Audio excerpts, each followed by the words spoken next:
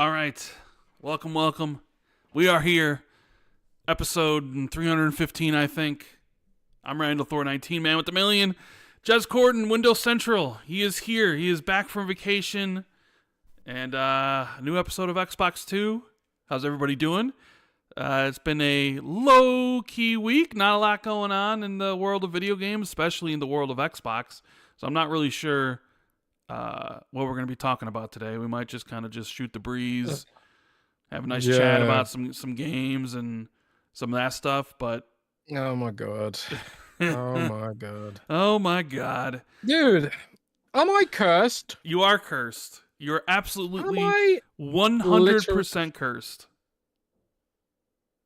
For those that don't know, last year I went on a brief 5-day vacation to Iceland with the missus.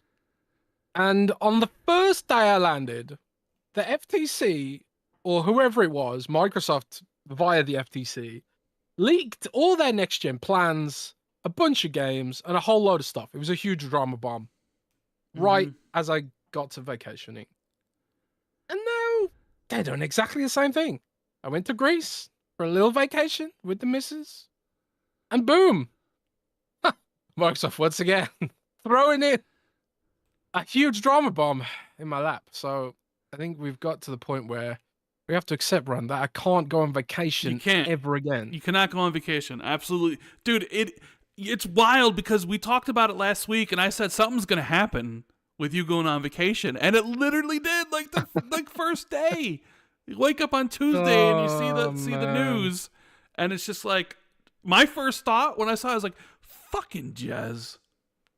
I was like, God, Jez, you going on vacation and something's got to happen. It's like, you know, they knew you're in Greece trying to enjoy your time with your girlfriend. You know, congratulations to proposing to her, by the way. You know, it was a good spot to do that in Greece, right? So, but yeah, I mean, obviously, you guys know what this show is going to be about. Yes. I really don't have any notes for the show. I didn't write anything down. We're just going to have a discussion about Xbox, and their strategy, and what's going on, and all the other stuff that's going on, because emotions are running rampant on social media. People are definitely not feeling Xbox right now. A lot of people, I see the sentiment of screw Xbox. Maybe not necessarily the word screw, but I've already used my F-bomb right now. I don't want to get too in trouble with YouTube at this point in time. Maybe I'll save another one for later. But yes, negative sentiments at an all-time high. People are not thrilled with the decisions that Microsoft has done. And then there's even like, it really did seem like almost every single day there was something not good with Xbox. It was like, yes, we're shutting down these studios, and then the next day it was like, actually, Call of Duty may not come to Game Pass at all. It's like, what?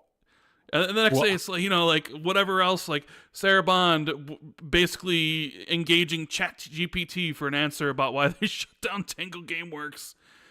It's like, can we get through the week without any more like awful PR things and ruining people's lives by shutting down more studios? Is that possible? Like, I'm almost expecting some sort of announcement to happen during the podcast, simply because it's Friday. What? Don't say that. I'm expecting it. I'm expecting it. It's Friday. You always save bad news for Friday. I'm almost like expecting an hour into the show being like, breaking news. Such and such is whatever. Perfect Dark has been canceled or some shit. I don't know. That's not going to happen. But there was even that. That even kind of got thrown.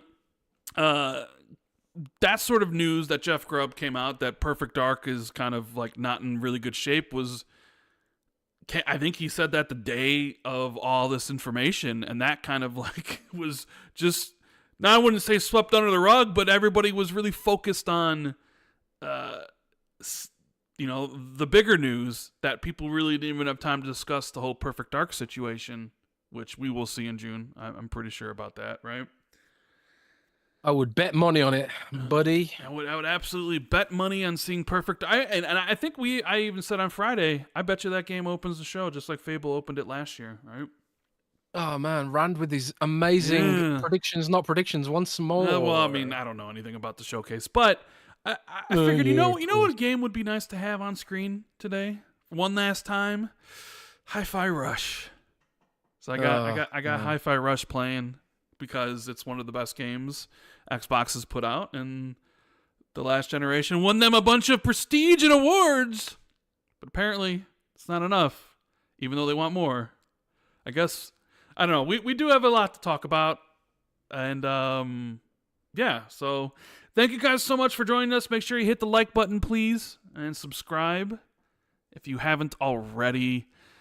Before we get into all the huge news, Jez, how was your vacation, buddy? What'd you do? How was Greece? It was awesome, man. Was it? I mean, it was. Yeah, it was. It was beautiful. We went to an island called Kos, and then to another island called Nissaros, which apparently Poseidon created by splitting Kos in half and using one half of the island to crush a giant, apparently, which is some badass mythological lore for an island, I think.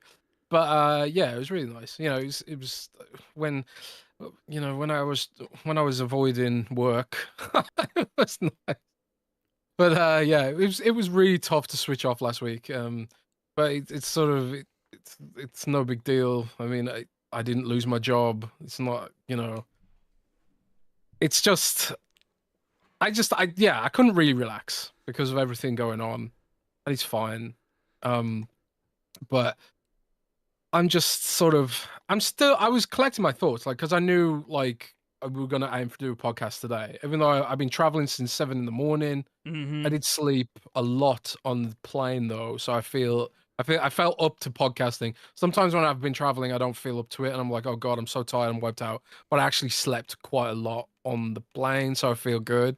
And I was trying to collect my thoughts on all this stuff, and you know, I've been speaking to a lot of different people and trying to like really parse the different opinions, but also try and get some actual real details on why these decisions were made, and you know, background information, and you know, whispers and rumors, and sort of collect it all together to put into a coherent narrative so I could talk about it on the podcast and put some of it in an article on Windows Central probably tomorrow as well.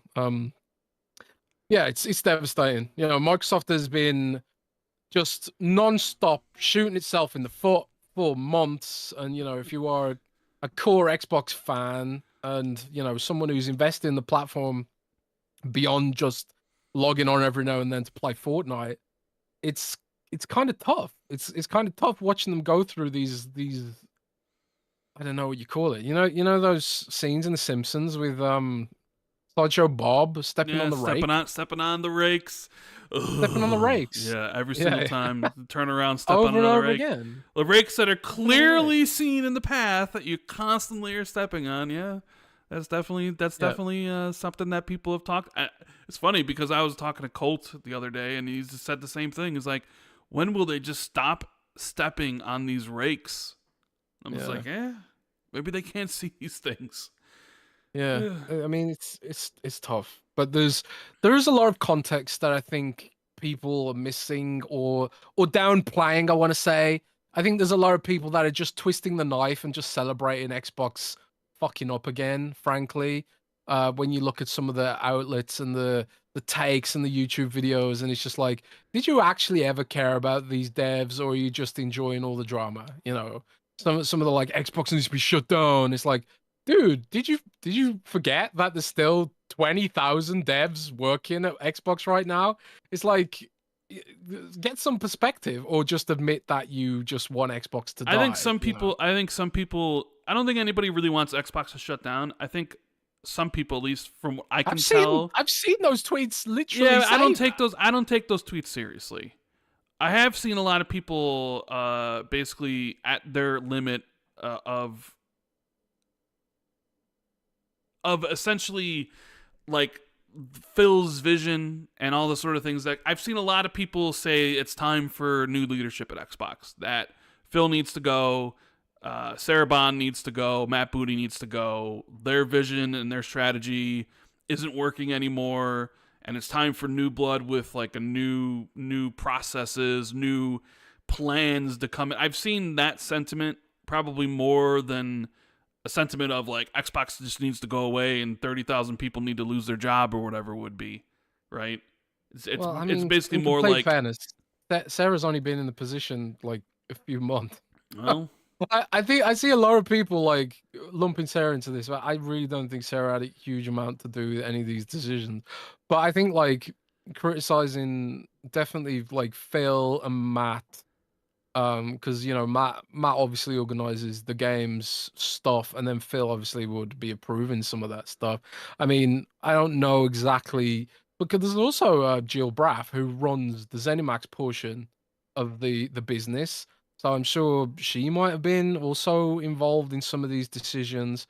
But either way, it's a shit show. And the number one thing to really think about first and foremost is the people who've been impacted, the developers have been impacted, even like people who maybe aren't native to Japan, even who were flown in, who now have to like, figure out what they're gonna do and all this kind of stuff. It's a mess when these studios get closed down, and we've seen a lot this year. We've seen Take-Two shut down studios only the week prior, and I remember having similar discussions a few months ago when Sony had layoffs at Insomniac, despite Insomniac basically. I mean, they shut down a studio as well. Yeah, and it's like we're rewarding success with layoffs across the whole industry right now. Like Take-Two laid off some pretty successul studios as well, right? They sure did. Yeah, Roll 7 and I forget the other one that did Kerbal Space Program. Yeah, Kerbal Space Program. Like that's like a household name almost. Like millions and millions of views on YouTube, and it's like, is that not enough now? It's crazy, So yeah, I think there's a lot of context being glossed over in amongst the I want my pound of flesh, fuck Xbox kind of takes. But we're gonna go through that after some housekeeping and yes. Let's rock and roll. We do think of the devs first. Yeah, let's get through the housekeeping. We'll start the show proper, get into all this good stuff. So thank you guys for being here, and thank you all the wonderful Patreon members. We'll get to some shout outs in there and let people know that they can drop their questions in the Patreon thread that is up right now. But Jez, this episode is brought to you by Manscaped, is it not? It is indeed. And Rand, we're getting back to Manscaped summer season. And Rand, if you are, want to get into your Speedos. Were you in your Speedo in Greece? I know you sent me some pictures where you were just on the beachfront, sitting in your chair with your glasses on and everything, and your mimosas. No, I had some white Russians, man. Oh, they had like white beach Russians, bar. okay. White Russians, my drink, man. So we had drunk Jez during the week while on vacation, or what? Nah. It's hard for me to get drunk. I think I'm just too overweight. Okay. But anyway, yes, indeed. If you are going to the beach in your Speedos, and I'd be intrigued to see Rand in Speedos on the beach. Is Chicago on the coast? Chicago's not on the coast, but there is a big lake that Chicago is next to called Lake Michigan, Jez. I'm surprised. Lake Michigan. Yeah, I've heard of Lake Michigan, but I would have thought it was in Michigan, not Chicago. I mean, it borders Chicago Michigan. In Michigan? No, Chicago's in Illinois. I don't know. No clue about like American geography, do you? Yeah, but if I asked you to point out a European city on a map, you wouldn't be able to do it. But anyway. Yeah, but if you were to say, hey, where's Berlin? I know Berlin's in Germany. Like, hey, what state of Germany? What country is London in, Rand? Yeah, what state of Germany is Berlin in? State, yeah. Germany's a federalized system, just like America. So you don't know, do you? I mean, I know Berlin's in Germany. I didn't know Germany was split up into states. Yeah, it is. So what state is it in? Rand. I don't know. Okay, so you don't even know when you live there. I don't know either. I know that. Shut up. Anyway. Yeah. Hey there, go back to reading the ad. Let's do that. Hey there, beach babes. Are you ready to soak up those summer vibes and unveil your ultimate Manscaped beach bod? Well, you're in luck because our friends over at Manscaped, trademark, have you covered from head to toe with the Performance Package 5.0 Ultra. The ultimate all-in-one grooming kit is set to have you looking and feeling your best in the summer sun or overcast weather if you're in Britain. Trust Manscaped and unlock the confidence you need to turn heads this season. Join the 10 million men worldwide who trust Manscaped.com for 20% off and free shipping with code XB2. That's XB and the number 2. And let's make this summer your smoothest one yet. Embrace your summer bod goals with our all-inclusive Performance Package 5.0. Perfect for those aiming for the crisp, clean, and confident look.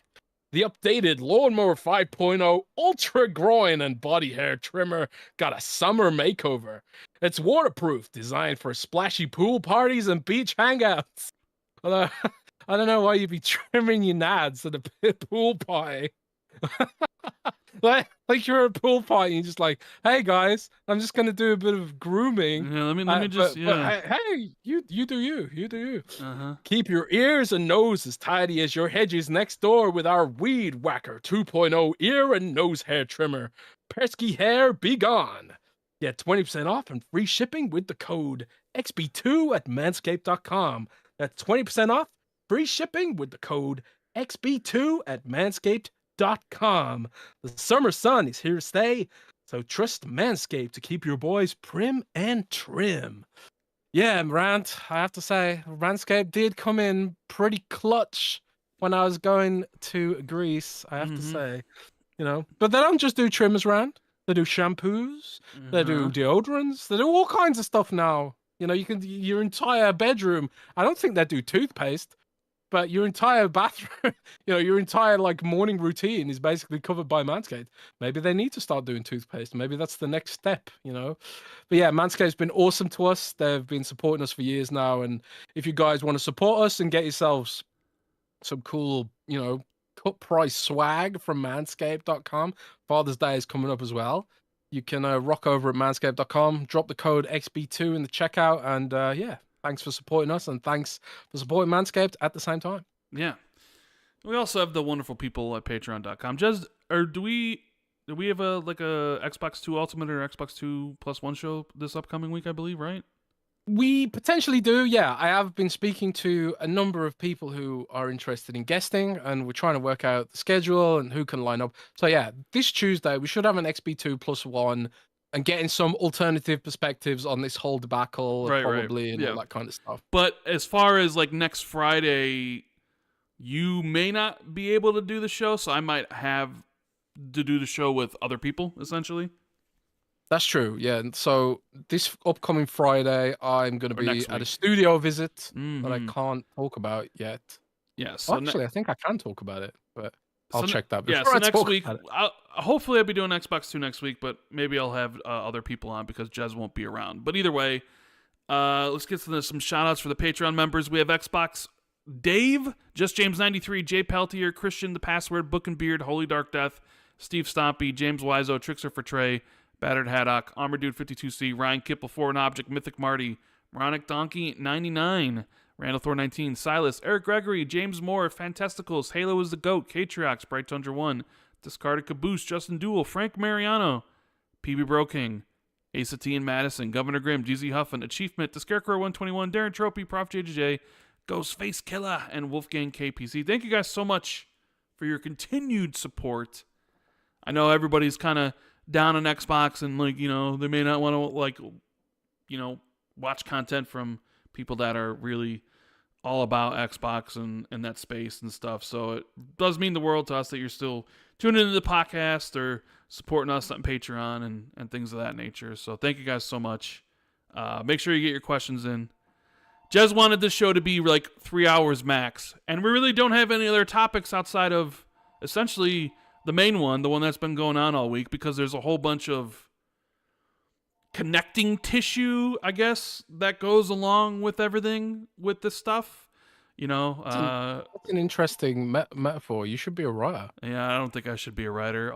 Even when I was doing videos, you know, which I thought about doing a video this week multiple times, and it was just like, I just really just want to go back and forth with Jez about this stuff. You know, if you weren't on vacation, we probably would have had to do an emergency podcast on Tuesday. But yeah, unfortunately, a bunch of people did. A bunch of people did ask me we should do an emergency podcast. Yeah, but you weren't even. I was not. You weren't even around, so it's like no. Even when I was making my videos, I don't script anything. I don't know, because the way I write is different than the way I talk, I find. So yeah, I don't. Like, I write exactly how I speak, which is weird. I don't know. I talk differently than how I would write. So I don't know. It always just felt more natural to me just to get in front of the mic and just speak what's on my mind rather than to write a long-winded thing out. And sometimes, you know, that's beneficial. Sometimes it's not. Sometimes I forget the things I want to say because you're in the moment thinking about, you know, what you're saying, and then you may forget something. So, you know, sometimes I'd have some bullet points like listed down in a notepad being like, you know, this, and this, just to refresh my memory. But none of that bullet point stuff here, because I'm sure the chat will keep us honest and all that sort of stuff. So, just briefly, I am still playing Stellar Blade. I am 36 hours in. I'm on the last stage. I'll talk about the game next week because I kind of just wanted to keep this structured around everything that's going on with Xbox this week because it's big news. So, yes, I should be done with Stellar Blade. We'll talk about that next week. Hellblade 2 is coming up. You had a viral tweet about Hellblade 2 nonetheless as well. Like, yeah, I did some marketing for it. You did. You did. You sure did. Maybe that's what Xbox. Maybe Xbox is engaging the Netflix style of marketing because Netflix tends to not really market their stuff very heavily. They rely on viral word of mouth, right? They'll release some trailers and they'll be like, hey, things are available. And then they'll just wait for people to tweet about it. And then shows take off or shows don't. Like, I don't know if you saw, but this like Baby Reindeer show on Netflix has taken off. And like nobody even heard of the show until it came out. And now it's like the show only people want to talk about. And Fallout became like the biggest show on Prime thanks to binging Paris. Thanks to the binge Paris. Because let me tell you what, if that show wasn't binged, or if all episodes weren't available, I don't think it would have become Prime's like biggest show if it was still week to week. Paris, you know what I mean? Either way, what was I talking about? I just lost my train of thought really quickly. You were talking about how Netflix doesn't go hard on marketing. So Netflix doesn't really go hard on marketing. They rely on like other people to market their stuff, and sometimes it works really well, and sometimes it really doesn't. Sometimes it really seems like Xbox just kind of relies on, well, you know, it's going to be in Game Pass, and all these people are going to see it, so why do we need to spend all this money on the marketing stuff? And, you know, Jez Corden puts out a tweet about Hellblade 2, and it gets 2.5 million impressions on Twitter or whatever. I don't know if those are real views, by the way. It might be bots or what have you, but you're out here marketing Twitter, Hellblade. Like 90% of the views on Twitter are bots. So yeah, right. Totally. So, I think you kind of took a shot at them, like, oh, this is their marketing budget for 2024 for Hellblade 2. Yeah. But apparently they have a whole suite of things that they're doing for Hellblade 2. Aaron Greenberg tweeted out yesterday, like a whole laundry list of things. And I guess that's supposed to start soon. I don't know. The game comes out in like a week and 2 weeks, I guess. I cannot wait to get my hands on it. But let me, I guess I'll just read some super chats and then we will start the discussion in earnest, because we got a lot to say. I know you have a lot. You never wrote an article about all this. You don't even put your thoughts into the pen and paper yet because you've been gone, right? Technically, I got the week off, man. You got the week off. You know, I told you, I said, why didn't you just unplug from everything? Like, why even bother checking? You're on vacation. Why bother checking the work Slack? Why bother checking Twitter? Just unplug and enjoy the week. Wouldn't it have been better? I would have loved to have seen your reaction if you actually did that. You're like, I'm unplugged. I'm just here in Greece, not worried about anything going on. And then the second you plug it back in, you see all this news. I wonder what your reaction would have been. You'd have been like, dude, I actually thought that myself. I was like, what if I had fully unplugged? Because I did discover on my phone that there is a feature to do that if you actually do want to unplug. And I was just like, man, if I had unplugged and then I'd come back, I'd rushed back on the train to get here for this podcast, and opened up Twitter, and sat down and connected to Discord with you, and like, so Rand, what are the podcast topics this week? What are the topics this week? And I'd be like, oh, my sweet summer child, do you not know? Do you not know what happened this week? Do you not know? Could you imagine? Yeah, I wanted that to be true. Like, I'd be like, no, I won't tell you what happened until we actually start the show live, and then you can find out live in front of everybody. Yeah, would that have been something? I mean, one of the things that I might do this year for the first time, and we've never done this on the podcast ever, is because I am going to LA. Be on camera? Well, oh no, you said it. You said it, Rand. Well, on camera. I don't know say people are thinking, so you know what I mean. Yeah, well, people were probably almost forgetting you were meant to. No, I see that. I see people talk about that all the time in chat. Threw that out there, but nah, for the first time, what I'm going to try and do, right? Okay. For this year's E3, which people are now calling it SGF, Summer Game Fest, right? So Jeff Keighley won. Jeff Keighley won. Jeff Keighley won SGF, although it looks fine in a tweet, but it doesn't roll off the tongue. SGF doesn't really roll off the tongue. I don't know. Maybe he needs to go back to the drawing board on that. But anyway, during this year's Summer Game Fest in E3, in LA, sorry, I'm going to try and take a microphone, and we will try and do a live from E3. What? Xbox Who podcast. Yeah, we'll try and do it instead of waiting to the. Okay. Instead of waiting until I'm back, we'll try and make. So you're gonna get a microphone, and you're gonna bring your laptop, and you're gonna go back to your hotel room.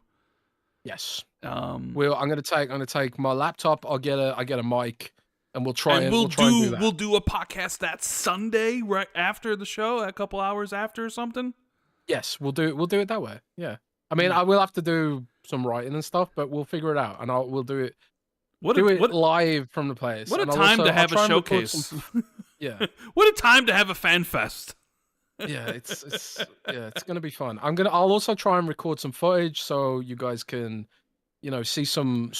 I'll try and record some footage as well, so you guys can see some of the the upcoming games as well on the show, and we'll try and make it more of a thing. So yeah, it's going to be a big deal. It's a big event. Even though everyone's, mad at Xbox right now, hopefully there'll be some bright spots for at least the show. One can hope, right? One can hope. All right, so we got Brett with the $5. He says, Jez, StarCraft and Gears of War takes place in the same universe. Change my mind. StarCraft and Gears of War that's interesting. I've often wondered about, because one of the things we don't really know about Gears of War is the nature of the universe. Does Earth exist? I actually asked them this in an interview a long time ago. I was like, does Earth exist in this world? And they were kind of like really coy about it. And they were just kind of like, well, maybe it exists. And they were talking about, having great. Yeah.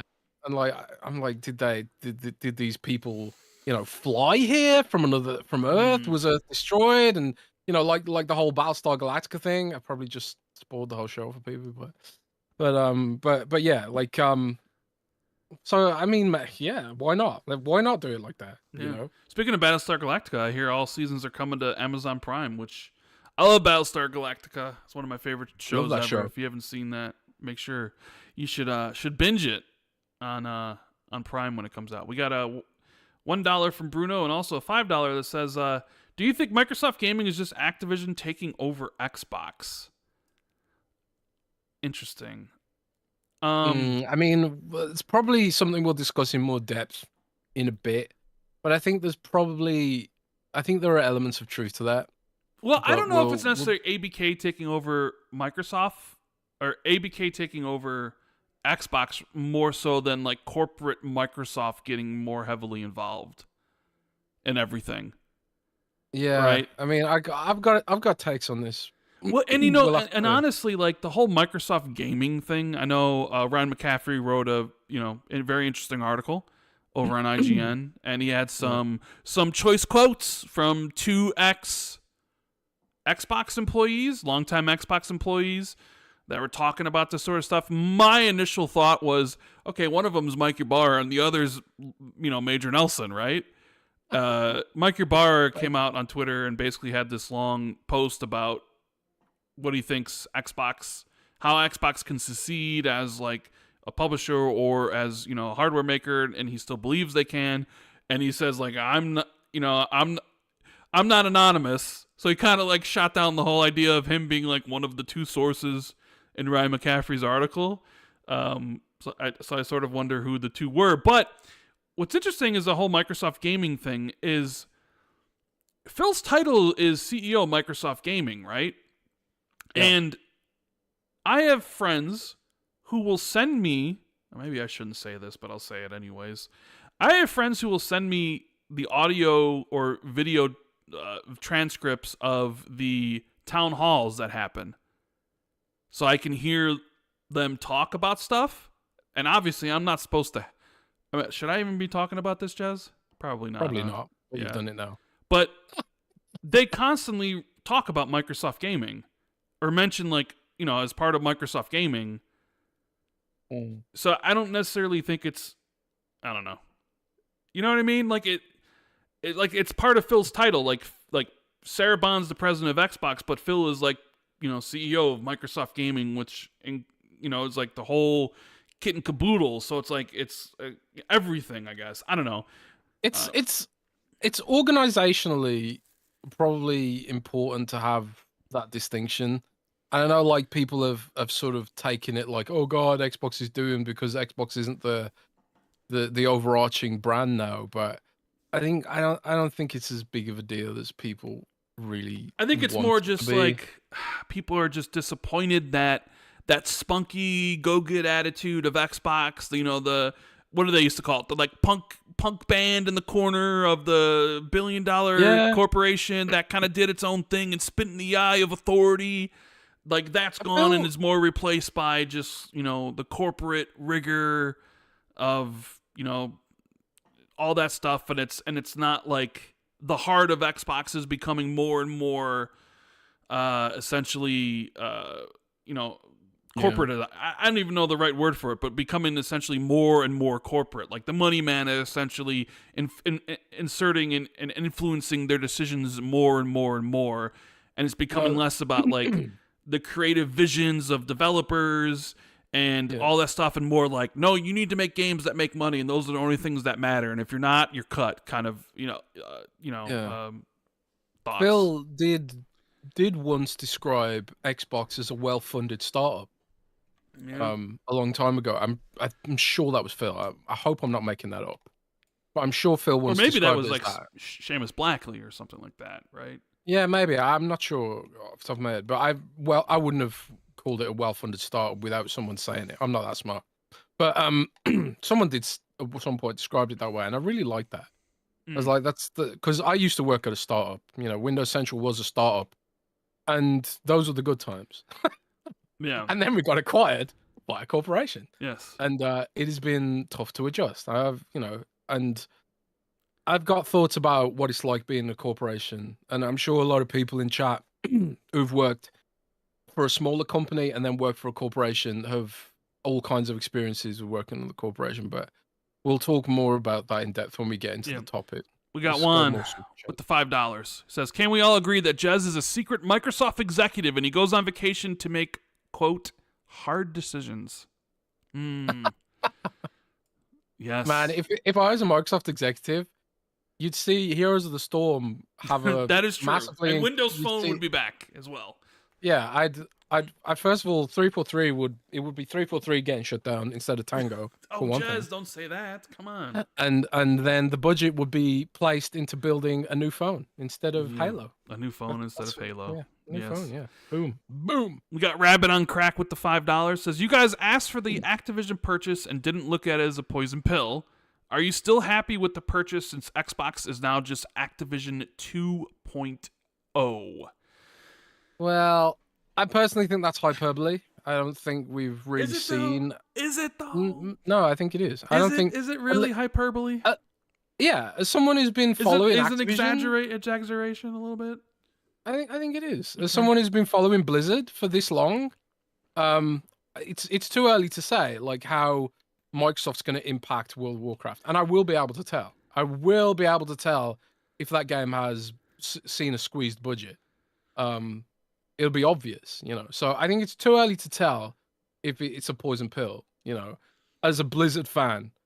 But we are seeing other impacts of them becoming so big and sort of imploding under their own weight. Sometimes it does feel like they're becoming just a bigger ABK, or that ABK actually is the one who purchased Microsoft or Xbox, right?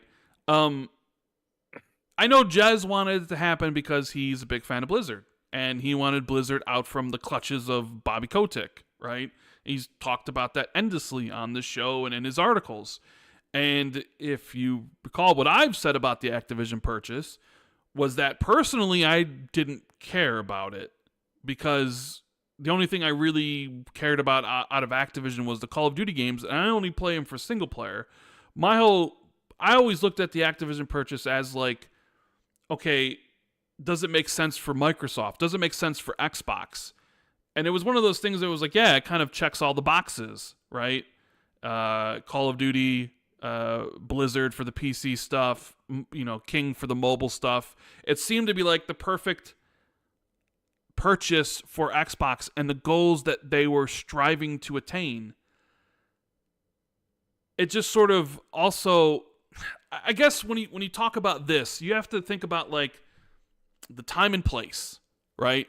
Think about when, because right now we're in 2024, and I know like looking back, it sometimes people may not have like perfect clarity on things that happen, and sometimes people have like perfect hindsight 2020, right? All the stuff that's going on now, all the layoffs that are spreading across the entire industry, affecting Microsoft, Take-Two, PlayStation, everybody. Like everybody's laying people off because everybody overhired during the pandemic. And guess what?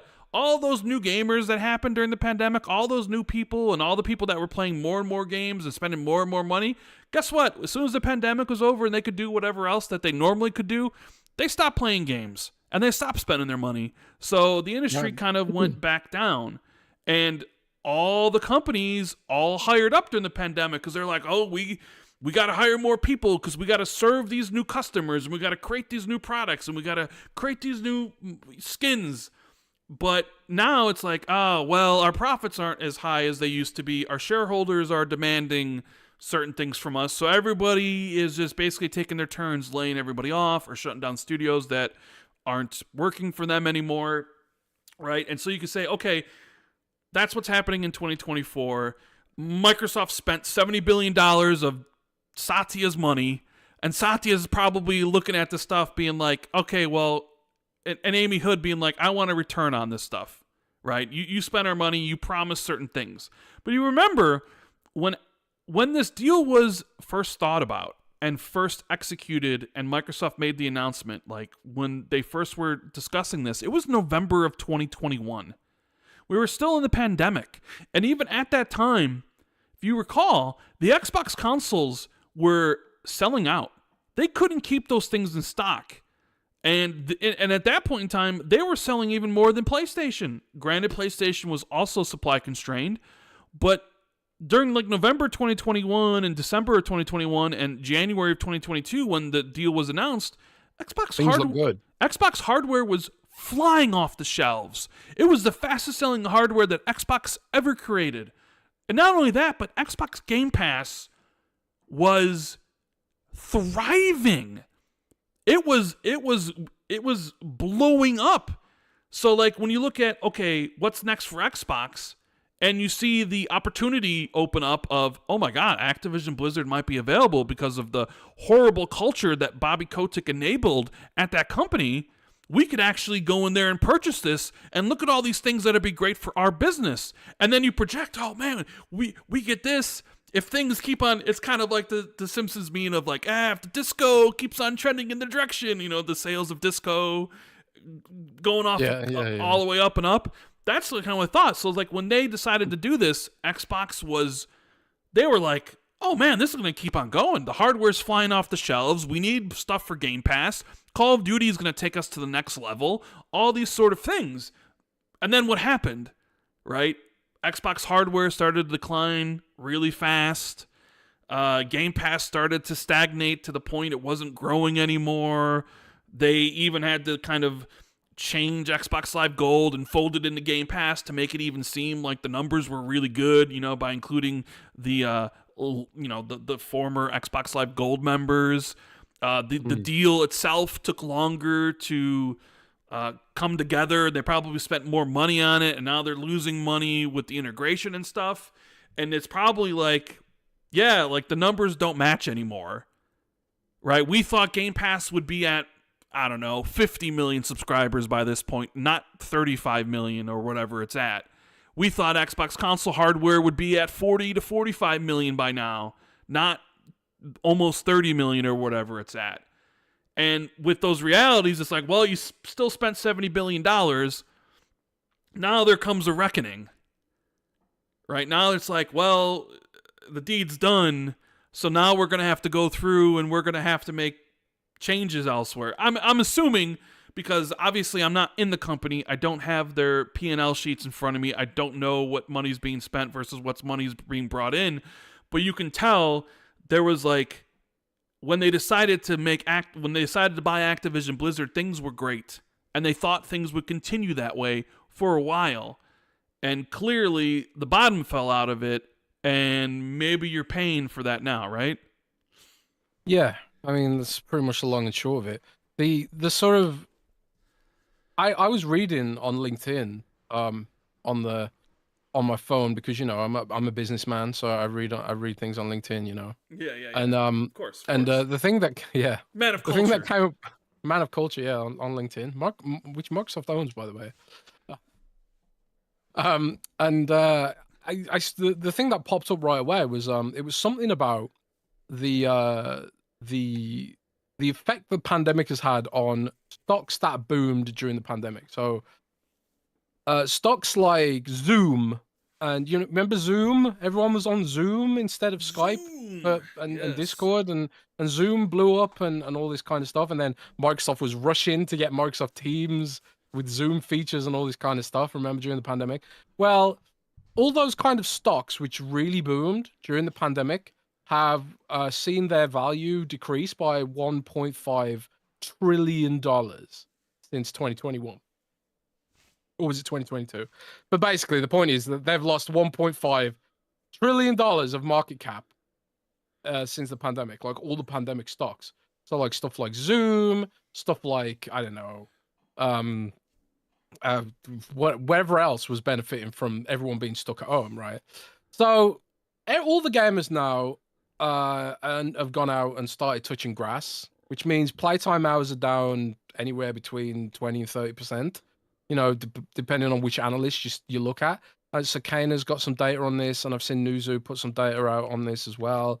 And it's those decrease in playtime hours also has an effect on the desirability of a console, but also like microtransactions, which is really does drive the industry in general. Mm-hmm. The whole industry is in this sort of slump right now, and we're seeing some of the casualties of it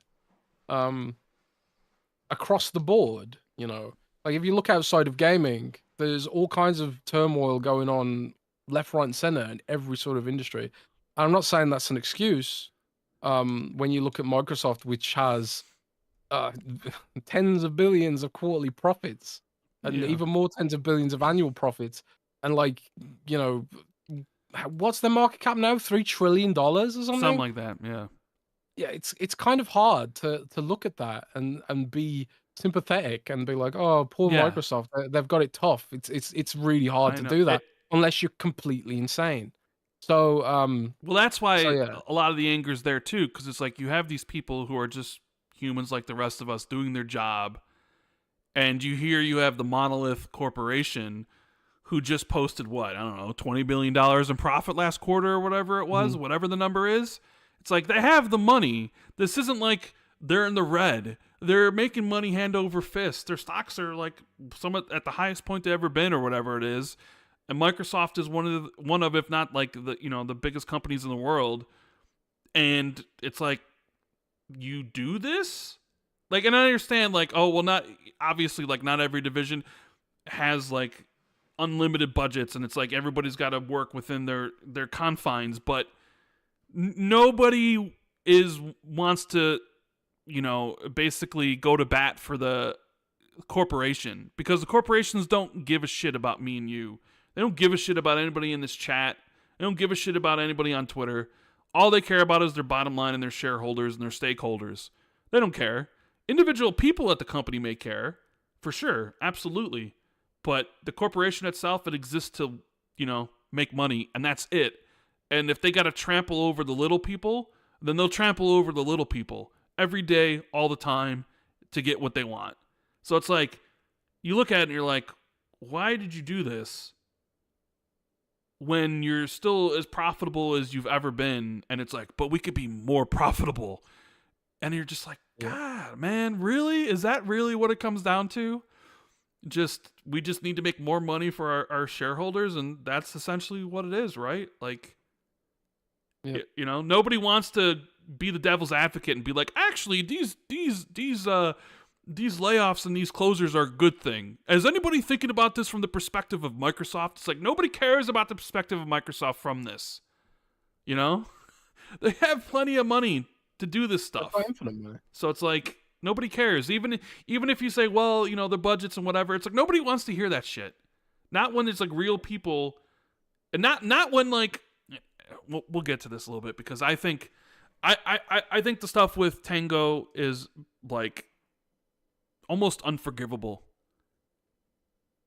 in a way. Tango is particularly egregious. I agree. And I suppose we'll talk about it in more depth in a minute. Let me get some of these more super chats. So thank you guys for sending them in. We appreciate it. We have Silky Mike with the Canadian $13.99. Jez, next time, wait till the breaking news happens and then go on vacation right after. There you go. Maybe that's something we need to do for next time. Just wait for the big news and then go on. Our buddy Walkerman with the $5 says, welcome back, Jez. What if Microsoft Gaming is the umbrella for all the multi-plat games and Xbox is for the hardware, Game Pass, and exclusive games? I mean, that's kind of, Microsoft Gaming is just the encompassing of everything they do. That is what Microsoft Gaming is. It's like it's basically a finance term for all the money feeding back into the pot that is Microsoft Gaming. So it's an organizational thing, and I don't think people should be too alarmed about it. It's kind of like how Windows Central, right? Windows Central we sit in the technology vertical in my company, right? And we're like, that's kind of how we're categorized within the company, but it doesn't mean that we're any less important than the gaming vertical. Or because it's weird, right, for Windows Central especially, because we cover games, but we're not in the gaming section. We're in the tech section. It's a bit weird, but it doesn't mean we're any less important. It just means that it's for organizational, clarity, I guess, and figuring out budgets and that kind of thing. So I really wouldn't put too much stock in that. There's a symbolic aspect to it, which I appreciate. There's a symbolic sort of like Microsoft Gaming sounds ugly and corporate, like Games for Windows Live did, and it's kind of symbolic of the direction that Xbox has been going in recent years, recent months, really. But again, we'll get more into that. And as someone who doesn't care about Microsoft, it's also very much like, ew. It's like that. Ew. It's like that clip. It's like, ew, brother. Ew. What is that, brother? Ew. I don't care about Microsoft. I don't care about Xbox. What's that from? You never seen that clip? No. What is it from? Just go on Google and type in like "ew, brother, ew," and you'll see it. No, You've never seen that? podcasting. I know, but I'm just saying, like, you could mute your mic really quickly, like, watch the thing for like a split second or however long it is, and you would understand. He's just like, "Ew, brother, ew." Ew. What But is dude, I'm that, playing brother? Fallout 76. I can't do both. Ew. Are you nuking Phil's camp at Fallout 76? Is that what you're doing? No. Are you nuking his camp? No, that would be mean. I'm actually rocking with Trent Super and doing some daily ops while we talk about this whole debacle. Right. We have Supernova with the $5. No more Konnichiwa Xbox. No Phil Dusu at Tokyo Game Show 2024 after what happens to Tango. Deserved a huge backlash. Well done, fans. We got Joe Stone with the 10. The missus always has a TV, so don't get on the Xbox much. I need something portable to play Game Pass in other rooms of the house. So do I go for a Steam Deck or 4080/4090 laptop, Jez? You're the PC guy. What do you think? Oh, well, I mean, the Steam Deck's going to be significantly cheaper. True. I really like, I like Scan Pro Gaming sent me a Razer Blade 16 with the RTX 4070 in it for review, and I absolutely love this laptop, but it's really, really expensive to buy. So, like, would I recommend it? Would I recommend a full $1,000 laptop over a Steam Deck? I mean, it's a completely different proposition. I would probably recommend something more in the middle, like Asus ROG Ally, because Asus is actually poised to announce their next Asus ROG Ally, which should have a load of So I would wait for that. Wait for the Asus ROG Ally, see what kind of specs and prices it has. It's supposedly going to have better battery life and all that kind of stuff, and refinements, and also a black colorway. So yeah, I would wait for that one. Yeah, be interesting to see. Like, the Asus ROG Ally isn't that old, right? At this point, and they're coming out with the second one. So it's like, all right, here's the second one. It's the same chipset though. So it's more like it's I think I read that somewhere. It's gonna be it's more like an Asus ROG Ally Pro kind of with a better battery and maybe some other stuff. Okay. We got Timothy Struble with the 5. This feels like Satya, Tim Stewart, and other money men have taken over the decision making. I mean, you're not the only one to think that. There are plenty of people that are like, yo, like, it's not Phil's Xbox anymore. Tape Matcher Jujutsu with the 199. Phil, Booty, and marketing are just too incompetent. We got Cody Bishop with the 199. What else strives for infinite growth? Cancer. Yeah, fuck cancer. Mr. Irishman with the 2 says, feels like this is Satya's Xbox instead of Phil's. It's kind of 2 super chats that are very similar to another, so definitely people thinking along those lines. We got our buddy Sin Vendetta with the 1999. Says, do you guys feel like Microsoft Corporation are the ones that are making these decisions and not the Xbox team? I think I remember reports of internal conflict within Microsoft about how the Xbox brand would be run. I mean, I'm sure there's a lot of intricacies into everything, like who's making the decisions, is who's actually doing it and deciding these things. Is it really, like, is Amy Hood dictating and being like, you know what, the math ain't mathin', Phil, you need to cut and burn some stuff, and then Phil just goes down and tells Booty to cut and burn some stuff, and then Booty tells Bethesda to cut and burn something, and then Bethesda makes the decision of who to cut and burn? Right? Is that how it plays out? Where they like tell them like, no, you need to cut. But then it's up to you who to cut. I honestly don't know. I need to look into some more context for that aspect of it. But there is undoubtedly, when you've invested over $70 billion of company money into a project, that's going to claim some oversight that perhaps Xbox would never have really had to deal with before. But it's a double-edged sword, right? Because either you get the funding, and Satya is very much a guy that's like, if we're going to do this, we're going to do it properly, we're going to go all in and take it really seriously, or we're going to not bother with it. So it's kind of like the idea for Satya is very much 100% corpo evil overlord. I get that impression from him, and I'm going to write an article about this in more detail this week. but you've seen Phil himself said this in an interview that Satya was like, "Why are we in gaming? Are we going to be all in, or should we just not even bother?"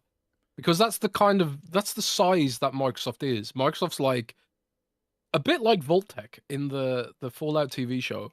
They are so big that if they can't be first, they just won't even bother. They want to be first in cloud. They want to be first in AI. They want to be first in gaming now. In terms of revenue, um, that means that we as hardcore fans, we might not factor into that plan. You know, we might not be necessary because you remember the biggest drivers of revenue in this industry are games that very few people on this podcast audience play, and that's mobile games with microtransactions out the wazoo, right?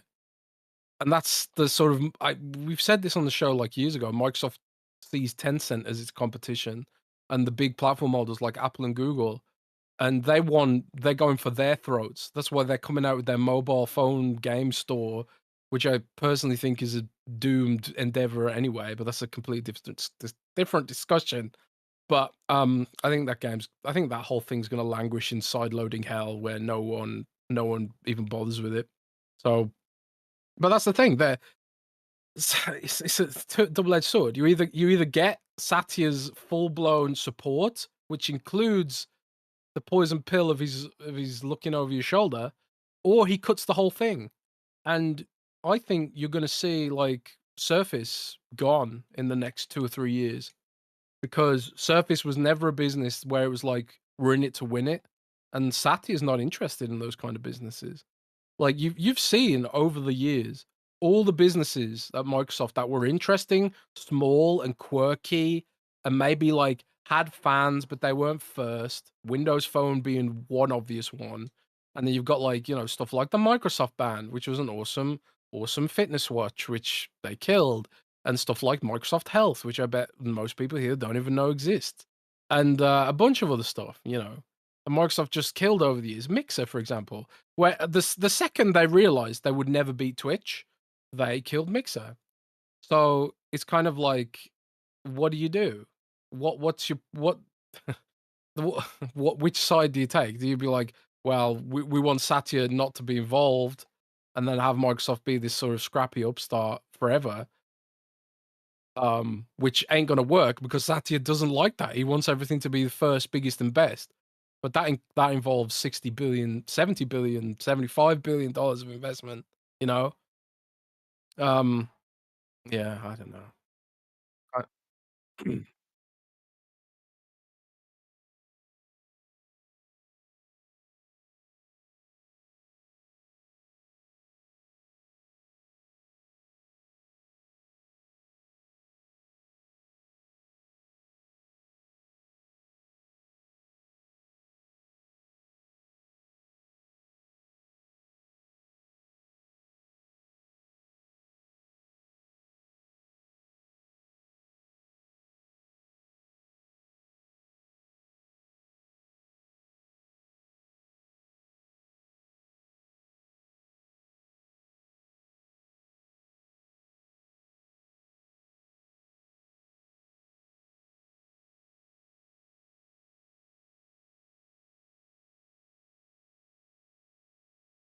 And who left?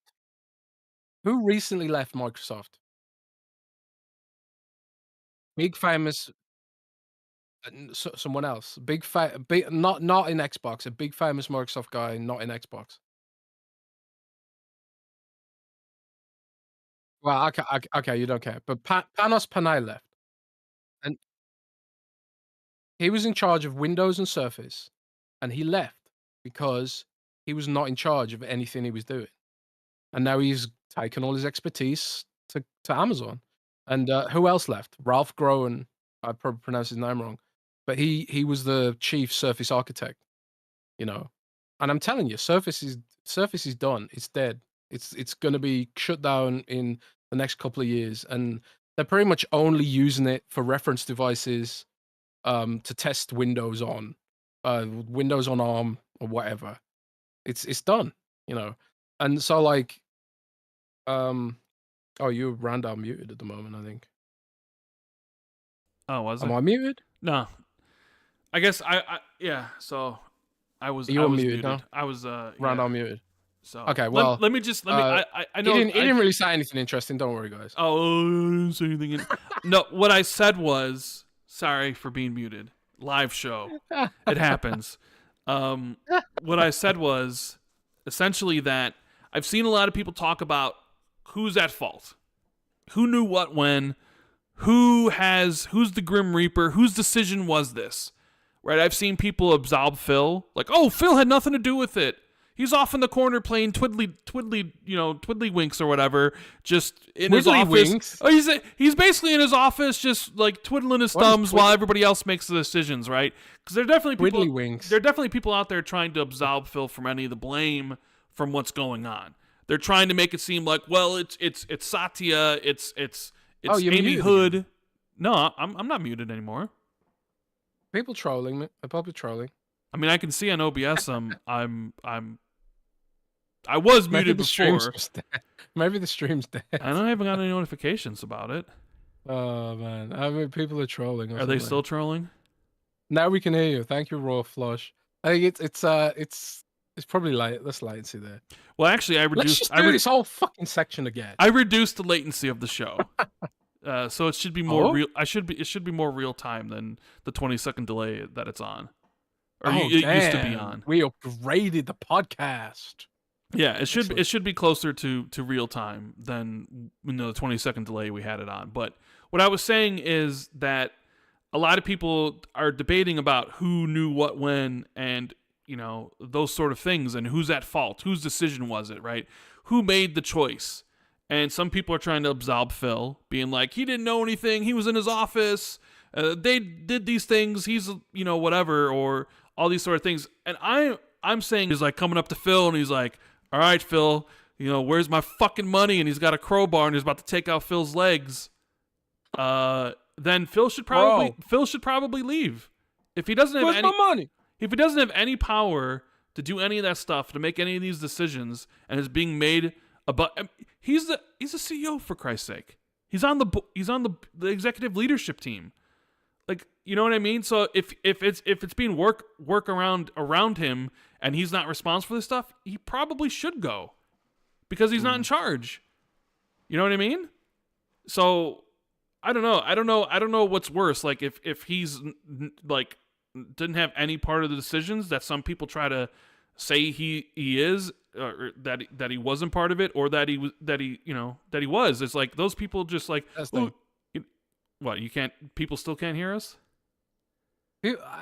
Yeah, they say the stream is down. The stream is down. No sound, you are stuttering. Have you I don't know what's going on, man. Like, I say, they can't hear. It's unlistenable. Refresh browser and it should be fine. I don't know what's someone said just kidding. No, we're listenable. I'm listening. I'm listening back to it right now. Fine. Oh my god! I don't know. I hate doing live shows, man. Let's just pre-record it like everyone else. Not in Xbox. People be trolling. They be trolling. Right, I'm going to summarize this section. I mean, I'm listening back to it right now, and it sounds fine. Then Phil should probably probably leave. Back to it right now, and it sounds fine. Then Phil should probably. Oh my god. I'm just going to summarize the session. So, oh my god, you're saying that. I'm just going to summarize the session. So, essentially, that if Phil isn't in control, he should resign and just quit. I said, well, that's exactly what happened with Surface. Panos Panay lost control of Surface and he quit.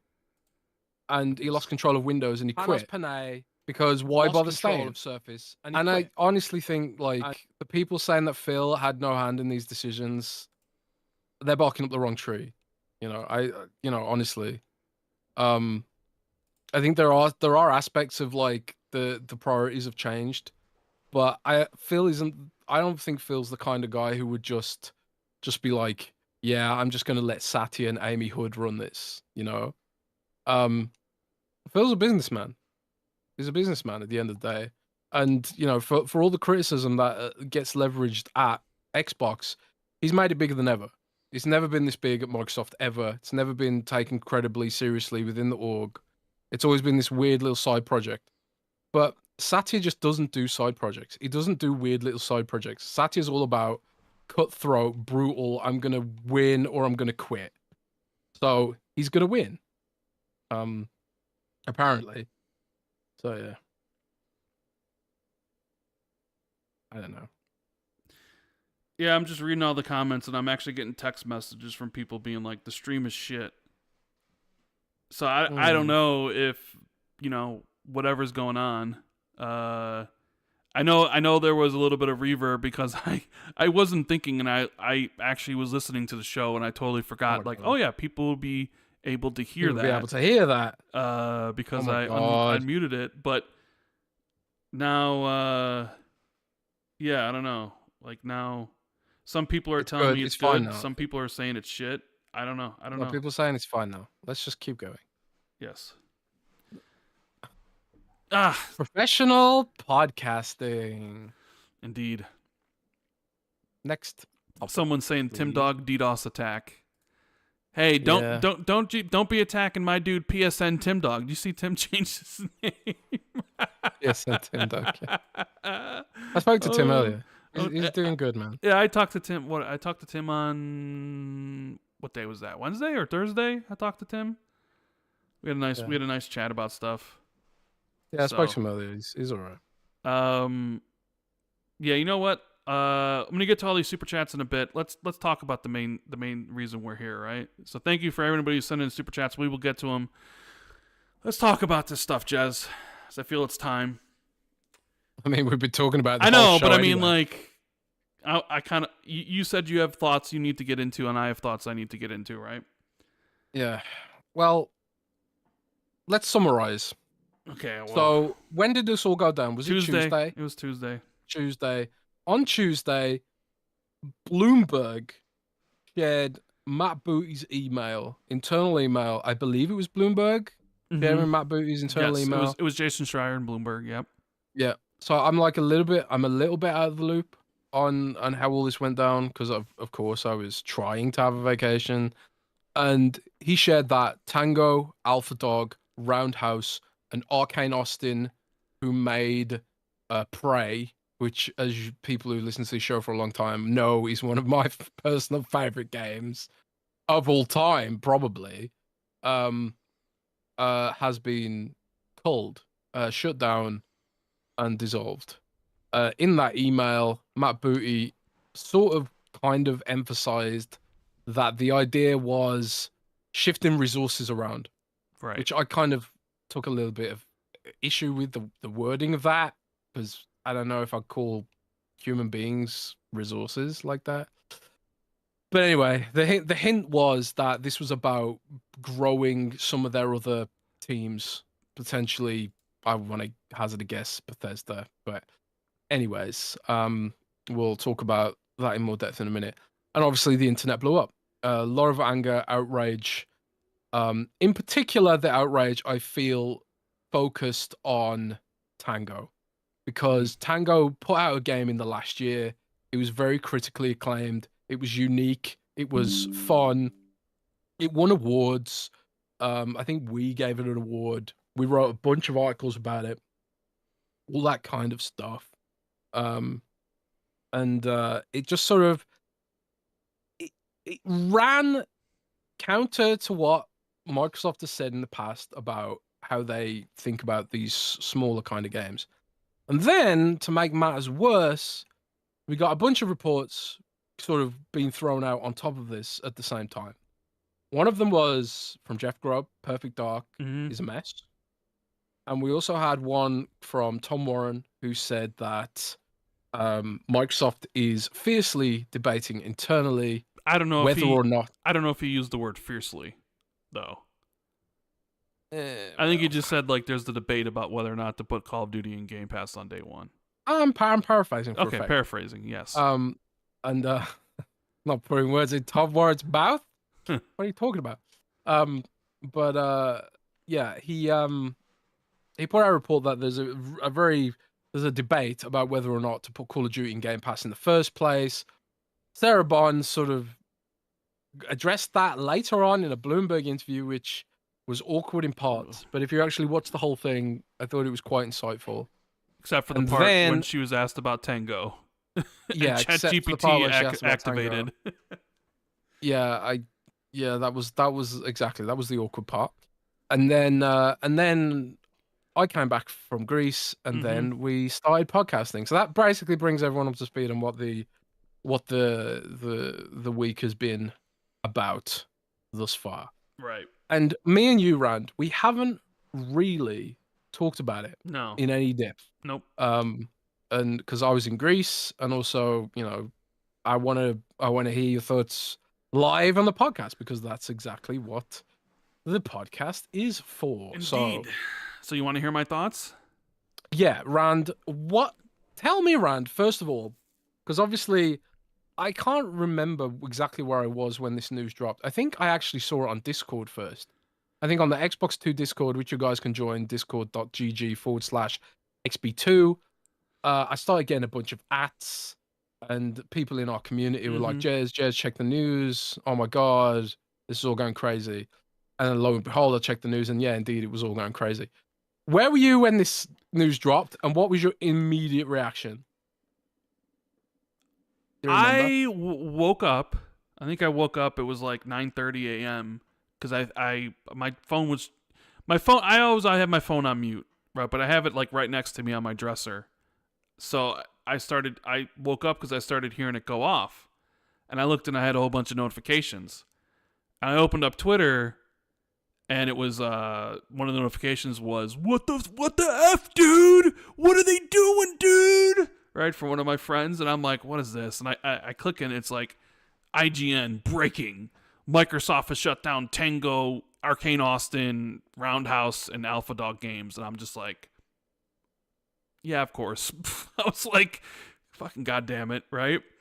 And I was just like, it's like, well, a part of me thought it was a dream at that point because I had literally just woken up, and I was like, bad dream. A bad dream. I thought it was like a nightmare, right?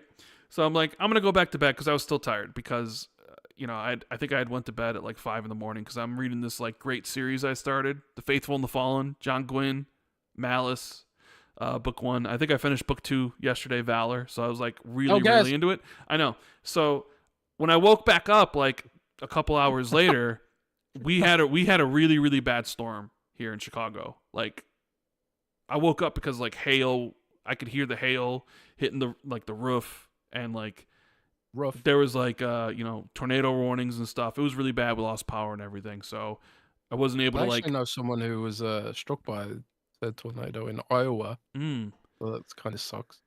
But so they're all right. The reason why a lot of people are upset, and the reason why I think the Tango Gameworks thing is like really. It's really awful. I am like so incredibly disappointed with that. Like, I guess you can make the argument that like Redfall, or at least Arkane Austion, makes some sense because they delivered the abomination known as Redfall. And nowadays, like, teams can't spend all those years and all that money to make a game that doesn't deliver and is actually like a net negative overall. And it's like, okay, Alpha Dog mobile game, sort of surprising because we figured like Microsoft has like mobile aspirations. We know that. So it was like, well, they got King, and they just announced the mobile store. Like, they are a mobile developer, so it's like, why wouldn't they keep them? I don't know. I don't really care about mobile, so I'm just curious, like, why get rid of a mobile developer when you got a mobile store you're opening and want them to make games? And they're folding Roundhouse into the Elder Scrolls Online team. They're folding them into that, right? But it's really the Tango closure that stuck in the craw of everybody, because it really, really kind of like spits in the face of everything that Phil and Matt and Sarah Bond have talked about in the past about giving their studios creative leeway to make games. And we want them to make the games they want and be creative. And Game Pass itself was supposed to be this answer to like, oh, well, you don't need box sales anymore. The answer to that's Game Pass. Like, Game Pass was supposed to protect the developers, that would, okay, you're making this game that may not be for everybody. It's a niche, but that's okay because Game Pass is here to basically be a buffer for it, right? And so when you shut down a studio like Tango, who just put out an amazing game, like HiFi Rush, that won all the awards that could possibly win, maybe not Game of the Year, but the rest of them, and get all this prestige, and people talk about it as like the best Xbox game that's come out in a long time outside of like Forza Horizon, and then they're rewarded with that for basically, I know it was already being built before the acquisition, but it still was kind of like a very creative game, a game that normally they wouldn't have built. And Phil had talked explicitly about that in his kind of funny interview literally a year ago about these sort of risks you would have to take. And it seems that it's like, are we in the situation now where, one, Game Pass can't buffer these games? So then the question becomes, what is success in this day and age of Game Pass? And can developers actually go out and make a niche creative game that only appeals to so many people if they're just going to get shut down as soon as it ships? So then you have people wondering, like, well, what does Microsoft need Ninja Theory? Because now I'm worried that Hellblade 2 is going to come out to critical success, win awards, but isn't going to set the world on fire sales-wise or Game Pass subs-wise. And then Microsoft being kind of in the situation they are now of like, we only really care about the big things, even though they say they still want smaller stuff or what have you. Which is just so weird. Right. So now it's like, does Ninja Theory go bye-bye? Does Compulsion Games, who make South of Midnight, are they now like, all right, well, we have no use for you either? In Exile, like all the studios that they acquired in 2018 suddenly seem like they no longer fit in the business plan or the mindset that now Microsoft Gaming or Xbox has in 2024. And maybe that's true.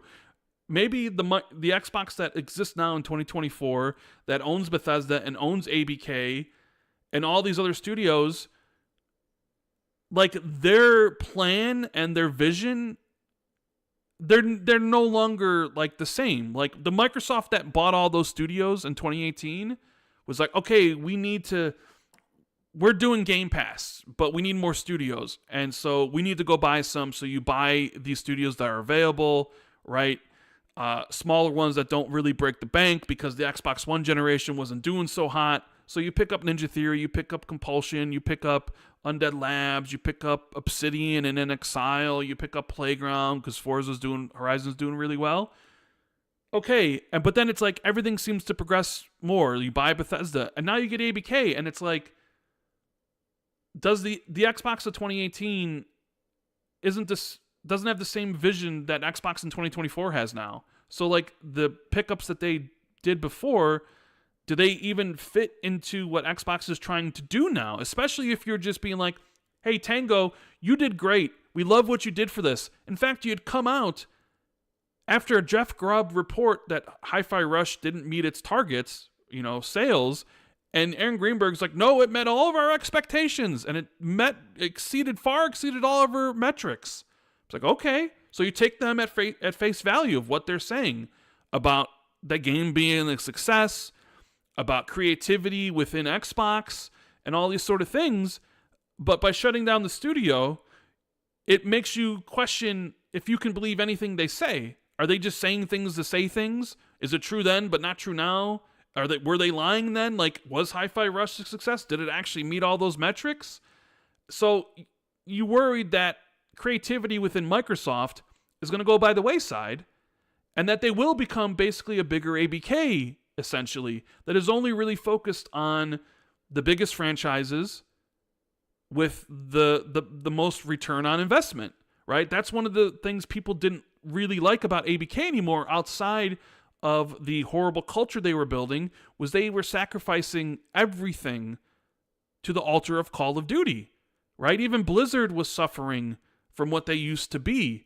And there was the hope within a lot of fans' heads that that ABK would become more like Xbox, that they would be allowed to essentially do more projects that aren't Call of Duty-like, and that Call of Duty could maybe not go year to year anymore, and you could get other games. Like, that was the hope that fans had. It was like, oh, we could have a new prototype, we could have this, you could bring back Guitar Hero, you could do all these sort of cool things that current Activision wasn't doing because they were so focused on, like, no, we only are working on the biggest stuff.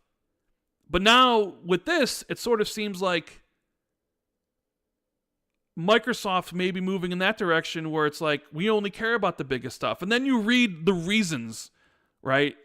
The Matt Booty's response to, the employee town hall stuff about, like, oh, the leadership team, we're kind of spread too thin, like peanut butter on bread. And Jill Braff saying that, like, there's just too many studios to really cover effectively, and we're about to topple over.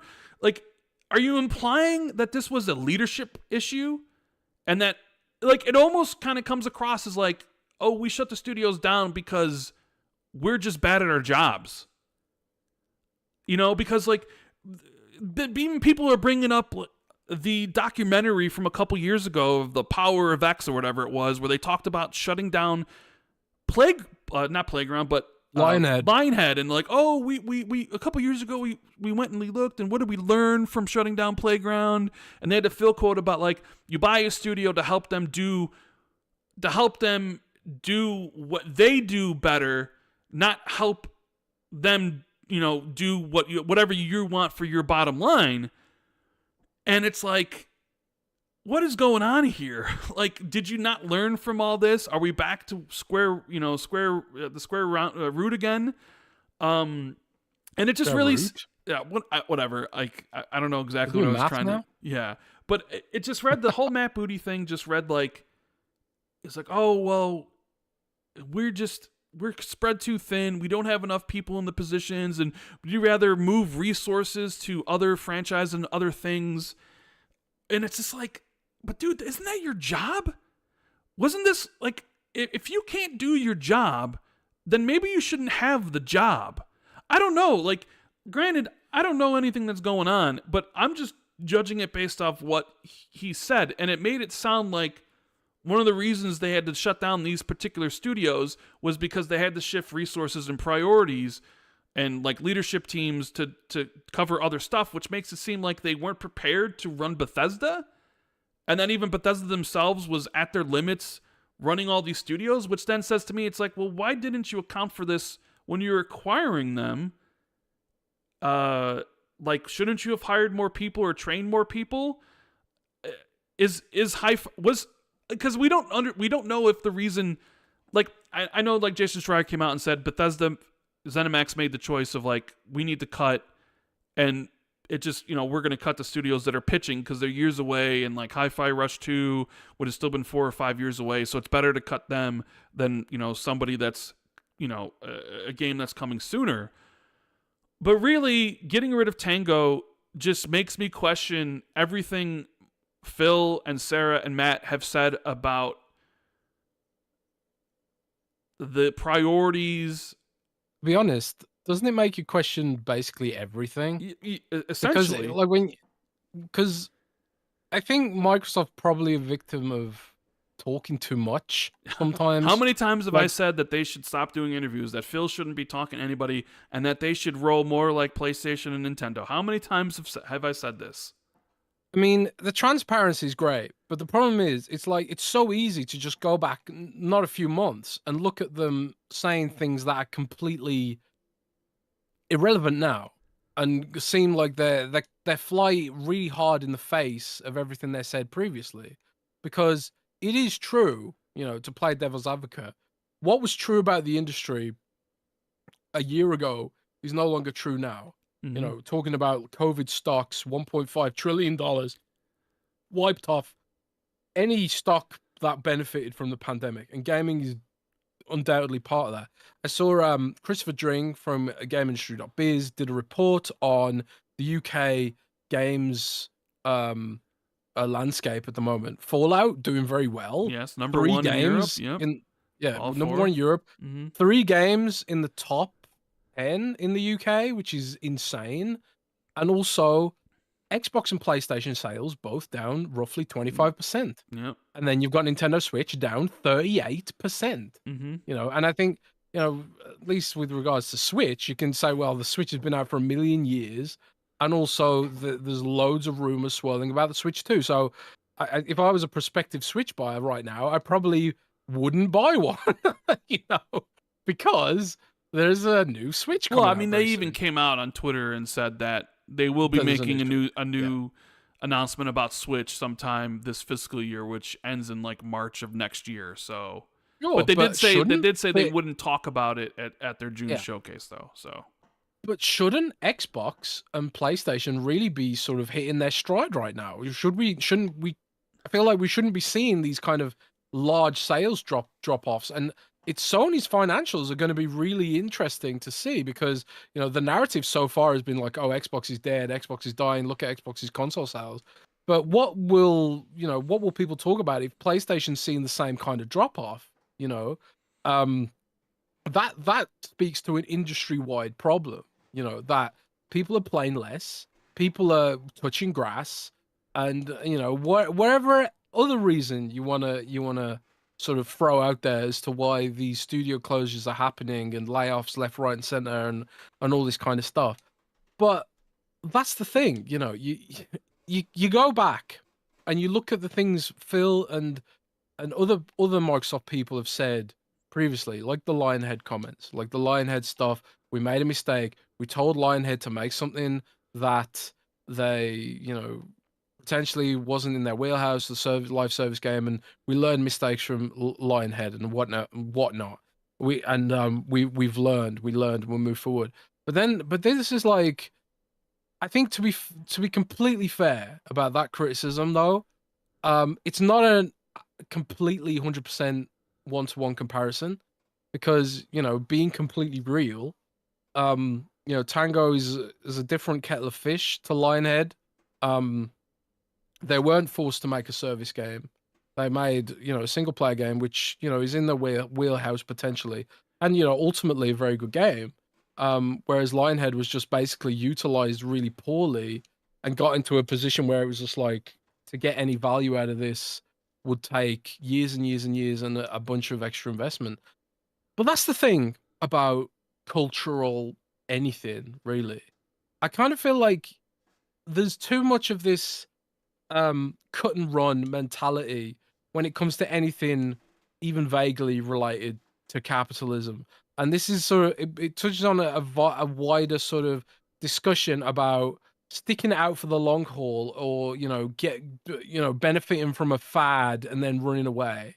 You know, I mean, to be completely fair to like Zuckerberg and Meta, they're sinking billions and billions and billions into VR to try and make it work.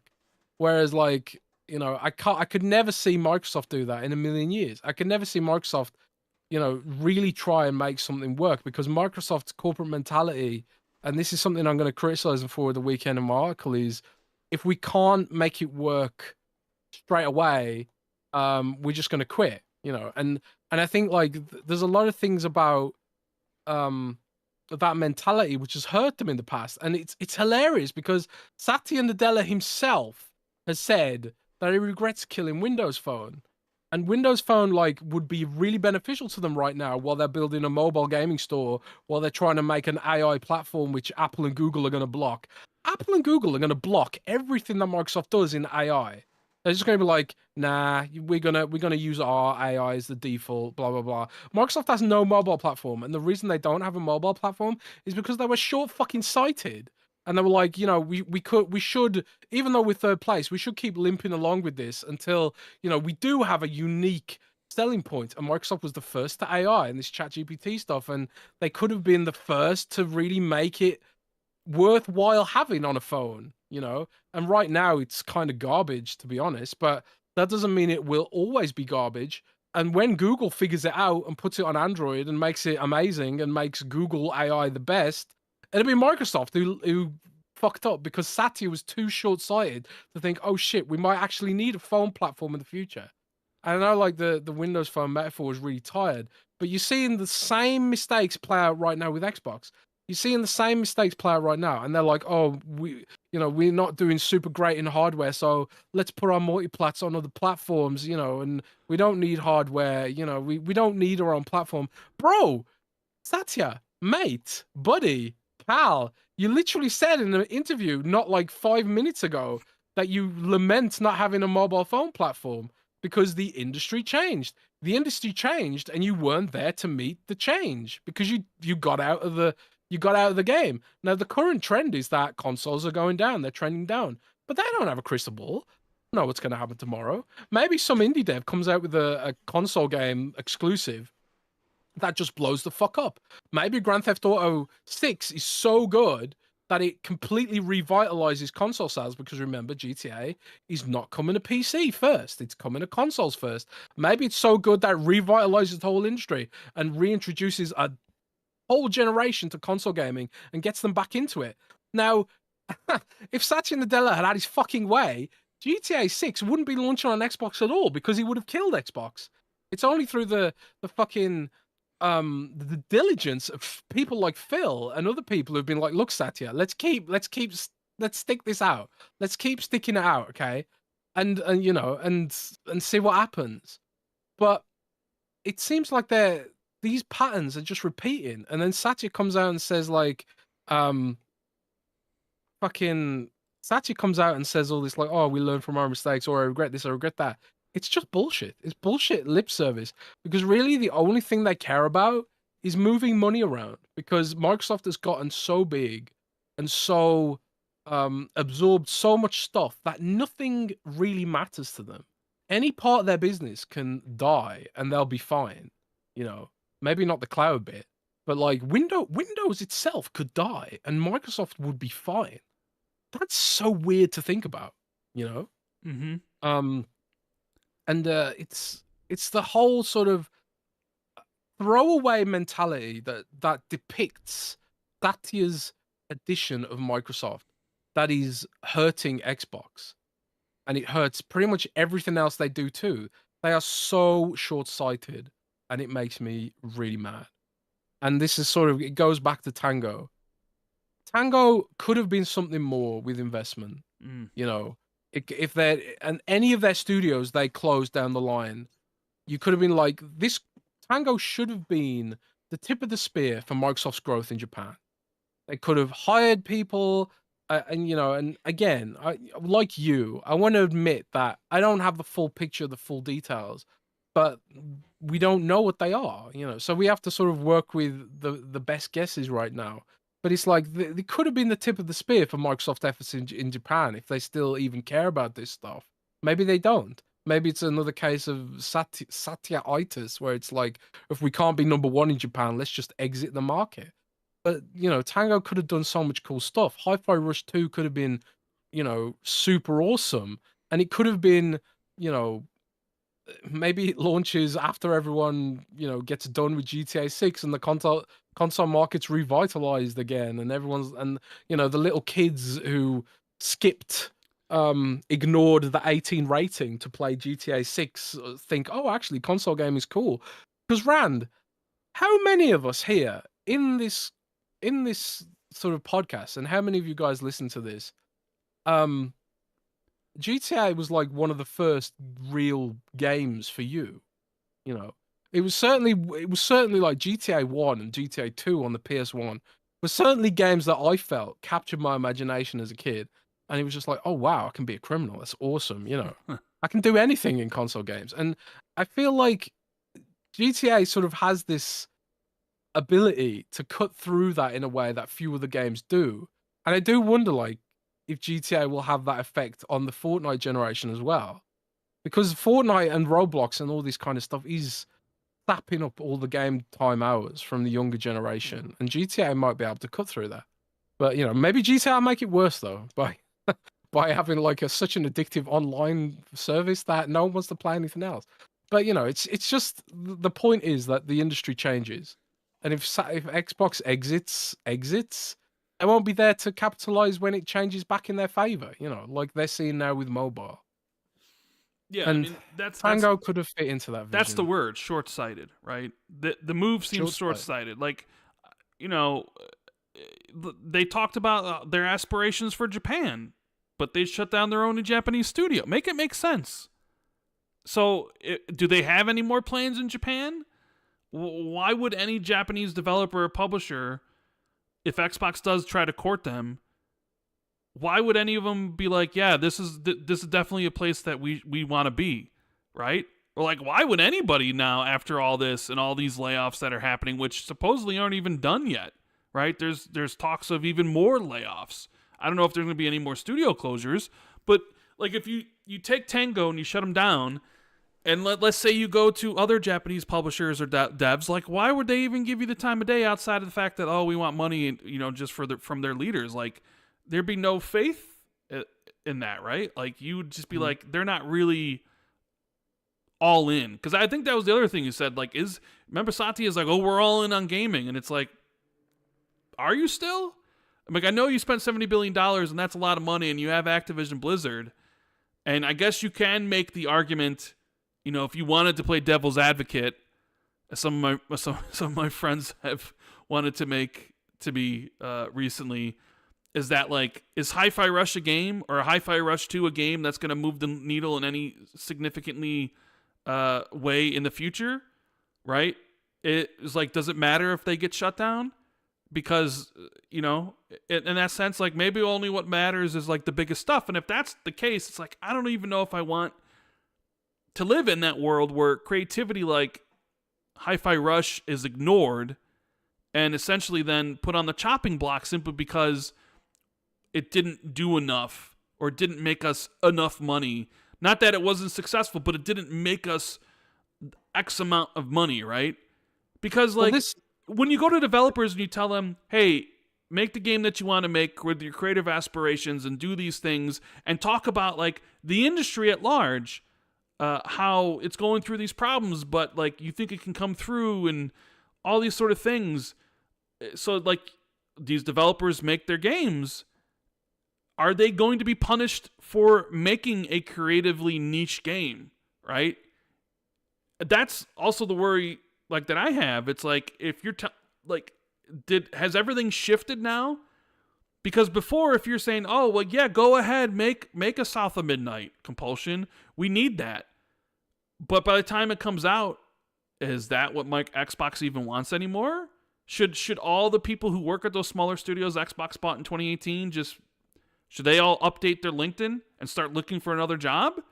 Because like if you look at it from like Big Daddy Warbucks Microsoft, what use is compulsion to them?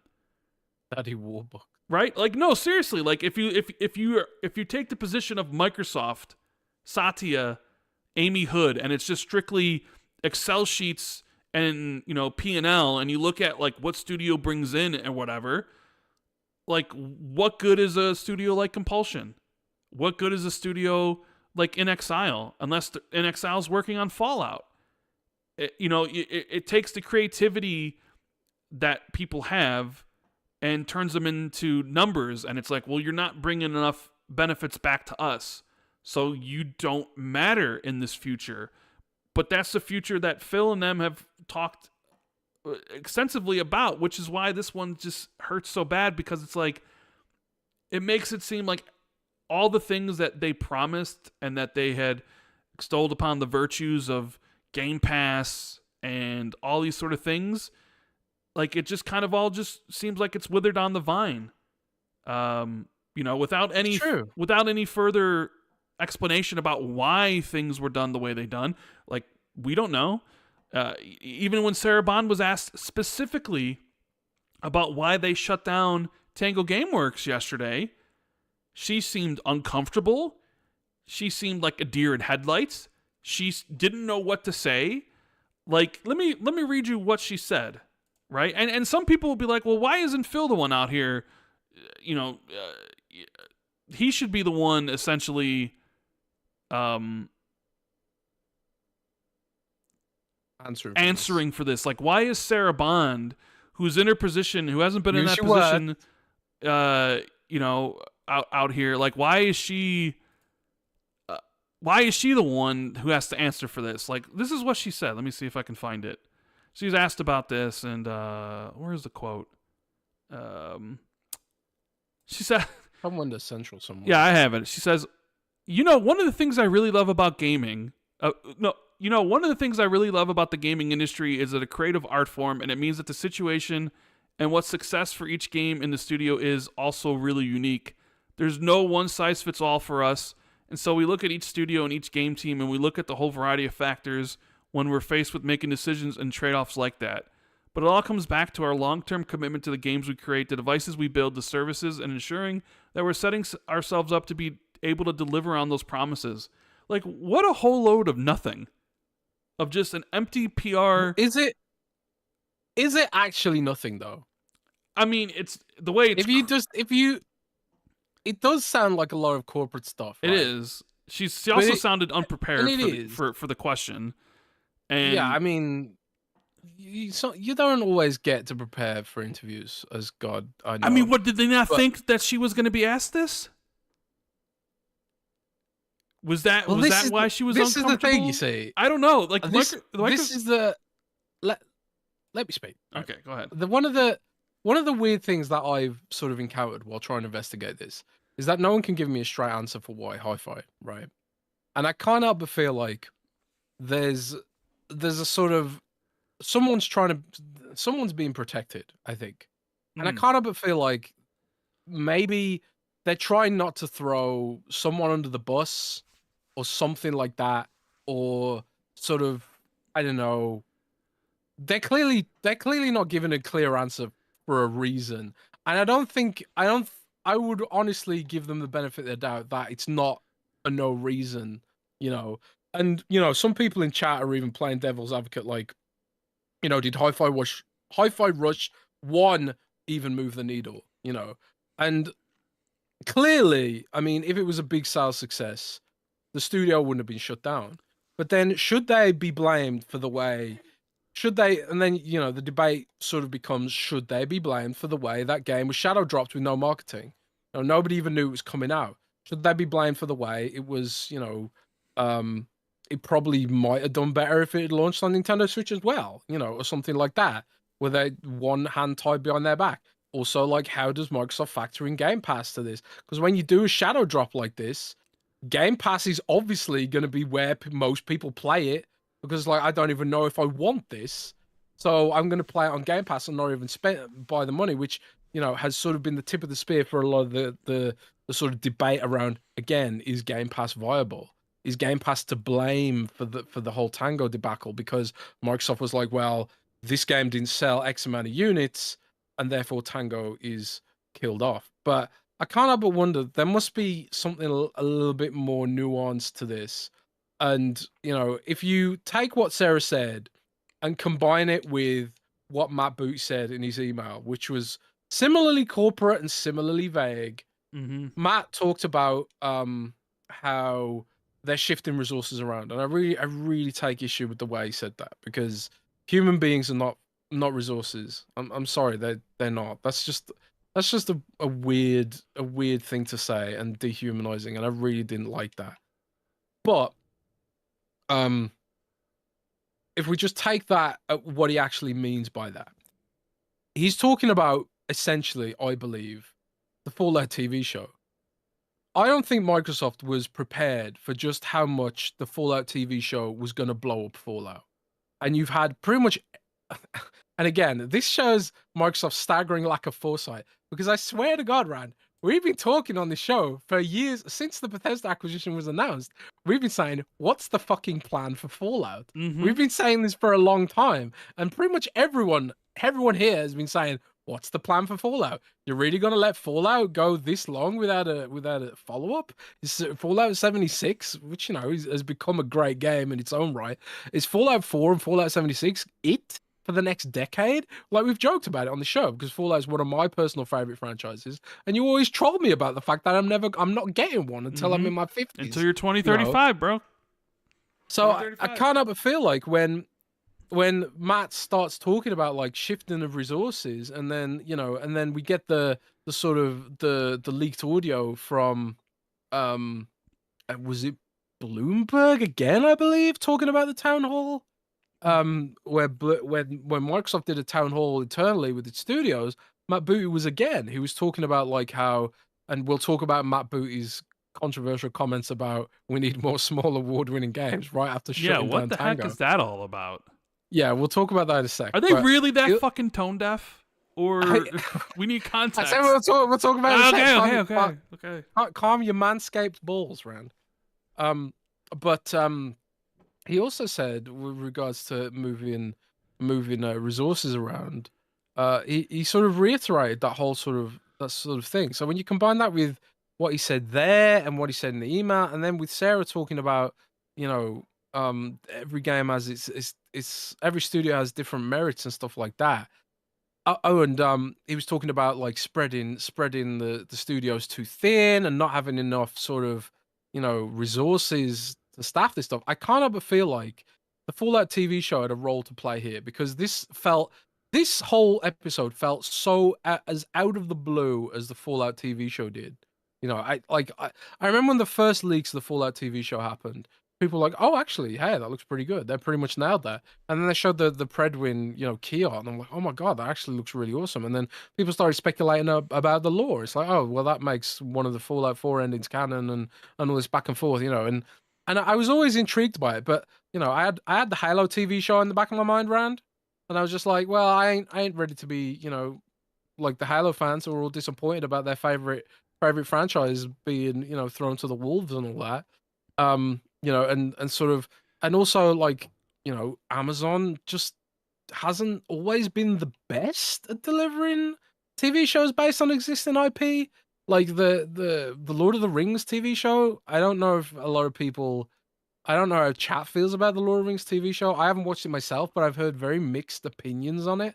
So I had very low expectations for the Fallout TV show. But hey, it's absolutely amazing. And not only is it amazing, I'd actually say it's one of my favorite TV shows of all time. I absolutely loved it. It's perfect. It was absolutely immaculate in almost every respect as a Fallout fan. I loved it. I absolutely loved it.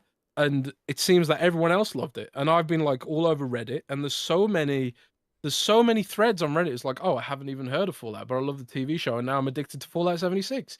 And Microsoft, 3 Fallout games are in the top 10 most sold games in the UK. If that doesn't tell you how stagnant the industry is right now, I don't know what to say. Or maybe the TV show is just that good and has such an impact. And I really think Microsoft probably like looked at each other, and Jill Braff, who runs ZeniMax, and Matt Booty, who's Jill Braff's boss, and then Phil, who's Matt's boss. And also Todd Howard literally said last week in an interview with IGN, we're exploring ways to get Fallout to you more quickly. And it's kind of like, man, was this really about getting more budget to deliver a Fallout studio or something like that?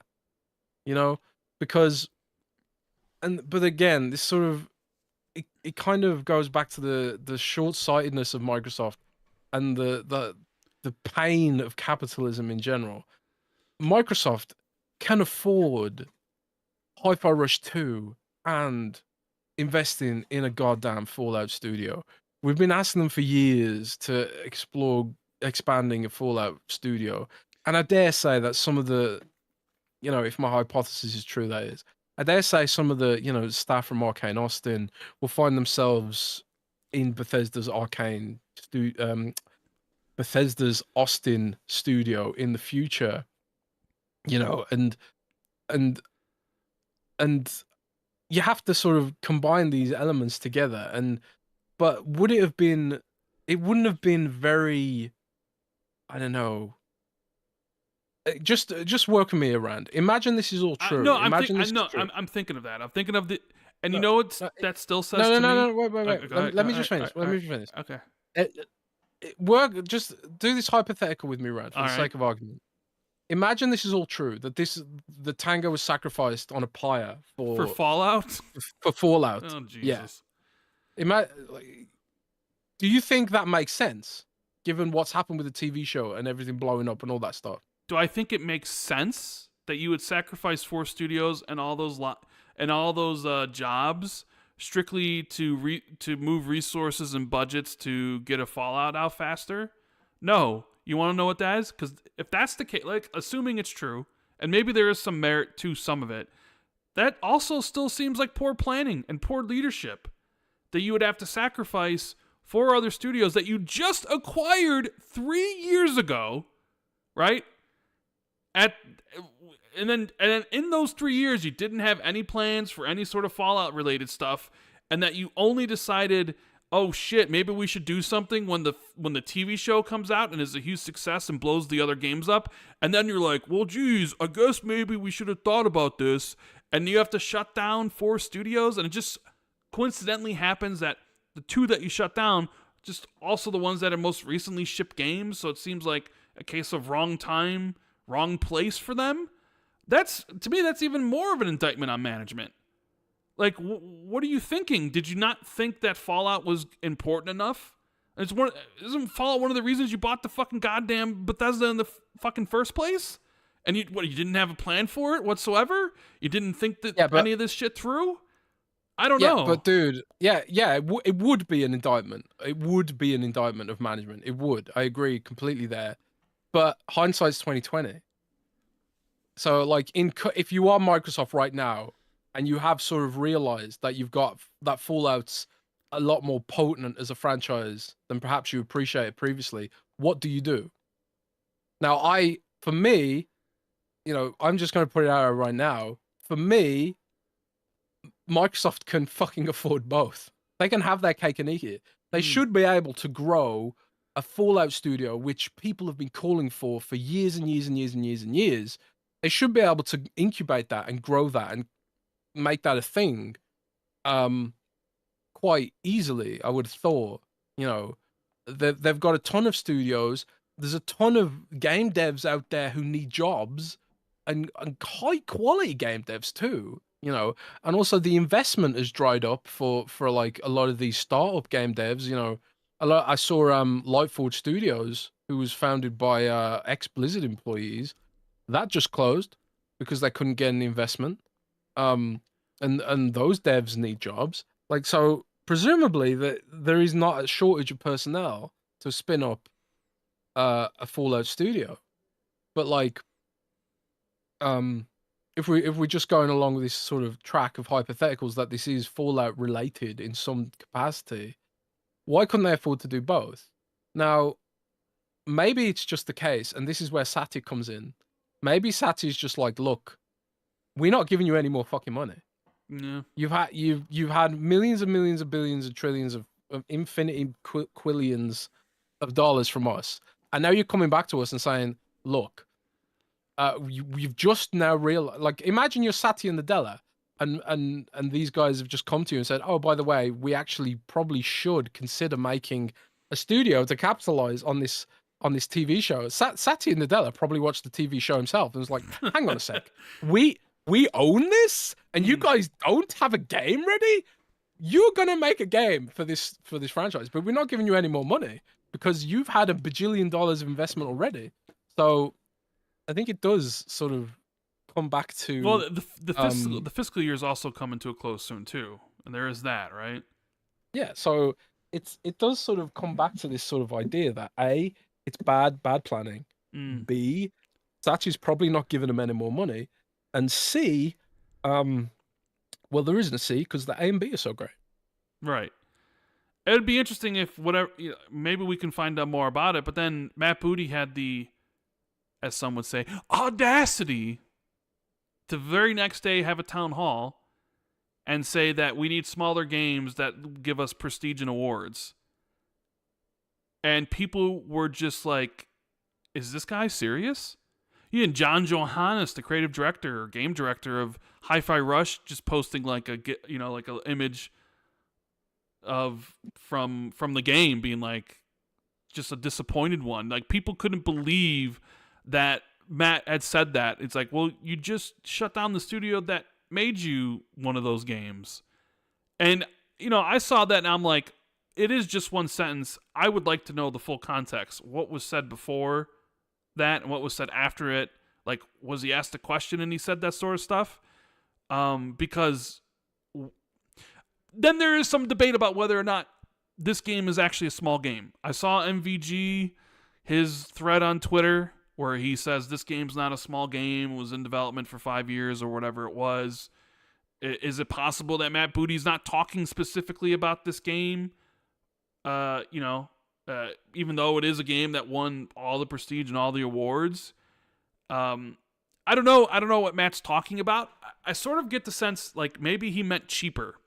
Maybe what Matt meant is like we need cheaper games that win awards and stuff. Because Matt has talked about like Balatro and like Pal World, right? Where Pal World was made by X amount of people and made Microsoft love Vampire Survivors. Yes, I know that. I know that too. Exclusive. And that's made by not anymore, but that's made by one person, right?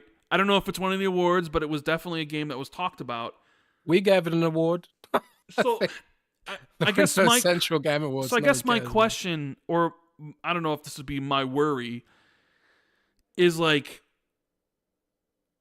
if you're shutting down Tango for whatever reasons, and maybe it's just these 4 studios, and maybe you're right, maybe it has to do with like we just don't have enough like people at the top to get everything kind of stabilized, and we're gonna do something with Fallout, and we just don't have the money, so we got to get the money from somewhere, so we're gonna shutter these 4, and we're gonna do this, and all the sort of things that go into that. But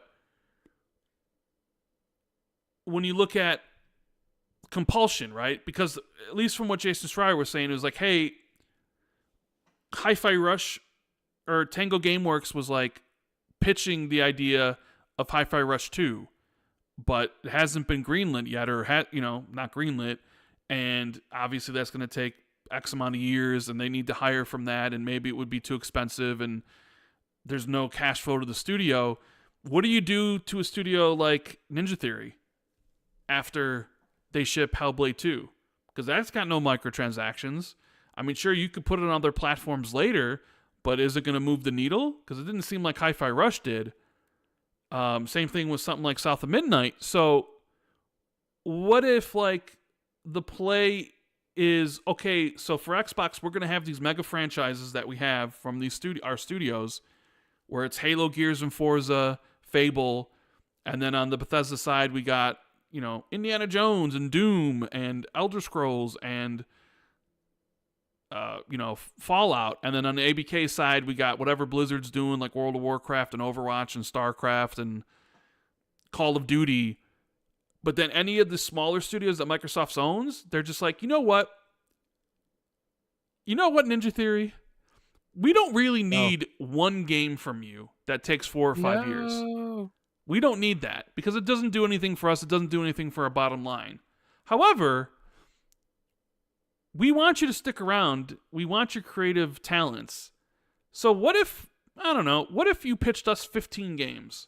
What if you, let's just say as a number, they have 150 employees at Ninja Theory. What if you all just got into 15 teams of 15?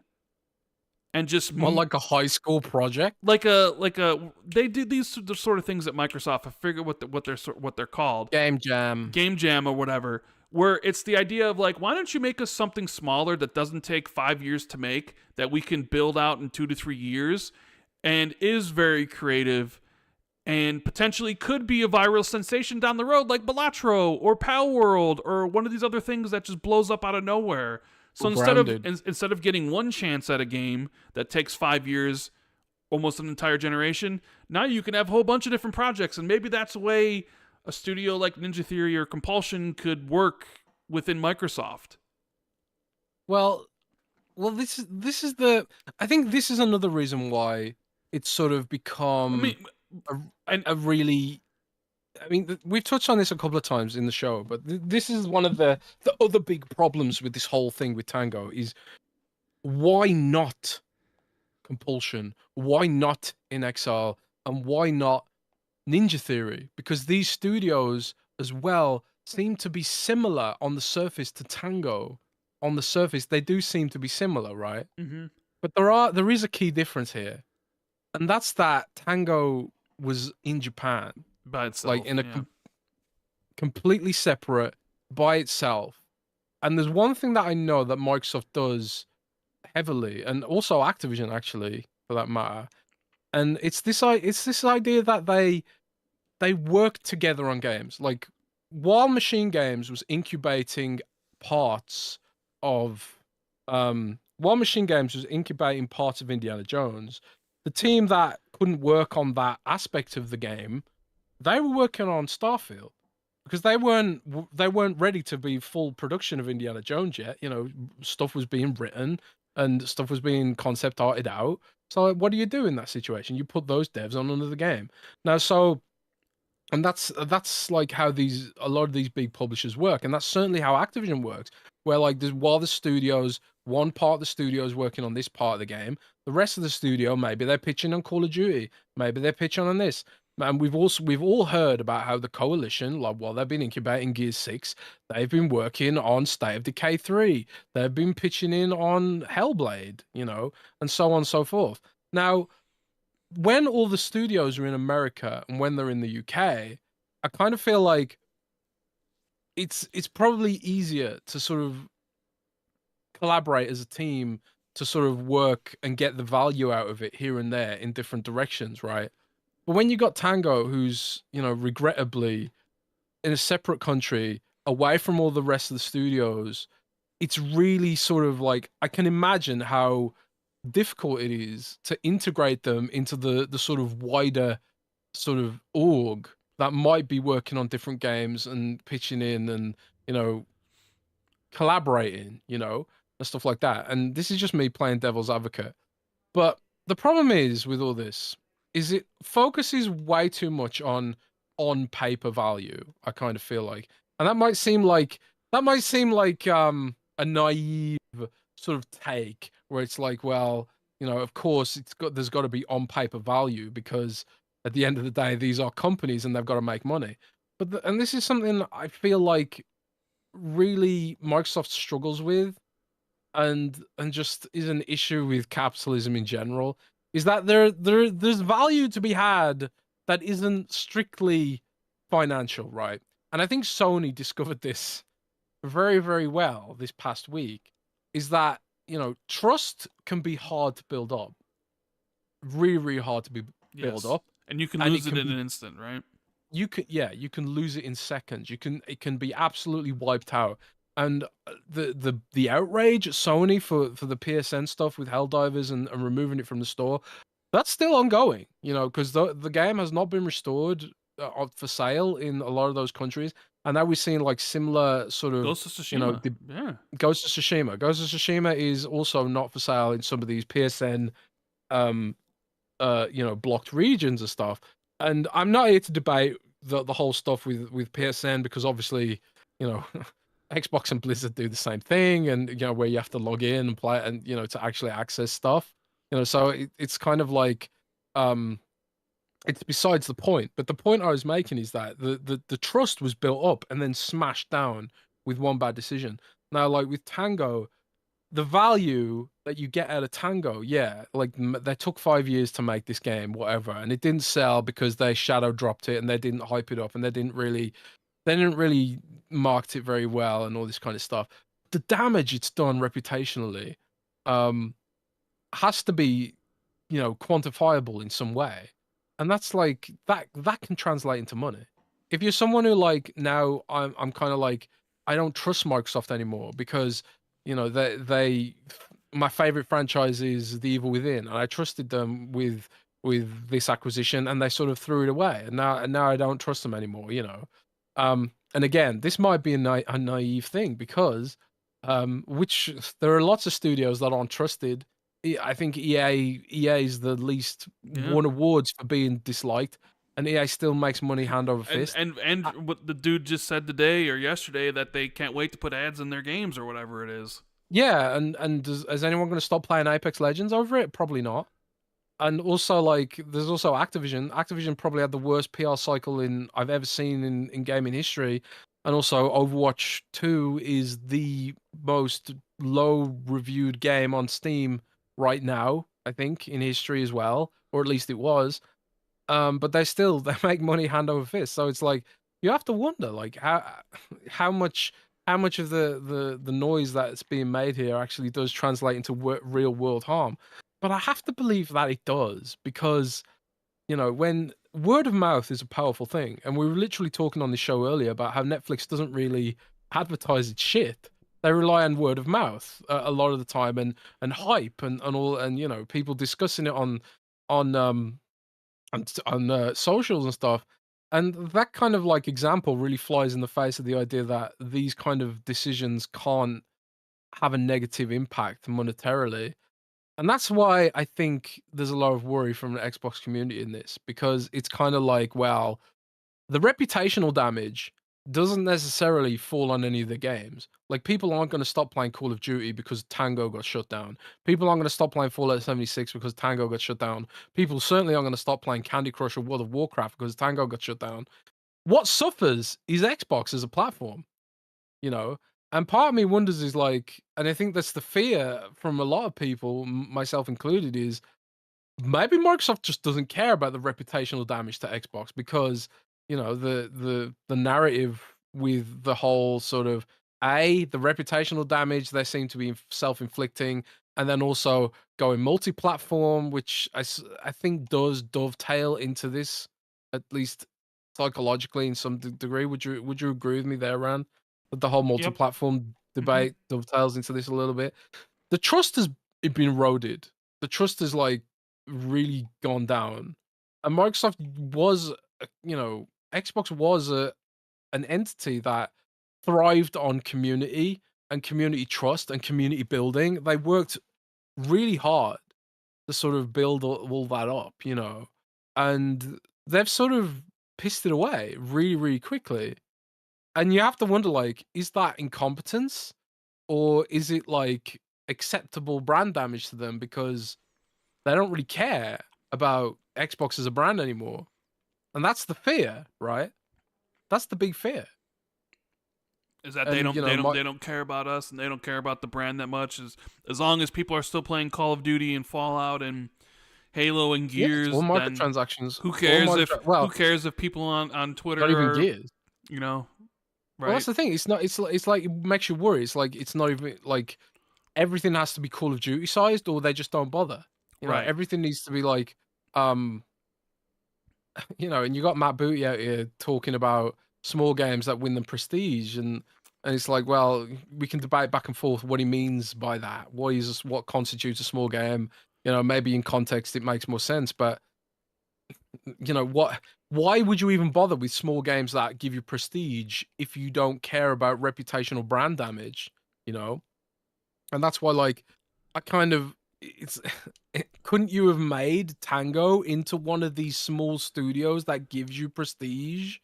Like, what make it make sense? And I hate to say that because you said it earlier, but there really is no other way of saying it. It all seems so contradictory. And when you get all these contradictions, you start wondering, like, you start questioning everything. It's like, are they telling the truth when they tell us this? Like, is this the? Can I trust that I am in the right ecosystem and that my investments are safe? Like, the whole Microsoft Groove thing back in the day, where Microsoft like shut down Microsoft Groove and refunded everyone's MP3 purchases. Yeah, they refunded MP3 purchases because maybe it cost them, like, I don't know, a few $100,000 or something. It wouldn't have been that much. There weren't a lot of people using Groove, so it wasn't a big deal. But are they going to refund me my 1,000 Xbox games? Probably not. Yeah. If Satya just decides he wants to shut down the hardware one day or shut down the store one day, and it's like, well, Microsoft will come out in an interview and say, oh yeah, we're all in on console. Like Sarah Bond was saying earlier, we're all in on console. We're all in on console. Consoles come in. It's going to be powerful. I think she said something like it's going to be. She said something about the next gen console that I thought was interesting. I can't remember off the top of my head what it was, but I just remember thinking, oh, that's interesting. I think it was something like she reiterated that she wants something that's really powerful, like from a console experience. I thought, oh, that's cool, because there's a lot of people worrying that the next console is just going to be a handheld and it's not going to have any power and all that kind of stuff. But it's like, well, can I trust what you're saying here, Sarah? Because you Microsoft seems to be making a lot of contradictory statements and saying a lot of contradictory things. Like why, and I realized that the landscape's changed, the industry's changed and all that kind of stuff, but you're not really communicating any of this well. And we have to wonder, like, is it the industry that's changed, or is it Microsoft that's changed? Is it Satya Nadella, whispering, you're not having any more money, so if you want to get a Fallout game out for this side of the next millennium, then you're going to have to, reallocate the budget and stuff like that. Is it that kind of stuff? And the truth is we just don't know. And I think that does a huge amount of damage to the brand, trust in the brand, and like, just general faith that, that Microsoft knows what it's doing. It's a tough thing, Yeah. And I think if they didn't talk so much, I think there'd be less confusion right now, ironically. Well, what do you do? I think when like they do talk, it has to be like, I think part of the issue why people have with Sarah Bond's comment about Tango is it sounded so robotic and so just ChatGPT that it didn't seem like, one, it seemed like she was unprepared, which is like, how could you be unprepared? Or maybe they didn't expect her to ask that, but it also sort of seemed like, where's the empathy? Like, why? Like, one of the first things you say is like, oh, we feel with everybody who's, lost their job and, essentially kind of go that way. But I think a lot of people have just had it with Microsoft in the way of like, stop telling me things. It's time to deliver. We've had enough of your platitudes. We've had enough of your interviews where you say X, Y, and Z, and then when it's time to deliver, you either don't deliver or there's caveats to it. I think some people are just fed up with that aspect, and it's just like, just shut up and show me the goods. Deliver on what you promised, right? And there's it's when you see this sort of stuff, and even though it's like industry wide, right? Everybody's getting, so many jobs are getting lost, and studios are going down, and this isn't like, specific to Xbox, but Xbox hasn't really had a large go of it in recent years. And even then, when you talk about acquisitions, there were so many people talking about how this is going to be bad. This is going to be bad. And I always thought like, oh, this should be fine, because like Bethesda clearly wanted to sell. They were in a position where maybe like they would have to have shut down Arkane or Tango because the industry transitioned from single player games, which is what they did well, to live service. And then they tried to do live service and it didn't go very well. So it's like, okay, so Xbox has them, and we felt like, oh, they'll be protected under Xbox. They'll be able to do more. They'll be able to grow. They don't got to worry about this stuff, right? And then it's like, within a couple years, it's like, boom, no, actually, we're getting rid of half of the studios we acquired from them. And then you just think about all the people that were like saying like, when you consolidate like this, these are the sort of things that will happen.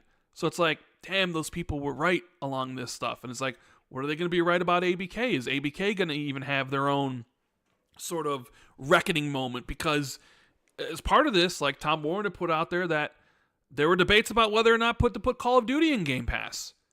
And when you read that, you're like, really? Then how do they ever expect Game Pass to ever grow if you're not going to put the biggest game in there? Like, you know what I mean? Yeah. Like, it sort of seems like, well, this should have been something that you decided a long time ago before you spent $70 billion on it. But when they spent $70 billion on it back in 2022, they were expecting to grow because console sales were through the roof and Game Pass was growing at an exponential rate, and they thought everything was going to be good, but it's not so good in 2024. And maybe Game Pass isn't at that level where it can, like if a game doesn't do well, maybe if it was at 50 million subscribers, you'd be okay and be like, okay, go at it again, do something, you're good, we got you. But with the numbers they're at, maybe they can't. But it's like, if you're not even going to try with Call of Duty, then do you ever expect Game Pass to ever grow? And if you're not expecting to ever grow, then what's the point of it? Are you actually going to be happy sitting there with it sitting at 25 or 35 million or whatever it's at for the rest of time? Because I feel like putting Call of Duty in there is their best bet at actually breaking to the mainstream of getting people to understand what Game Pass even is with that game to get it into the position that they wanted it to be in. And if they're not even willing to do that, then it's like, then what's the fucking point? Like, what was everything about? You literally went and promised to regulators that you were going to do it. It was one of the reasons why you said you should be allowed to buy them, because you were going to be able to put Call of Duty on Game Pass and offer it for cheaper prices than ever before. And like, now look, I understand, like, there's a lot of context missing. What sort of debates? Were they actually really lively debates? Is it serious debates? Or is it more like the ABK people are worried about the hit on their revenue if you put it in Game Pass? Like, were these really serious things? I don't really know. I mean, I would guess 100% that they're going to put Call of Duty in there as soon as they can. Like, I mean, Sarah kind of hinted at that during the interview. During the interview, they basically said all of our games are in Game Pass. And then and Dina Bass even like said even Activision. They said the whole slate. So it sounds like it's gonna be there. Where it's just like, okay, good. But are we going to see any repercussions from this? Because like, we're talking about Tango and the repercussions of what's going on in the industry, and maybe not thinking and planning for a Fallout studio to capitalize on it, and the leadership team, being spread too thin and whatever sort of excuses they want to make for cutting 4 studios.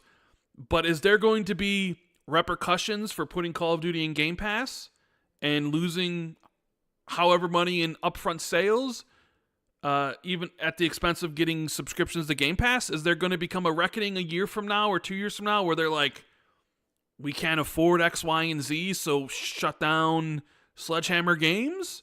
Or we need even more studios on the Call of Duty train? Like, are there going to be any unforeseen consequences of said thing down the road that we can't foresee at this juncture, at this moment?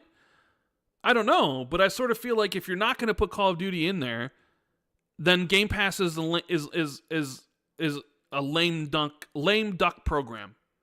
It's never going to grow. It's not going to reach the mainstream because your games are taking way too long to come out. And it's like there's no hope for it to become exactly what you thought it was going to be. And then does that change Satya's mind in the future? Because, like, Satya's all about subscriptions and stuff. And if, like, that stuff doesn't grow and they're, like, does Satya look at Xbox like he looked at mobile phones and is like, is this not worth it for me anymore to support this?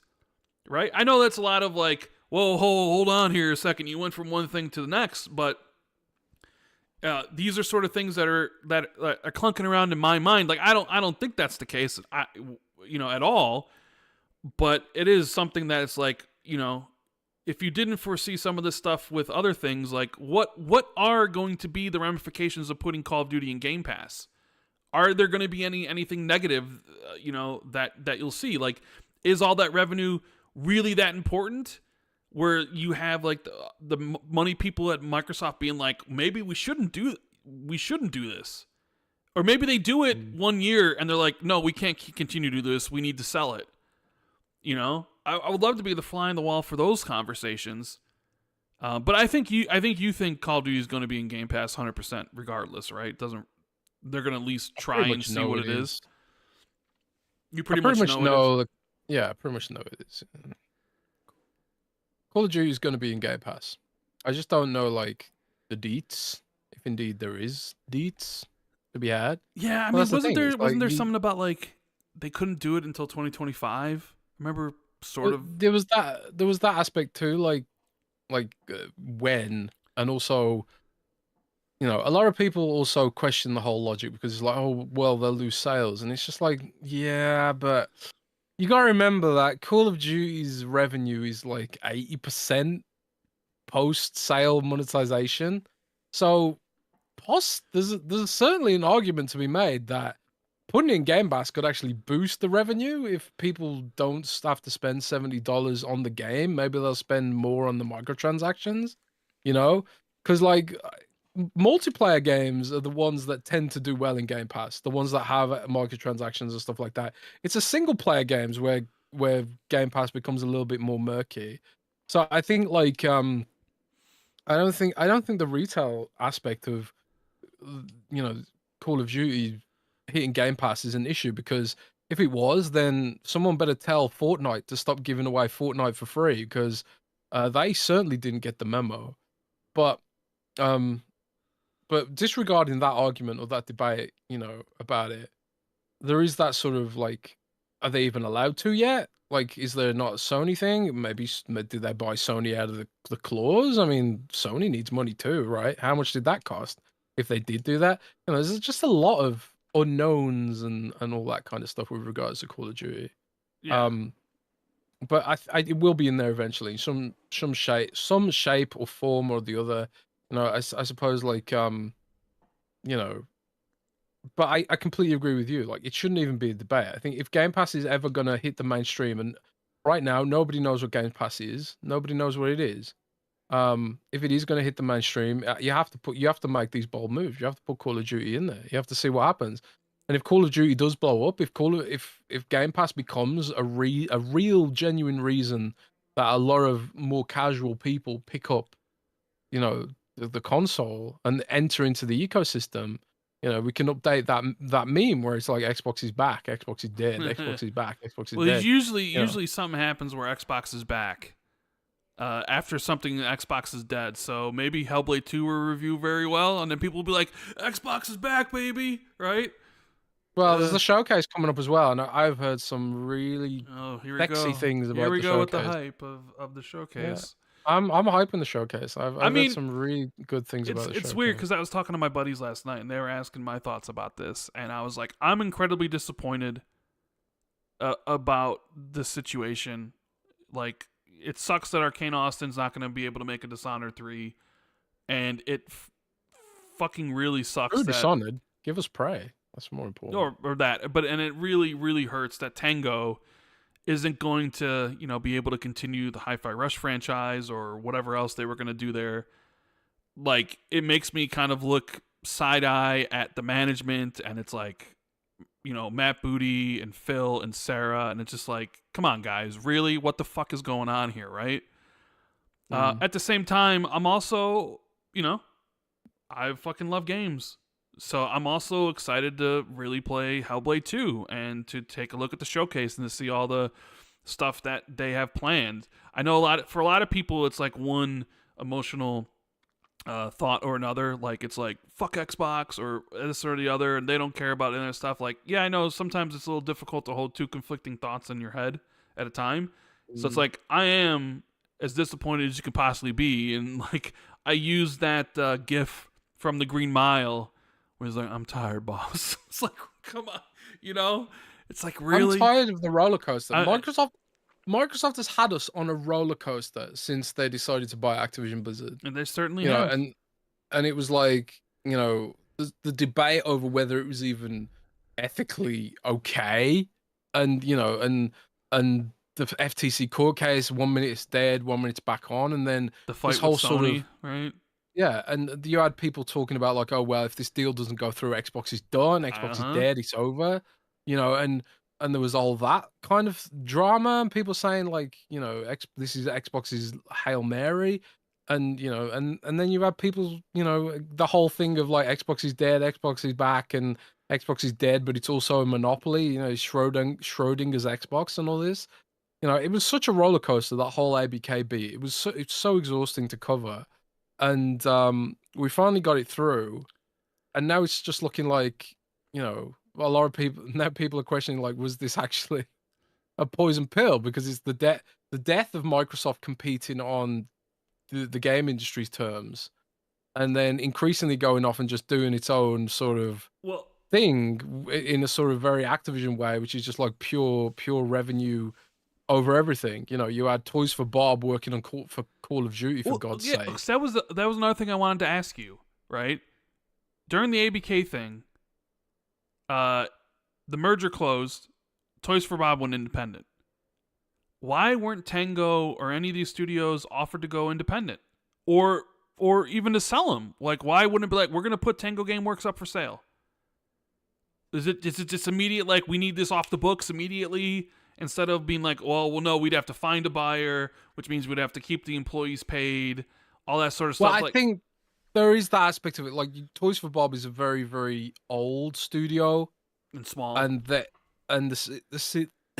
the head of Toys for Bob has been there for 1,000,000 years, and he probably got money from the sale, so he was probably willing to put up.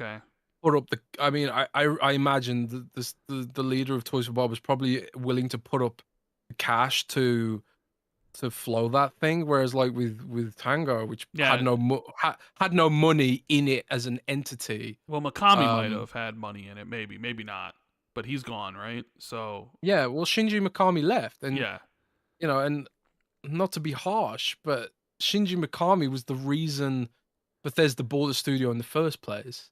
Like, Shinji Mikami made Resident Evil and a bunch of other very legendary games, and it was his sort of.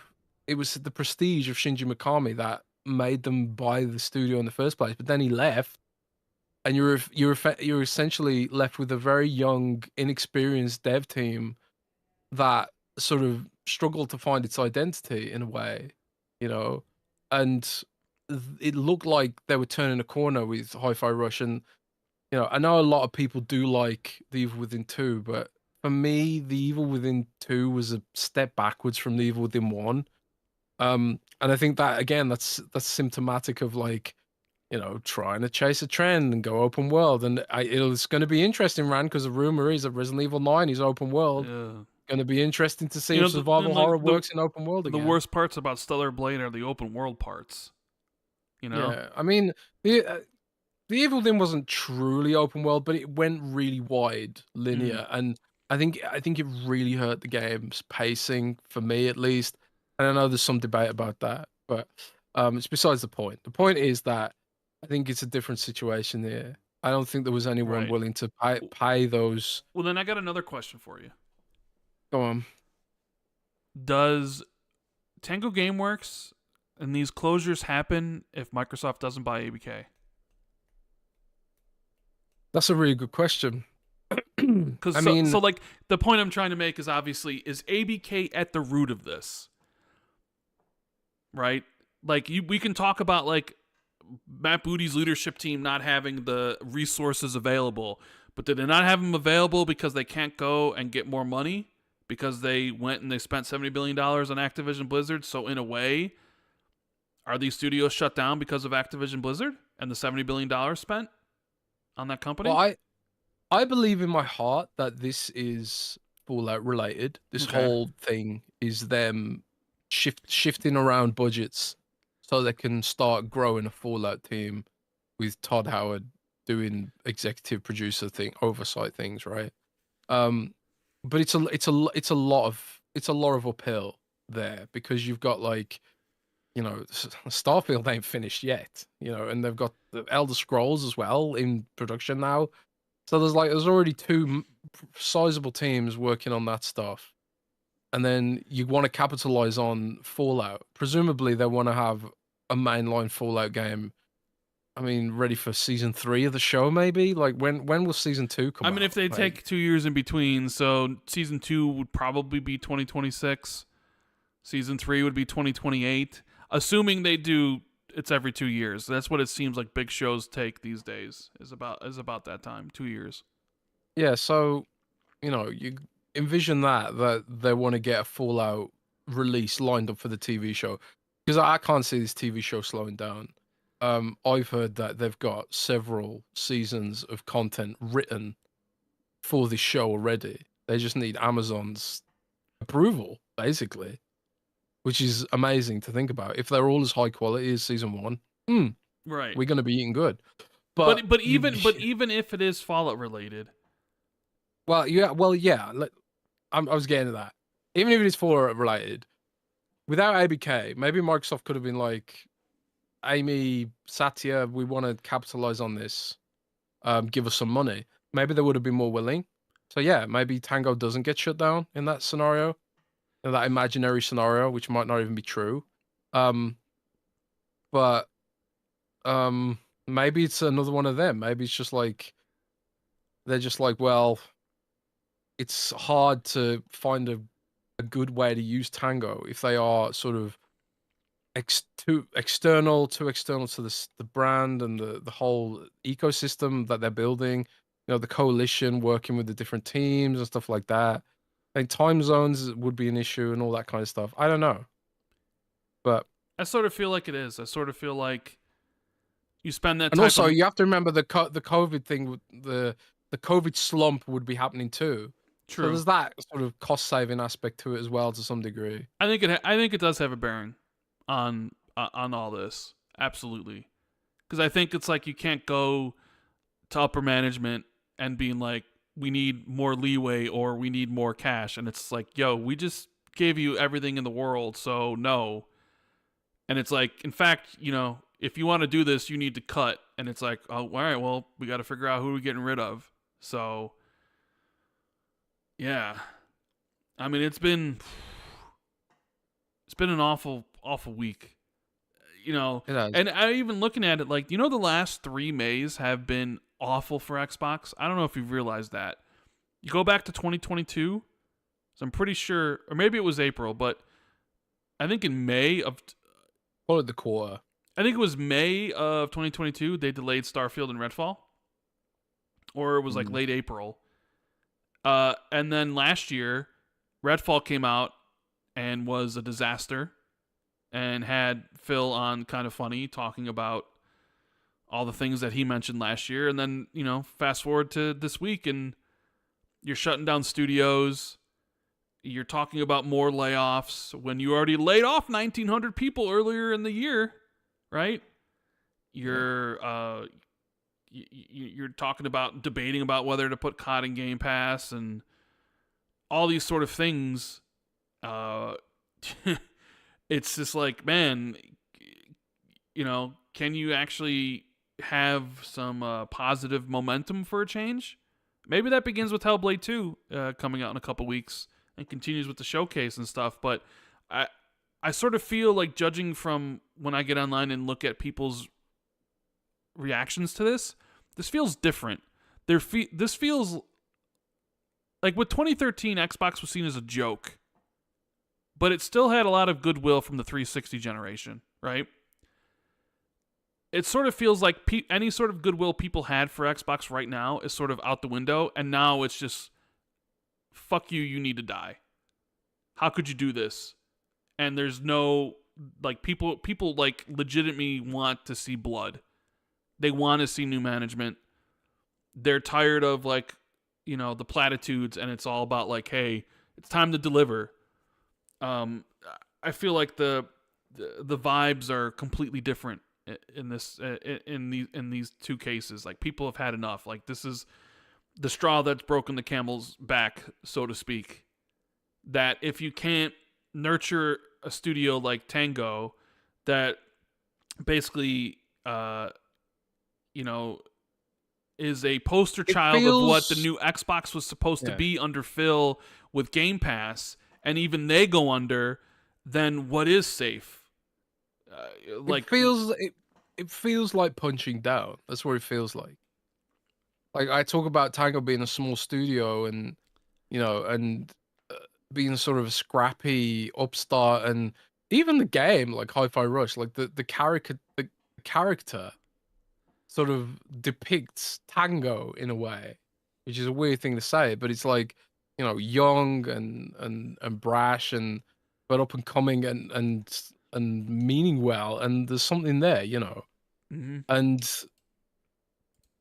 the big mean Microsoft kind of waltzed in and stomped it down, you know, crushed it, and then talked about in a meeting how they need more games like HiFi Rush, you know.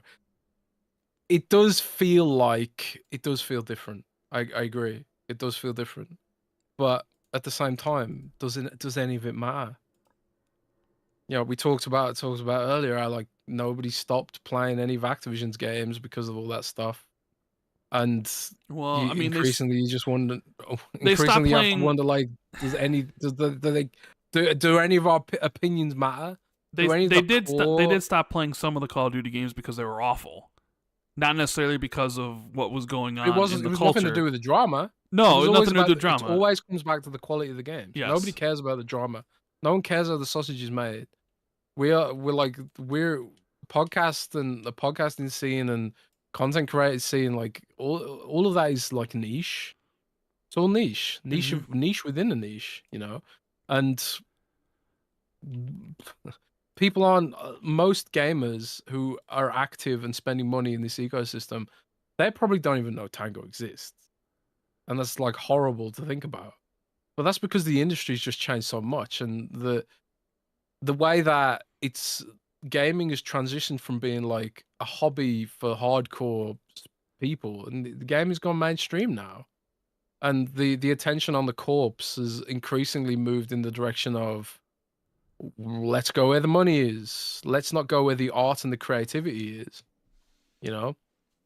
And it's sad. It's a shame, and it's just an indictment of our entire system. Well, you're at the intersection of like creativity and cold hard cash and capitalism, right? Yeah. What gives and what doesn't give. But yeah, let me get to some of these super chats because they're piling up, and I said Let's go through all the super chats, and you know, I didn't want to, because I have been traveling for 12 hours and all that kind of stuff. So let's do super chats and Q&As, because this will probably touch on a lot of the topics anyway. Yeah. We got Code 3 with the 199. Do you think Mick Gordon comes back for Doom? I hope so. I really do. Dude, he made Doom really special. That is so weird. I was literally listening to the Doom soundtrack on the plane, and I literally thought that. I was like, man, I wonder if Mick Gordon will come back. You know, because people do. Yeah, there was bad blood between Mick Gordon, id, and stuff like that. But you can't deny that the Doom soundtrack is amazing. It's one of the best video game soundtracks of all time. It's incredible. It's absolutely incredible. And to see him, so I don't know. I don't think he will, but he should. I hope they can work it out. Yes, I really do. I really do. I really hope they can too. Dan Webb with the 10. It says, absolutely heartbroken to see Tango and Arkane Austion shut down.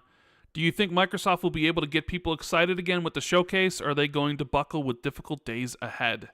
That's the question, right? Can the showcase inject some enthusiasm into the Xbox community that has basically kind of been hit with a bunch of, you know, shattered in some ways?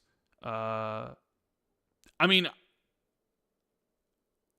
I think the showcase a lot of my longtime Xbox friends, like in the creator space and stuff, they're you know, changing their Twitter handles to PlayStation related stuff now. I mean, I think the showcase should be incredible, but will people just be like, hey, that looked good, but either one, it's coming to PS5, or two, that studio's going to get shut down anyways, who cares? We'll have to wait and see how it plays out. Lao with the 1,000 yen, I guess. I'm so confused. What is the proper way to support the platform? I bought HiFi. You're going to say $1,000 then? No, 1,000 yen. I bought HiFi and I'm a Game Pass Ultimate sub. Seeing Japanese talent leave the platform is sad. Yeah, that's the other thing. What constitutes success right now for a game that Xbox puts out when it's on Game Pass? If you're not going to get the sales, how does that translate? And as a fan, it's like, what can you do? It's like, well, I bought the game and I'm a Game Pass Ultimate sub, and even still, they're getting shut down, which means less games for you, less games for us, less games coming to Game Pass. That means, you know, Tango's not making something, Arkane Austin's not making something, so that you see this news and it's just, you're basically going to be getting less games in the future, and it's like, what more can I do as a fan? It seems like, you know, it's all for naught, right? Right, like Lao's saying, like, hey, I bought the game and I'm a Game Pass Ultimate sub. What more can I do? I wanted more Japanese games, and here's the studio, and it's just gone. It's like, yeah, it's frustrating as all hell. Meat Puppet with the 20. I could be wrong, but it seems to me Xbox's current strategy is to see how bad they can fuck shit up and still make money, which is more likely to happen to your first Knights of the Republic remake or Brands on Camera. Oh, which is most likely to happen to you first? Knights of the Republic remake or Brands on camera? On camera. But yeah. BT Maverick with the 10. Curious how much control Phil Spencer really have anymore, which is kind of giving us this schizophrenic messaging these days that makes Senua blush. How long does Phil stick around if he has none? Well, if he truly has none, like all these decisions are made above him and he has no input anymore, then he really should just leave. Because he's just basically like he's got no power. What's the point of being there? Unless it's just strictly for the money. He's basically taken all the blame for Satch's decisions in that situation. But I genuinely don't think that's the case. I think Phil does make the decisions. And you know, I mean, he doesn't need to stay. He's gone as high in the company as he possibly could go without being CEO. Maybe he needs to become CEO. Maybe that's how we fix all this. Is that we replace Satya with Phil? You know that's not going to happen, right? But yeah. Oh man, you know, I only just finished the Fallout TV show right after this all went down. I watched episodes 7 and 8. I really took my time with it. Well, also because I was really busy. But we watched it. Me and my girlfriend watched it, and she loved it. By the way, she's not completely non-gamer, and she loved it. The last few episodes, I won't spoil the show for people who haven't watched it yet, but you know, it's you guys all know about the whole stuff. Fallout is all about basically the naivety of Western civilization, essentially. And those episodes about like Vault Tech and capitalism and all that kind of stuff really, really hit different. I think watching it after this week than for the people who watched it the previous week. Because I was like, seeing the Vault-Tec, some of these Vault-Tec things, and I just kept thinking of Satya Nadella. Because in the Fallout universe, Vault-Tec is the world's most highest company by market cap as well. Yeah. And it's just like, shit, Microsoft is actually Vault-Tec. That's hilarious and ironic and depressing. What'd you think of the final shot of the season? I thought it was. I nearly jumped out of my seat. I bet you did. I was mind blown. I was in love. I was enamored. Like my favorite TV shows of all time are Twin Peaks, and which is why it's amazing that Carl McLaughlin's in the show in Fallout as well. Twin Peaks and X-Files. X-Files is a little bit because of nostalgia, but I actually think I like Fallout TV show more than Twin Peaks, and I love Twin Peaks, man. Right. No. That's how much I love this show. I'm so happy with it. King Klaus with the 10. With Microsoft clearly in charge and bottom line driven, do you think that if Xbox hardware starts to affect said bottom line, would Microsoft start to second guess it or reduce the engine team? Well, I mean, we know that they're doing hardware. I don't know how good the hardware will be, but I mean, at least we're going to have like another generation of it. After that, your guess is as good as mine. I still think maybe they do 2 more generations of hardware. But I think they'll keep making hardware. I think they'll go beyond 2. And I think like the reason for that is because increasingly you're gonna see Xbox increasingly merge with Windows, I think. So like Windows is obviously still important to Microsoft. They've got a de facto monopoly with Windows. And I think as Xbox and Windows sort of converge a little bit more, it'll sort of anchor Xbox hardware and its future. So yeah, I'm personally not worried about hardware at all. I'm right now I'm most worried about some of those smaller studios, you know, and if the industry even has a place for like AA games. I worry about, you know, some of the studios we talked about earlier, like In Exile, for example. In Exile are making a new IP. Making new IP is extremely hard in today's age. But maybe Clockwork Revolution is amazing, and it's like it scratches that BioShock itch that people are desperately waiting to scratch, you know, for like how many years now? And maybe they're okay, but but you don't know, because it's like Clockwork Revolution could be like, oh yeah, it won all these awards, it did really well, it's really fun, and everyone loves it, and then Microsoft could just be like, well, they do a Tango on it, you know. You've been there's an old marketing camp. There's a soda drink in the UK called Tango, which is similar to Fanta. It's like an orange soda kind of thing. And the marketing campaign for that was "You've been tangoed," and I'm just gonna think about that every time Microsoft shuts down the studio now. It's depressing.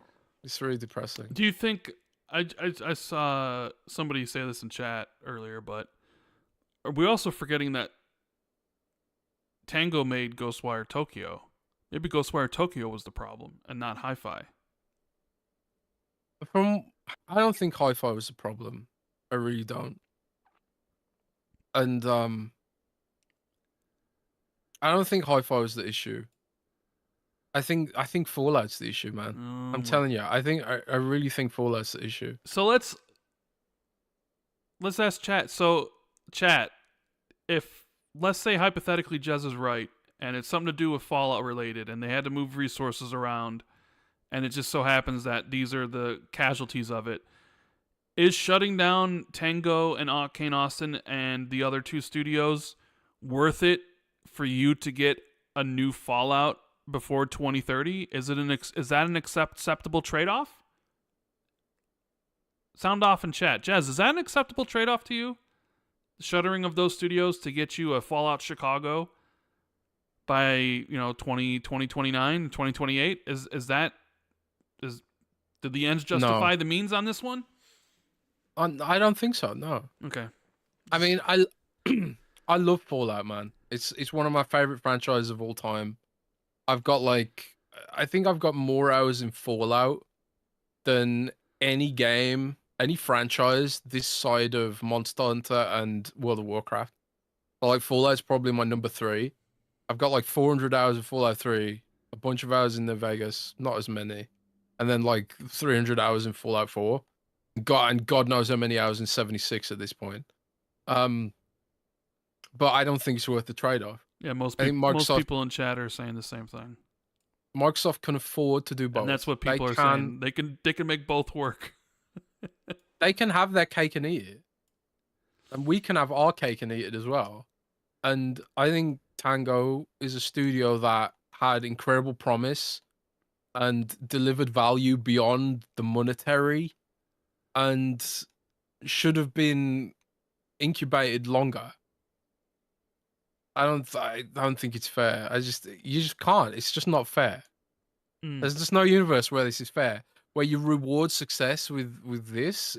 I just can't accept it. I can't accept it. I can't rationalize it, and I can't accept it. The whole system needs to be burned to the ground. This is my radicalization moment. Oh, jeez. Well, I'm radical now because we got it. I'm going to be an anarchist. I'm going to be an anarchist now. Okay. I'm going to be an anarcho-primitivist. I'm going to go and live in the woods. So you guys laugh. I'm going to live in the woods. Fuck it. It's funny because we got a $10 super chat from Pure Shooter. It says, does anyone else think the studio closures are directly tied to the Fallout resurgence? They seem to be freeing up funds within Bethesda to jumpstart the next Fallout game. So, I mean, that's kind of some of the talk here. Andre 49083 with the 2. SGF, Ass G off. Okay. Carl Newman with the 5. No surprise. Excuse me? He says Ash G off. ASS Jeff. Or G off. I can't read. Jeff. Ass Jeff. No, Jeff Keighley. Ass Jeff Keighley what? No, Ass. Ass Jeff. Like, he's ass. Jeff. Ass. Like, he's a whole pack of ass. He's a whole pack of ass. You know? Why? I don't know. I'm just saying that's the super chat. That's what what Andre says. Ask Geoff. Ask Jeff. Carl Newman with the 5. No surprise at Sarah Bond's generic corpo speak. Harvard MBA from McKinsey. Textbook definition of the suits. Last type of person I'd want as president of Xbox. Dom Peace with the 5. He says, long-time listener, first time catching you guys live. Man, I love it when people who've been watching elsewhere get their first time catching us live. Outside of the mix-up with the audio stuff earlier, which was very weird. Live shows, stuff could go wrong, but we're happy everybody's here. Just James with the 2. If Jez goes away again, will Scalebound be announced? Yeah, that'll be if I go on vacation, probably. I'll go on vacation and Scalebound will get announced. Yeah. Where would you go on vacation, Rand? I don't know. Off the top of your head. Gun to your head, where do you go? Hawaii. Boy. Nice. More Kali with the AED 1799. I'm not sure what that is. People have described it as the Activisioning of Xbox. The Xbox 2 podcast will become the Microsoft Gaming 2 podcast. Love you guys. Yeah. Oh man, the Microsoft Gaming 2 podcast. God Emperor's, it doesn't roll off the tongue like XB2 does. Yeah. God Emperor Sofa King with the 499. Rumor: Sony's expecting a $10 billion loss after the fourth quarter stock value again. Will they close more PlayStation studios? More layoffs? I mean, we'll see what happens with PlayStation. They're definitely not going to meet their targets on PS5 for sure. They're going to be down. The question is like how much. No, I mean, I think they're pretty sure that they're not going to meet their targets. Oh. I don't know if how much they're gonna lose, but they're definitely not gonna meet what they said they would. Canadian guy with the 10 says post-pandemic with the recession has caused an epic flop across the board. The question is now, where's the bottom? And that is a good question. Where is the bottom? Where is the bottom? Yeah, there's probably a dirty joke in there somewhere. Bub777 with the 5. Microsoft is rich but stingy and greedy. Some or none of those billions earned go to Xbox. Things may be better if Microsoft spun off Xbox as a standalone. Yeah, I have heard people talk about that. Like they should spin off Xbox as its own thing. Can you imagine? Like one of the industry's greatest things is Valve. Valve is like so pro-consumer, and yeah, Valve has of course had its missteps in the past before someone hits me with an actually, but I would say Valve is so pro-consumer overall and so pro-developer that they kind of their monopoly on PC kind of defines how PC gamers expect everything to be. Whenever like Sony or Microsoft steps outside of what Valve has defined PC gaming as, everyone gets really mad, and you have to wonder, like, what would a completely independent private Xbox look like if it was like Valve, where it was just like a flat organization and it was just a bunch of people doing cool shit. It's basically what Valve is, right? But yeah, it's like what someone in chat said. Sully Theda said, "What happens to Valve after Gabe, though?" What happens to Epic Games after Tim Sweeney? Right? Doesn't Tim Sweeney own 51%? Tencent takes it over, baby. Tencent probably takes it over, and what happened? I mean, he might sell his stake when he fancies retiring too. What happens to can you imagine if Microsoft bought Valve? They wouldn't be allowed to. The uproar. Yes, PC gamers would flip. Why their wouldn't shit. they be allowed? There's no way regulators are going to allow Microsoft, who owns Windows and to buy Valve, the PC store. No, it doesn't matter. That still needs to pass regulators. Really? If they're privately owned? Bethesda still had to pass regulators. Yes. Oh, okay. Yeah, they would 100% not be allowed to buy Valve. At least the way regulators are. What right if now, Microsoft slips in some, campaign donations to the right, not that I'm suggesting they would do this, of course. What if they slip some, campaign donations to the right congressman? That's how it works in America, right? It's just lobbying, man. Not corruption. It's just lobbying, right, Rand? Right? Hey, you're the one who said you didn't want to be on here long, so we're trying to get through these things, and you're trying to make the podcast go on forever, Fuck it, let's stay here all night. Oh, jeez, I don't got all night. I got somewhere I need to go. We got RDX on effect with the 279. Spencer and Bond stay. Booty gotta go. He also says so much for wanting Japanese developers. Yeah, that's the other thing. It's like, hey, we wanted a Japanese presence, and you get rid of the one studio that was that.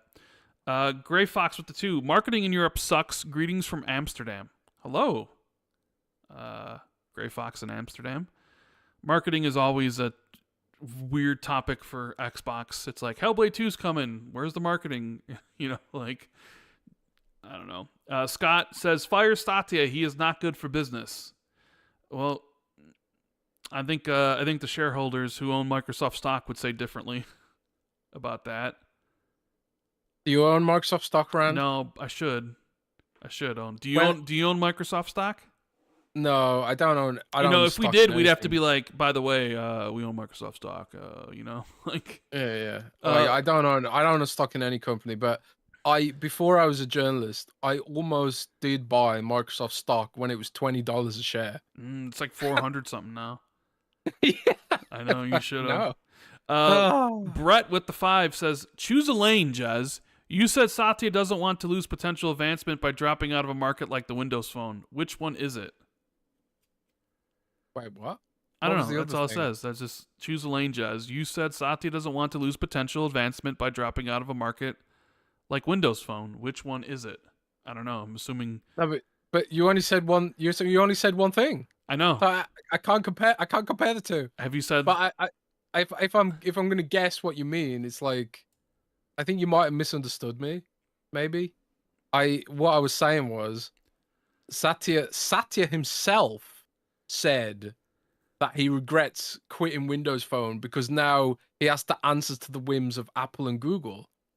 But maybe but then Satya also goes out and talks about how he hates exclusive games and he hates that world and all that kind of stuff, and that kind of like potentially damages the hardware ecosystem, which would eventually lead to Microsoft having to answer to Sony and Nintendo for access, which is the similar situation to what they're in with Apple and Google now, where they can't get any of their AI tools onto those platforms because they don't own their own mobile platform. So it was Satya who's contradicting himself, not me. Ask Satya to pick a lane, bro.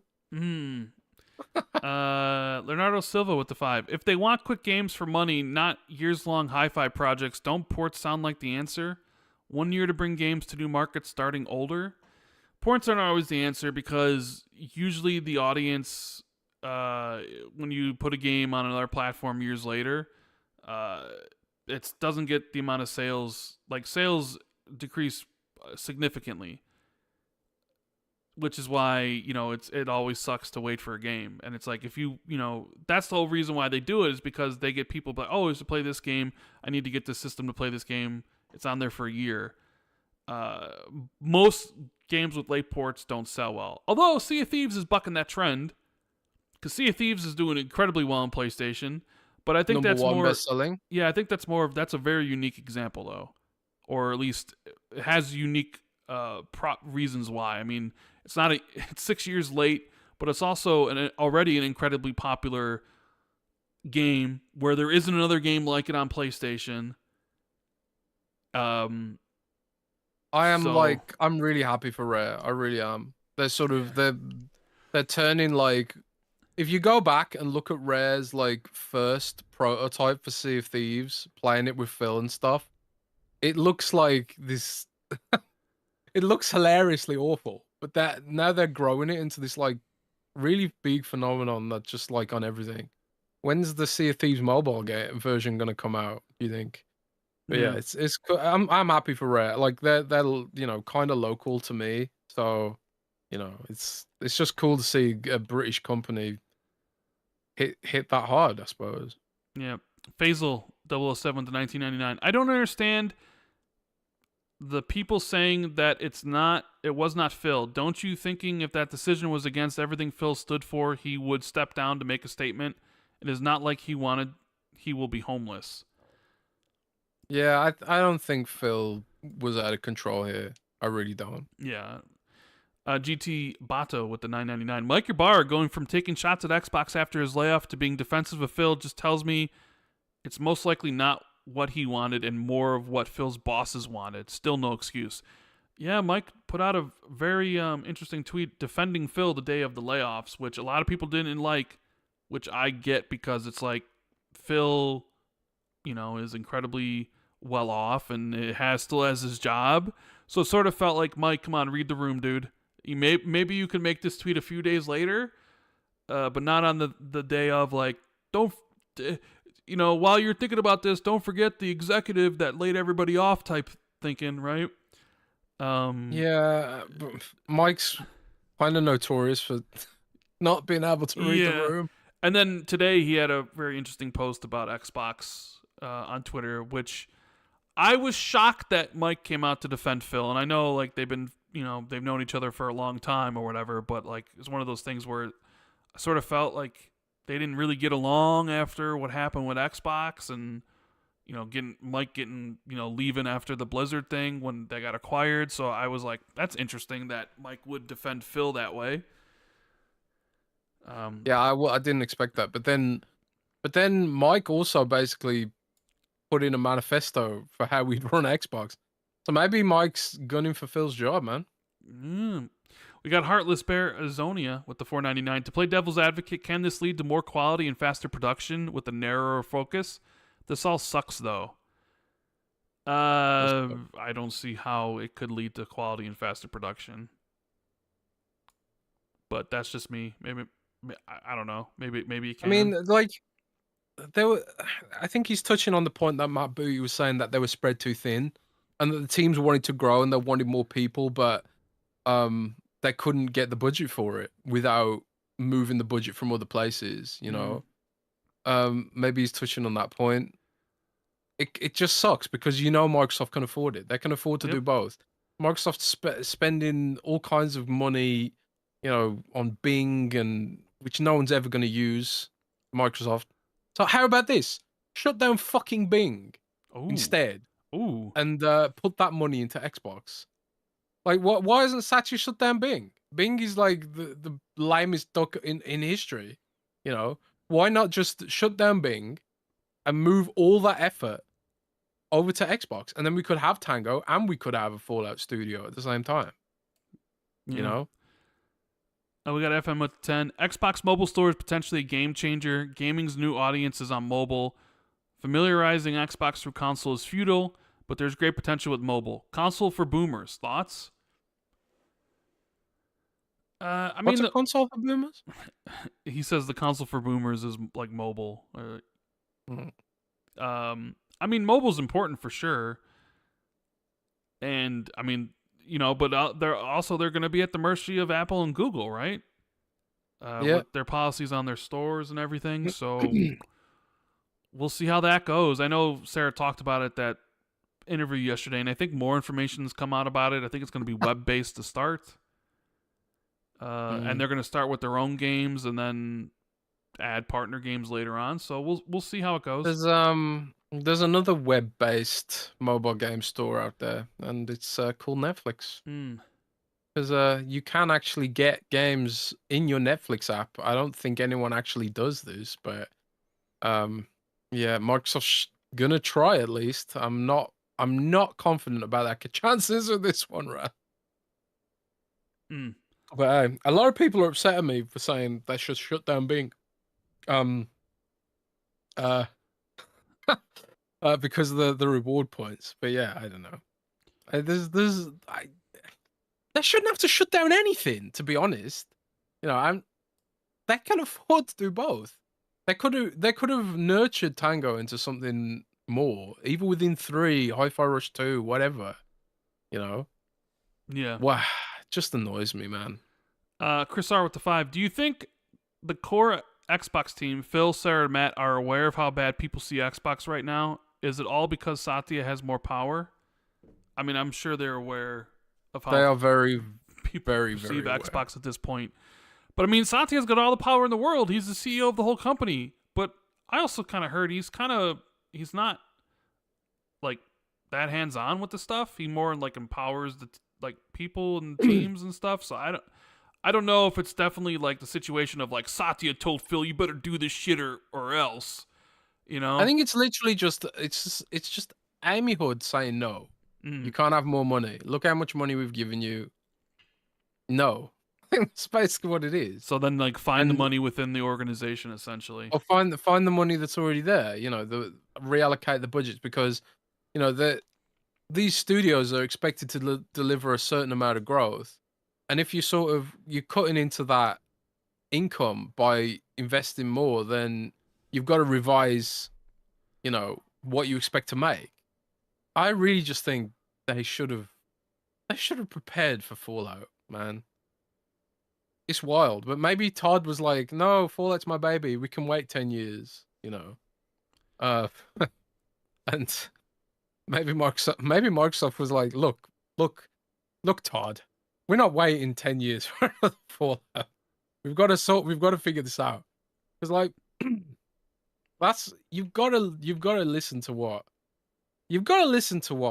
Todd Howard literally said not last week about this stuff, that they want to get Fallout. They're exploring ways to get Fallout quicker, and then all of a sudden, the full studios are either shut down or consolidated. That has to be related, but I don't know. Speculation. iSilar says with the 499, looking at sales from Wolfenstein and Dishonored, I'd be worried for them, and it's been a while. Well, I mean, that's why Arkane Leon's on Blade, and Machine Games is on Indiana Jones, probably, most likely, right? Yeah, but also you have to remember Machine Games co-developed Starfield, so they also deliver value as a support studio. So it's not an apples to apples comparison. Right. Okay, yeah. That's a good point. Grandman with the 5. I would turn the rumored Fallout 3 remaster to a full remake. The remake would be quick to put out and hold us over till they figure out Fallout 5.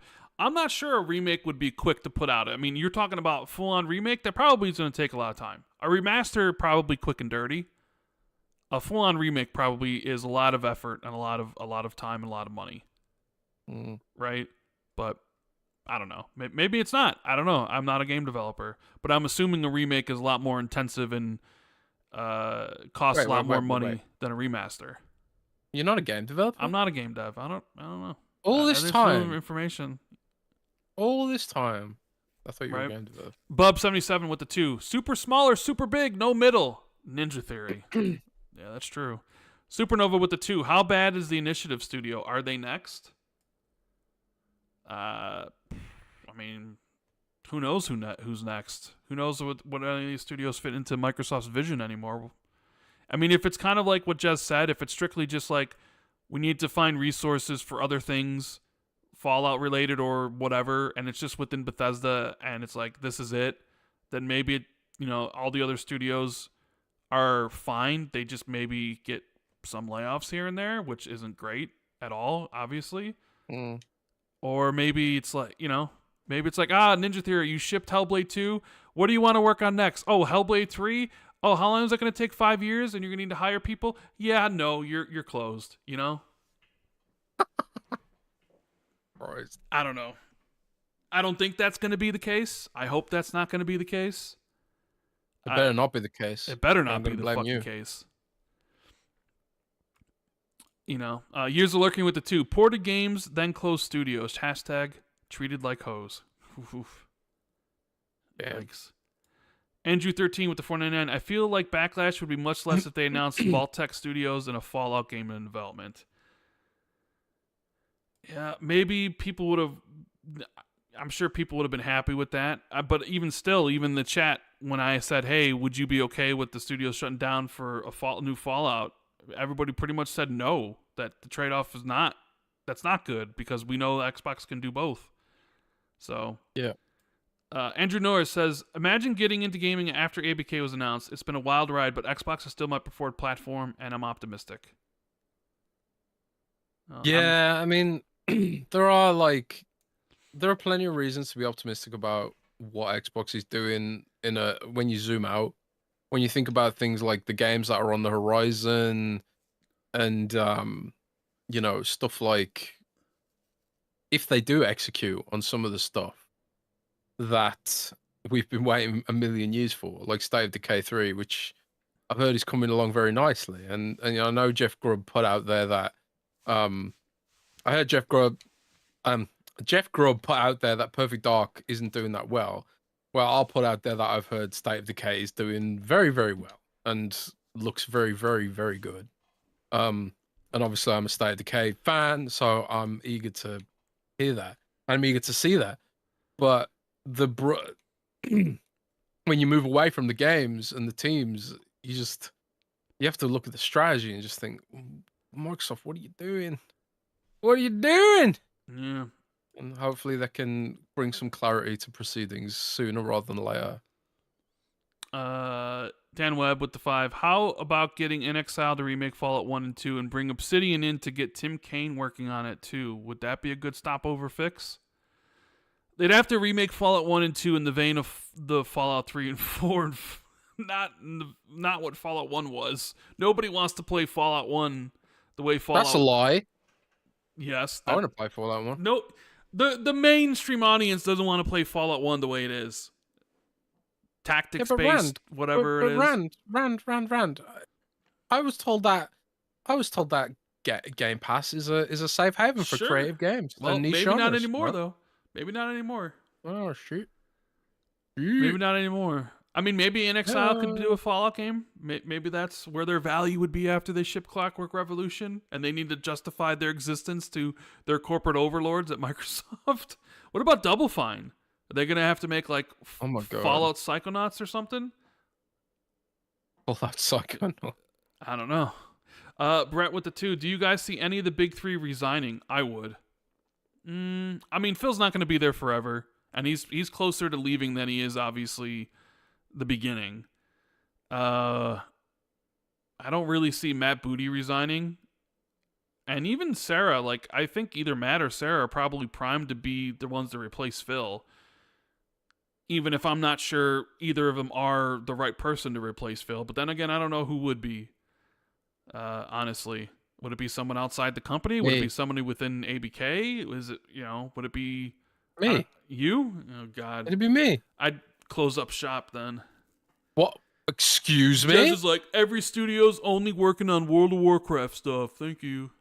Hell yeah. Yeah, I'd be like, RDX Thunderfest should Xbox 2 should campaign to fire Matt Booty. I'm not campaigning to fire anybody. No.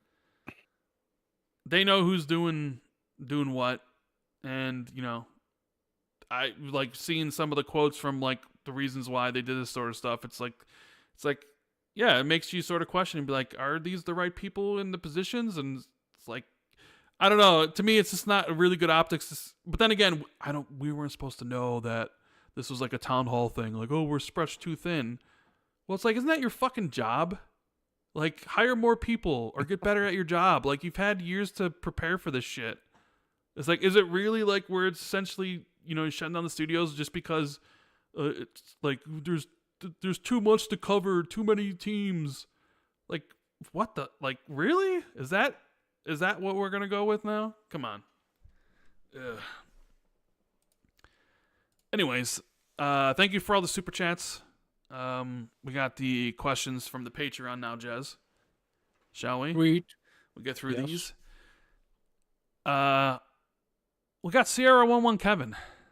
On a much smaller scale, an entirely different industry, but I've worked at a company and went through a quick growth phase.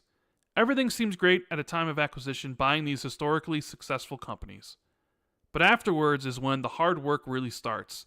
Integrating, trying to balance teams, determining where support is needed, where there's overlap and redundancy. That takes time to figure out and will be painful. But one overlooked item is the team culture is not yet defined. The culture at Xbox Studios is different from Bethesda, which is different than Activision. From a culture standpoint, in addition to a business standpoint, I'm sure they're trying to define what is Xbox. So as customers are asking what is Xbox, I'm sure internally employees are asking that themselves. Even more after this past week. I 100% agree with you. On a last note, Halo just released a multiplayer trailer on YouTube titled This Is Halo, which at first glance seems directed to new people. My first reaction watching it was it seemed like an odd trailer for an older game, but with everything going on with Xbox, I'm now conditioned to wonder if it could be going to other consoles. It's my most played game without question, so the more to play, the better for me, but I'm going to be in the minority with that. Maybe I'm overthinking it. Maybe. Have you seen this trailer, Jez? I didn't even know one of these that existed. Which trailer was that for? Apparently, Halo just released a multiplayer trailer on YouTube titled This Is Halo. Interesting. Intriguing. I don't know. I haven't seen it myself. I need to go and watch it, but you know, there are constantly rumors like, back and forth about what games, if any, will go multi-platform next. And I haven't been able to lock down through my sources that Microsoft has a red line. So like if someone is out there said to me like, oh yeah, Halo, Forza, Gears, they're red lines. They are absolutely never coming to PlayStation. I've never been given that info. So it does sound like, yeah, like realistically, right now, there's no reason to believe that that couldn't happen. But at the same time, there's no evidence that it will happen. And I think one of the things they're really looking at with Sea of Thieves is, are they actually getting new players with Sea of Thieves on PlayStation? Or is it just PC players and Xbox players playing on their PlayStation? I think they really want to know if Sea of Thieves is giving them new players. And if it isn't giving them new players, if it's just giving them overlapping players, then maybe they won't go ahead with Halo. But I've got a strong feeling that those are probably mostly new players. So we'll see. That's my analysis. I do agree with Zero and Kevin's talk about the culture stuff. Absolutely. Microsoft maybe it's just Microsoft acquired or Xbox acquired way too much, way too fast. That could be an issue in all this. Like they went from Bethesda immediately to ABK. They haven't even properly fully integrated Bethesda yet, and they're also now trying to integrate ABK with it all. And you know, you're going through these layoffs, which are freaking out your employees across. You know, I mean, they went from like what 5,000 employees to like 30,000 or whatever it is. That's got to be like a culture shock. So like, yeah, absolutely. Silas says, I mean, I know from personal experience that like when we were acquired, it was a nightmare. It went really badly, and it's only now after 5 years that I feel integrated into the company. So yeah. Yeah. We got Silas. Another slow week on a Jez Corden vacation. I'm sure you guys have discussed all the variables of this week, but I'd love to know your guys' opinion that, in my mind, the gaming media has been somewhat to blame for all this community negativity. They report business news on a very curiosity level. So when Microsoft buys ABK or ZeniMax, there's always this supposed benefits to games. I didn't see one article after the ABK deal went through about the reality of a business transaction of this scope. What is happening now with Xbox was, by those who work in the business world, a normal, reflective phase of a transaction. It was going to go down like this. A few interviews with even mid-management types could tell IGN GameSpot that this was coming. I keep reading, why is this happening? Microsoft is worth $3 trillion. It's not the reality of the world.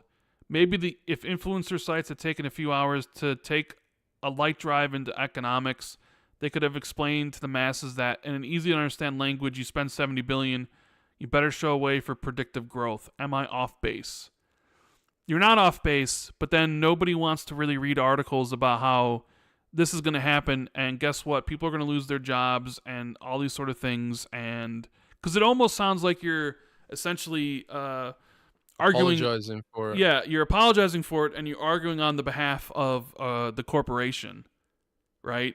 And everything you say is true, right? I mean, because I don't have an understanding of all this stuff, so even when I speak about it, I'm sure I get a lot of things wrong, and I'm sure if anybody from Xbox is listening to this, or anybody who has actually in-depth knowledge of mergers and acquisitions and all that sort of stuff, maybe they're rolling their eyes and be like, fucking Rand doesn't know what he's talking about. And I'll be the first one to tell you, like, yeah, I mean, I'm not, you know what I mean? Like, fucking Rand. That fucking Rand guy. Fucking Rand, you know? Fucking goddamn Rand. But at the same time, I don't think people want to, they don't want to see an article that's like, you know what? This is going to happen because this is just the, you know, the side effects of capitalism in a $3 trillion company. And of course, people are going to get laid off. Like, I don't necessarily think people want. What you can say is that, like, for sure, maybe an article like that isn't going to get clicks, and it's like the more emotionally driven stuff that does. So when people kind of like put out like, what the hell is going on? You know, that, and the bad news of this week, that drives more clicks than someone taking the proper time to interview people with the right credentials to explain how all these things would go. They could do all that, spend all that time, and nobody's going to read it because nobody reads articles anymore. They just read headlines, which is why clickbait is the way it is. Yeah.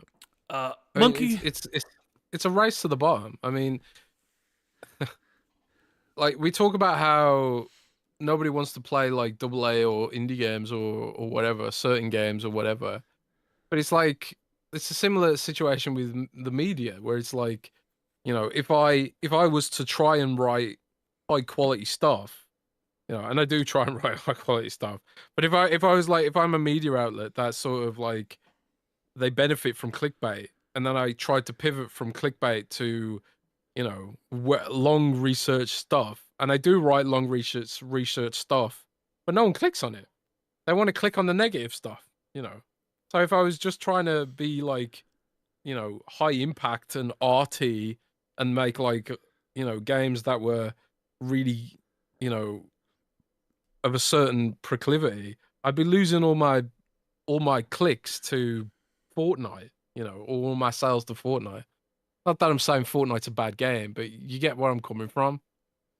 People want a certain thing, and they want the clickbait, and they want the service games, you know. It's a weird economy. Monkey vs. Tramp says, "Evening, fellas. Hope you both have a good week. Did you hear that someone on Fallout 76 nuked Phil Spencer's base the other day? Thoughts?" I don't know. I thought that was kind of funny. There's actually more context to this that a lot of people, I think, overlooked.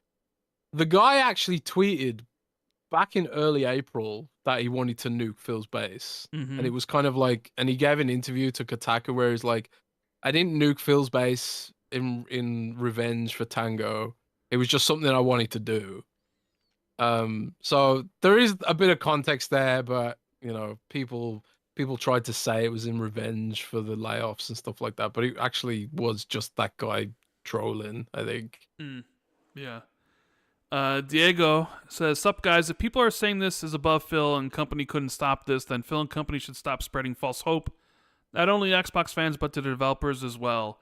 Imagine being a developer for Redfall and having the internet crap on your work for just Phil to get on a podcast and defend you and say he's excited for your next project, or Aaron saying your game." I totally forgot Phil said that. Yeah. And like, yeah, we'll support Arkane and with their next game and stuff, and we're not going to shut them down. Fast forward a year later, I guess. Or Aaron saying your game was successful to be shut down a year later. It's clear that Phil and company don't make the big decisions about the future of Xbox anymore. Microsoft is in charge now, so stop going on Twitter and podcasts and acting like your words matter, because clearly they don't anymore. I saw a comment on a tweet exposing all the lies that Phil and company made in the last year, and the comment said Xbox didn't acquire Activision. Activision acquired Xbox. Love the show, guys. And some people definitely feel like that, and it really does feel that Xbox is becoming more corporate, becoming like a bigger ABK in a way, for sure.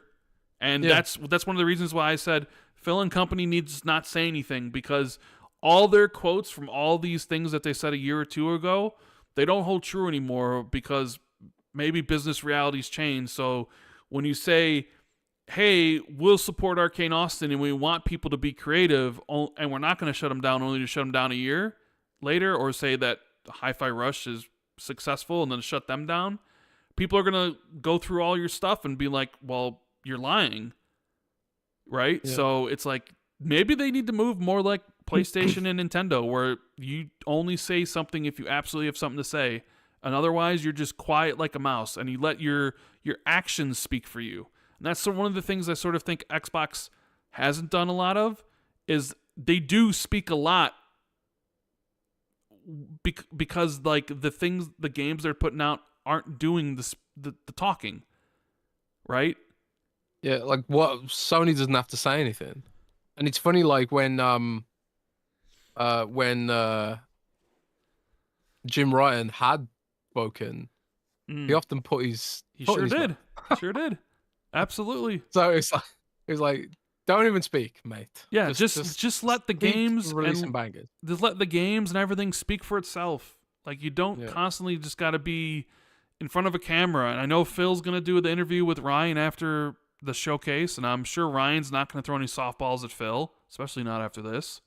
So It'd be interesting to see whatever Phil says to that. But honestly, like, they should just stop talking and just let the games and everything speak for themselves. I think people are tired of. They're tired of, like, oh, Phil and Aaron and Sarah and Matt said this, only to be like wrong a year later when something changes in the business, right? Yeah. But the thing is, though, like, if they came out next week and offered a blow by blow explanation of why Tango was shut down, would you want to know that? I mean, would kind of want to know that. I would. Yeah, absolutely. But they're never going to do it. Why would they do that? You know what else I'm surprised at? That there isn't a forward-speaking actual statement from Xbox in regards to any of this. Like, there's Sarah Bond's statement in that interview, which was, bad. But there's no, like, tweet from Phil or what have you at all. It was just a bunch of just silence. So I think, like, if I was them, I'd probably, like, come out and be like, look, we fucked up communicating this. This is the reason why we did this. And this is how we're going to help Tango employees and Arkane Austin employees. This is why you shouldn't be worried about XYZ. And assuming that, we shouldn't be worried about XYZ, that is. And just be like, and then just stop talking. Just stop talking, please. And then just hopefully let the games do the talking at the showcase. And let your studio speak and your dev speak, maybe. I don't know. Maybe it's just a lose-lose situation. Maybe. Achievement says, let's take a break from the future of Xbox questions. Jez, has Windows Central thought about going to a 10 or 200-point scale for reviews? I feel like a 5-point systems lack nuance. That is something I would like to see as an avid reader of the site. I hate our 5-point scrolling system. I hate it. And I've actually requested that we move to a 100-point scale like PC Gamer has. PC Gamer obviously is part of the same company that we're in. But, similarly to Tango, I can't get the investment for it. So we are stuck with a 5-point scale for the foreseeable future. It was the case actually back in the day on Windows Central that, again, when we were a startup, I was told that we didn't have the resources to add a review score system to the site. But back then, I had access to Windows Central's content management system backend, and I hand-coded our review scale system and just injected it I hacked it into the site. And I was just like, I told my staff, just copy and paste this code when you want to put a review score in. And I got in trouble. But then they were like, Jez isn't going to let this go. He's hacking our website. Put in the review score, so we'll end up having to do it ourselves. But I don't have access to do that in future. So, but yeah, I have thought about it. I'd love to do it. I can't do it. Sorry.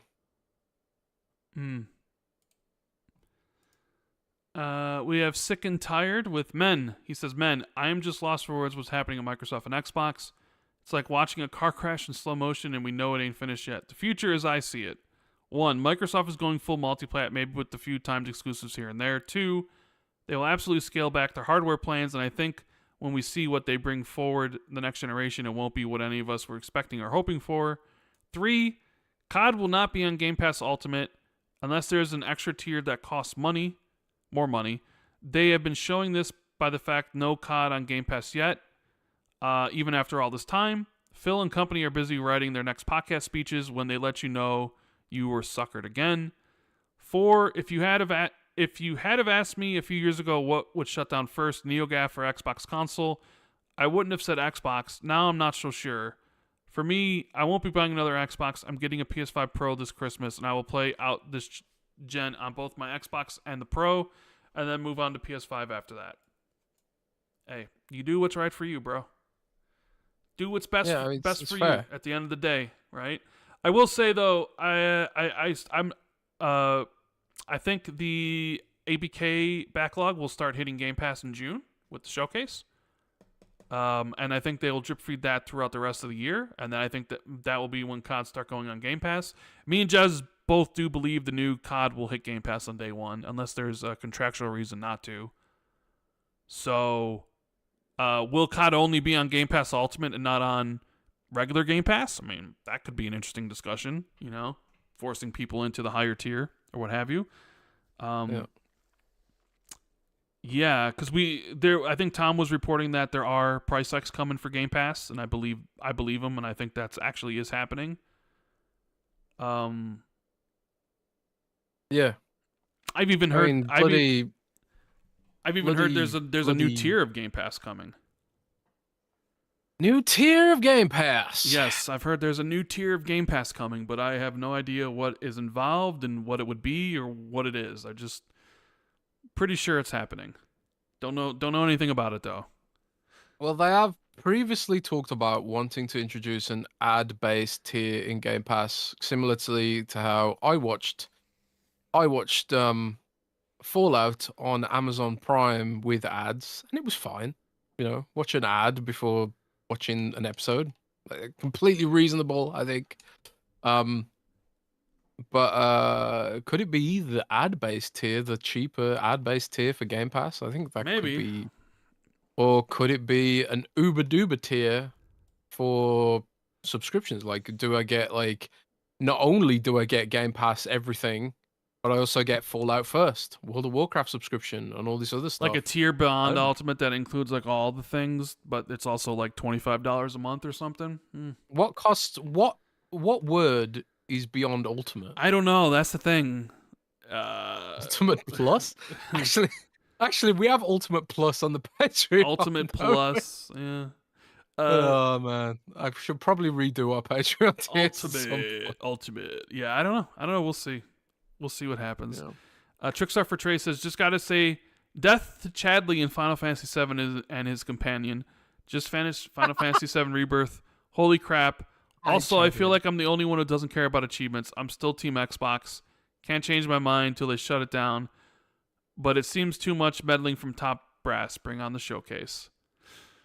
Yeah, I'll be getting the Rebirth at some point. Although I will have to say, I can't believe somebody started a petition on change.org to get me to play Cyberpunk of all games. Yeah, someone started a change.org petition to get Rand to play Cyberpunk. It's got 200 signatures on it, right? It's got over 200 signatures. I mean, I'm gonna play Cyberpunk, so that's you absolutely should. It's so good. I'm gonna play Cyberpunk, but unlike you, when I play a game, I play it all the way through and finish it. So that's a 100-hour commitment. So I gotta make sure that my schedule is clear. I'll probably play it after Hellblade 2, because I don't really think there's anything between May and June aside from Elden Ring DLC. So maybe I can slot it in after that. But I'm coming off of Stellar Blade, which has open world elements, and I still want to play Final Fantasy VII Rebirth at some point, which is a huge open world game. But yeah, Cyberpunk will get played for sure. Eric Gregory, can we talk about how every time Jez goes on vacation, something big happens? What's going to happen when Rand goes on vacation? Are Rand and Jez actually Satya and Phil? My condolences to Arkane. Dishonored is an inspiration of mine, and it's sad to see one of my favorite IPs hit the chopping block. Yes. Well, there's always a chance Dishonored could come back, although I guess Arkane Leon maybe would rather revisit something else. But yeah, maybe you're right. Maybe Dishonored never comes back, which is sad because it's such a fantastic game. I'm sad about Prey, man. I loved Prey so much. Yeah. I've got an art print, limited edition art print of Prey on my wall at home, and I've got the Mimic, TranStar Mimic mug as well from that game. So I supported the game, and I bought the merchandise to prove it. I guess the thing is, I'm just not gonna have to go on vacation just to prevent whatever bad things would happen or whatever. I'll just have to make sure, for the sake of everybody, watching and everybody in the industry, Rand will not go on vacation because you never know what would happen if I did. What sort of news would break? Yeah, but maybe you've got the opposite curse. Maybe like when there's an episode of Red Dwarf where they find two viruses, and one is a positive luck virus, and one is a bad luck virus. You think I have the positive one? Yeah, maybe you've got the good vacation virus where you go on vacation and something good happens, like Scalebound gets revived. Or and you have the bad one, huh? And I have the bad one. So when I go on vacation, bad things happen, like I don't know, World of Warcraft being shut down or something. Could you imagine? I would start crusade. I would start a crusade against Microsoft if they did that. You think we had to shut Dog and Co bad? You ain't seen nothing yet. If Microsoft fucks with World of Warcraft, I'm gonna go like nuclear. We had to shut down World of Warcraft to get more people on the Fallout games. You know, we had to transition some resources. I mean, I'm pissed enough about Prey and Evil Within, but like, fuck with Warcraft and that. I will go nuclear. I'll go nuclear, baby. We got Lewis. Another quiet, uneventful week, right? I just want to say that regardless of what happens to Xbox, we're always going to want to watch and listen to you boys at the end of the week. I mean, that means the world to us. Me and Jez definitely appreciate everybody who was watching, because we have had conversations where it's like, are people going to even care? Like, if people don't want to don't like Xbox, so they want to even listen to what we have to talk about in this podcast, and it's like, should we rebrand the name? But it's what do we even, you know? It's kind of like, I'm diehard Xbox to the last, you know, like Windows Phone. I'll be there. I'll be the last person playing on my Xbox. You know, I've got so many games on Xbox, so it doesn't sort of, it makes no sense for me to switch to another platform. And you know, if everything's going multi-plat anyway, like Ghost of Tsushima's coming on my laptop as well. Like, why would I bother switching platform? You know, it's like the opposite argument that I often get when people say, well, why buy an Xbox? You can just get everything on PC. Well, it's like, why buy a PlayStation? I can just get everything on PC. It's the same argument, right? But that's the thing. Like, we're going to be here. We're going to be trying to hold Xbox to account. We're going to be trying to make sense of their weird-ass decisions they keep making. And, you know, if Xbox ever did bite the bullet, then we'd still be here talking about gaming and games and the industry and drama, and there's always going to be stuff to talk about in gaming. So thanks to everyone who's sticking with us. And hopefully me and Rand still here in 10 years to celebrate the launch of Fallout 5. Wouldn't that be something? We got Steven when he says, when will we as Xbox fans ever just have a year or two of W's instead of this constant state of one step forward, two steps back? It's tiring. When Xbox purchased multiple new studios around 2018 and 19 and Bethesda in 2020, it felt like they were going in the right direction in terms of wanting to bring great games and content to its customers, and it was an exciting time to be an Xbox customer. They never even gave the time to properly integrate Bethesda into Xbox before going after ABK. They tried to do too much too quick. The ABK deal has changed everything within Xbox, and not for the best. There's too many eyes on the Xbox division now, within Microsoft and people outside of the gaming circle, and as an Xbox customer only, I'm very concerned about what's going to happen to some of my favorite studios, not only for the rest of 2024, but beyond 2024. It's worrying. It is. Yes. I mean, some of it's bad decision making by Microsoft. I think it'd be irresponsible to downplay the state of the industry in general right now. So some of it's that too. Some of it's the state of the global economy and the way that like different countries have different economic issues than others. You know, like the economic landscape in the UK is dire, you know, right now. It's absolutely dire. Like I saw a news report today where it's like, oh, the UK has exited recession after 2 quarters of recession. It's like, bro, when I go down looking my local high street, it does not look like we've exited recession. My local high street looks like Fallout. All the shops are boarded up. There's like homeless people everywhere, and it's not like what it was when I grew up, you know. And it's pretty bad when I grew up there, but now it's just like a whole nother level. There's something really weird going on in the global economy right now, where it's like the stock market seems to be up and up and up, and everyone's like, oh well, if the stock market's up, then everything is okay. But no one can afford anything. Like the weekly shop, like just buying food for the week for me and my girlfriend has gone from like 50 euros to 70 euros to 100 euros. And it's not like we're eating anything extra or buying luxury food. It's just basic shit like bread and milk. You know, there's weird shit going on across the board, and I suppose Xbox is kind of caught up in that. And it kind of sucks when gaming is supposed to be your sort of escape from all the bullshit of real life, right? But the bullshit of real life's coming real hard for Xbox right now, and Microsoft needs to do better. They need to do better for everyone that's been with them all this time and the studios they've acquired, and they need to prove that, you know, this was a good thing. This acquisition was a good thing. It isn't just like some, you know, Satya Nadella's latest fad, you know, like he's all about AI now and he's all about Call of Duty and multiplayer now. And what will he be about next week? We don't know, because Microsoft has this sort of attitude of like, you know, I'll change my entire strategy on a dime because I've got infinite money and nothing matters. Mm. We have Omen who says, do you think... Rant there? I mean, I love it when you rant, yeah. We got Omen who says, do you think the recent success of the Fallout franchise may have helped decrease the amount of studios that had to be closed? I mean, we talked a little bit about that. Yeah, we did talk about that, yeah. Just think so. Cbot says, hi guys, I wouldn't even know where to start with the Xbox cast except to say that a total air the conversation is needed. So I'll ask about a different leak this week that has me more excited.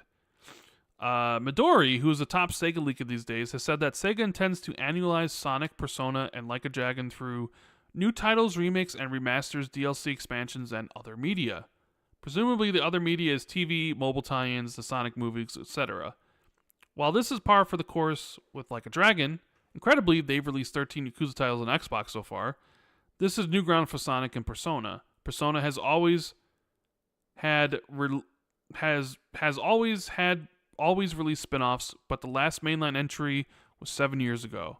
It's only since the debut on Xbox that we've seen any consistency in releases. I won't pretend to care about Sonic, but those releases have never had any real cadence either. It's exciting because the titles are always so high quality. The missteps for Like a Dragon and Persona are rare. Sega will basically be making me into their equivalent of a Call of Duty player. I'll likely be playing Like a Dragon and Persona every year until further notice. On the flip side, maybe I'll get burnt out on Persona games in the future, but maybe not. Are there any Xbox franchises, excluding Call of Duty, that would lend themselves to annualization? I know they have updates for a lot of titles, but people don't see them the same way, despite Xbox trying to position some updates as something very new. This positioning makes it hard to distinguish between whether to expect an expansion or completely new content sometimes. To my untrained eye, a game like Flight Sim 2024 looks like a little update with new activities unless they do something wild and create their own fantasy planet. Forza historically has a reasonably good rhythm for releases, but Turn 10 moves a bit slower than Playground. Meanwhile, Gears of War and Fable were both rumored to get collections recently.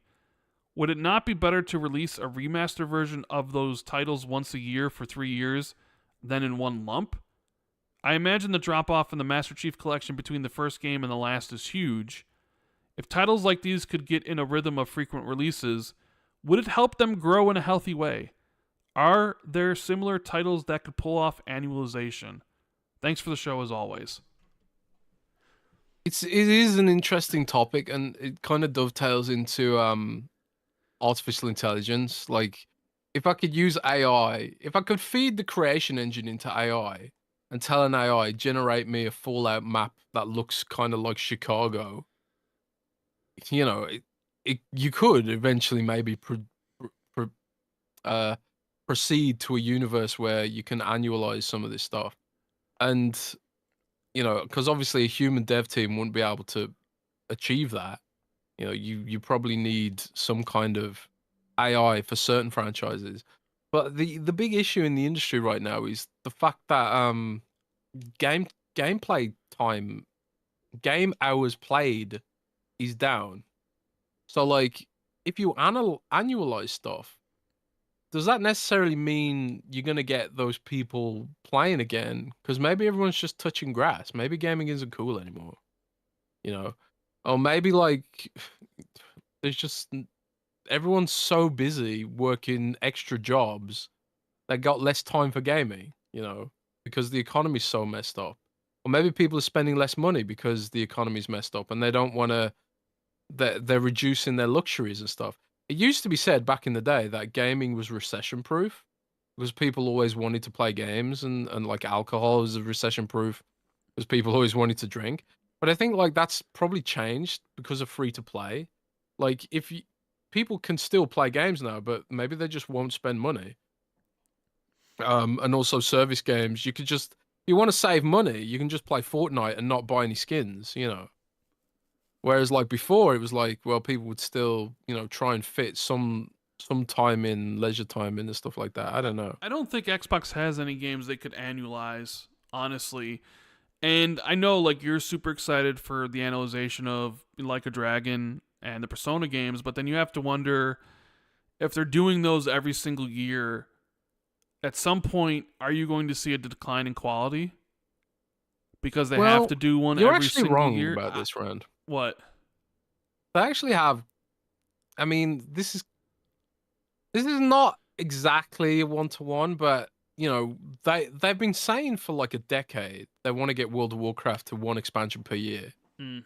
And they're almost there. I think they're kind of like I think they're managing a year and a half now.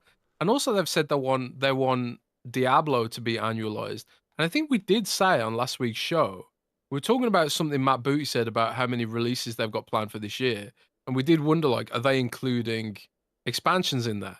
You know, so I think there is something to be said about annualized expansions for games. And obviously I think if we are assuming that Fallout is the reason for Tango, Well, you you're have to assuming assume that. I'm assuming that.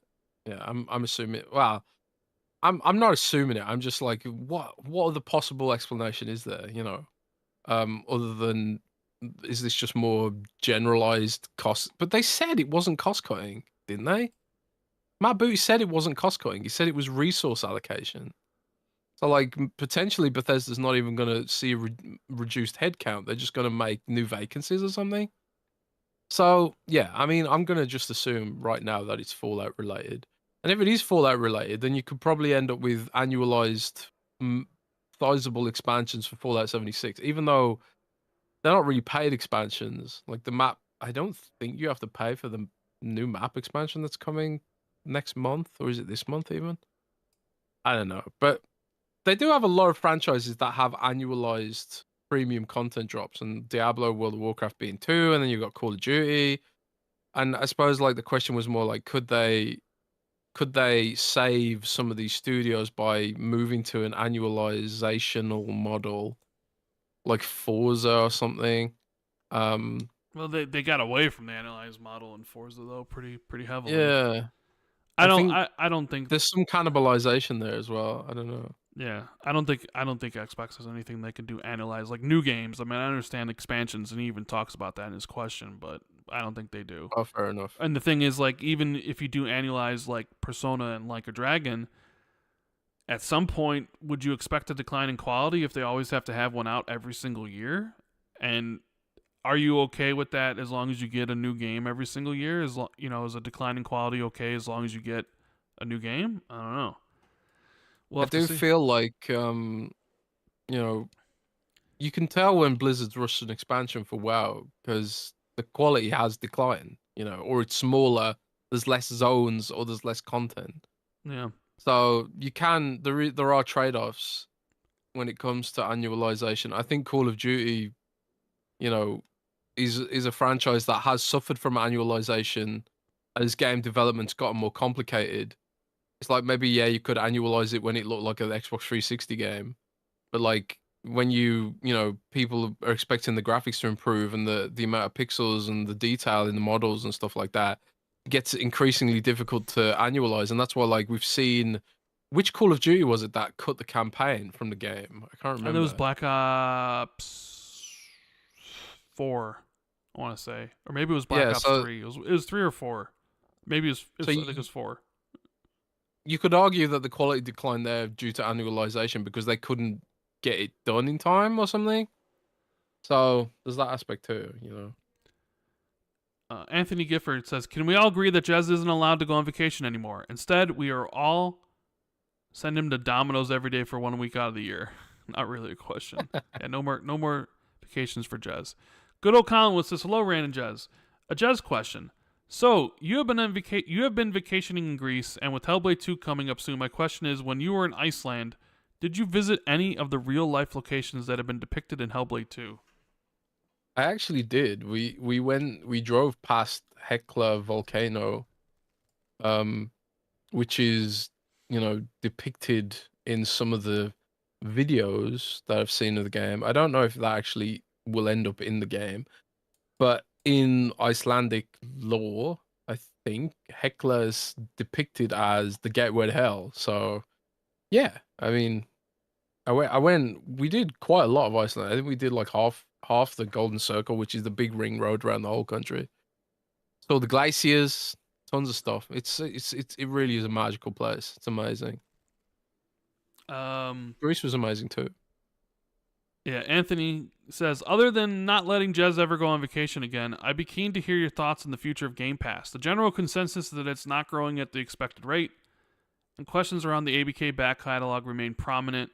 We are 6 months post-acquisition, and Microsoft isn't even drip-feeding the legacy ABK content into the service. And I'm not even talking specifically about COD. All that comes to mind is Diablo 4. Will a price increase in Game Pass result in people leaving the service, as studio closures assume less first-party content availability?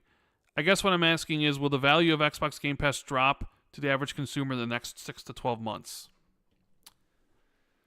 We have to know what the price increase is. If it's like a significant price increase, then yeah, it could be bad. But if it's like an adjusted for inflation price increase, I think people generally accept those as inevitable now. Like Netflix puts up their price every year. I got an email from Spotify recently that was like, "Oh, by the way, your price is going up." Oh, great. And then my bloody phone contract puts their price up every year. It's like, "Oh, hey, we'll do you a great deal on a contract," and it's like, "Oh, well, the great deal is no longer a particularly great deal." But yeah, it sort of goes back to what we were saying earlier about the cost of everything goes up, and you know that's also for Microsoft. Their costs go up, and yeah, they've got infinite money, but they need more money, man. They need all the money they can get. You know, poor Microsoft, right? But I think people generally expect inflationary price increases now. But if there is some kind of huge upheaval about what Game Pass is, and if it does become this sort of like, oh well, what's the value now? Then I think that could be a problem because obviously one of the best things about Game Pass is that value that you get out of it, and it would kind of suck if that was taken away. But I don't think they want to go down that route. I think a lot of the debate and conjecture about Game Pass is unfounded. I really think that 35 million times 10, they've got 35 million subs, and just assume an average price is 10. It's probably higher than that. I think most people are on Ultimate. But let's just assume it's 10 for the sake of argument, and also because it's much easier to do the math. That's like $350 million in revenue, annually. So that is, not annually, monthly. It's monthly revenue.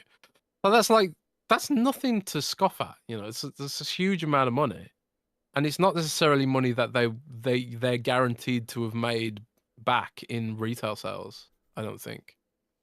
So yeah, I'm not worried about Game Pass in particular at the moment. But what was the other part of the question?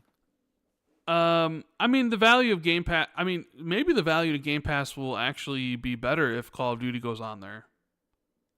Maybe the average consumer is gonna be like, "Oh, a game I actually want to play," right? Yeah, I mean, we saw this when they put Grand Theft Auto into the service. Yeah, it caused issues. It was the lagging. problem with like Game Pass is the biggest games don't go on there. And yeah, it's supposed to be like Xbox's own games in there, but Xbox's games have been hit or miss. Like, yeah, you'll get a HiFi Rush and a Starfield, but then you also get a Redfall and Minecraft Legends that don't do anything. In fact, maybe even,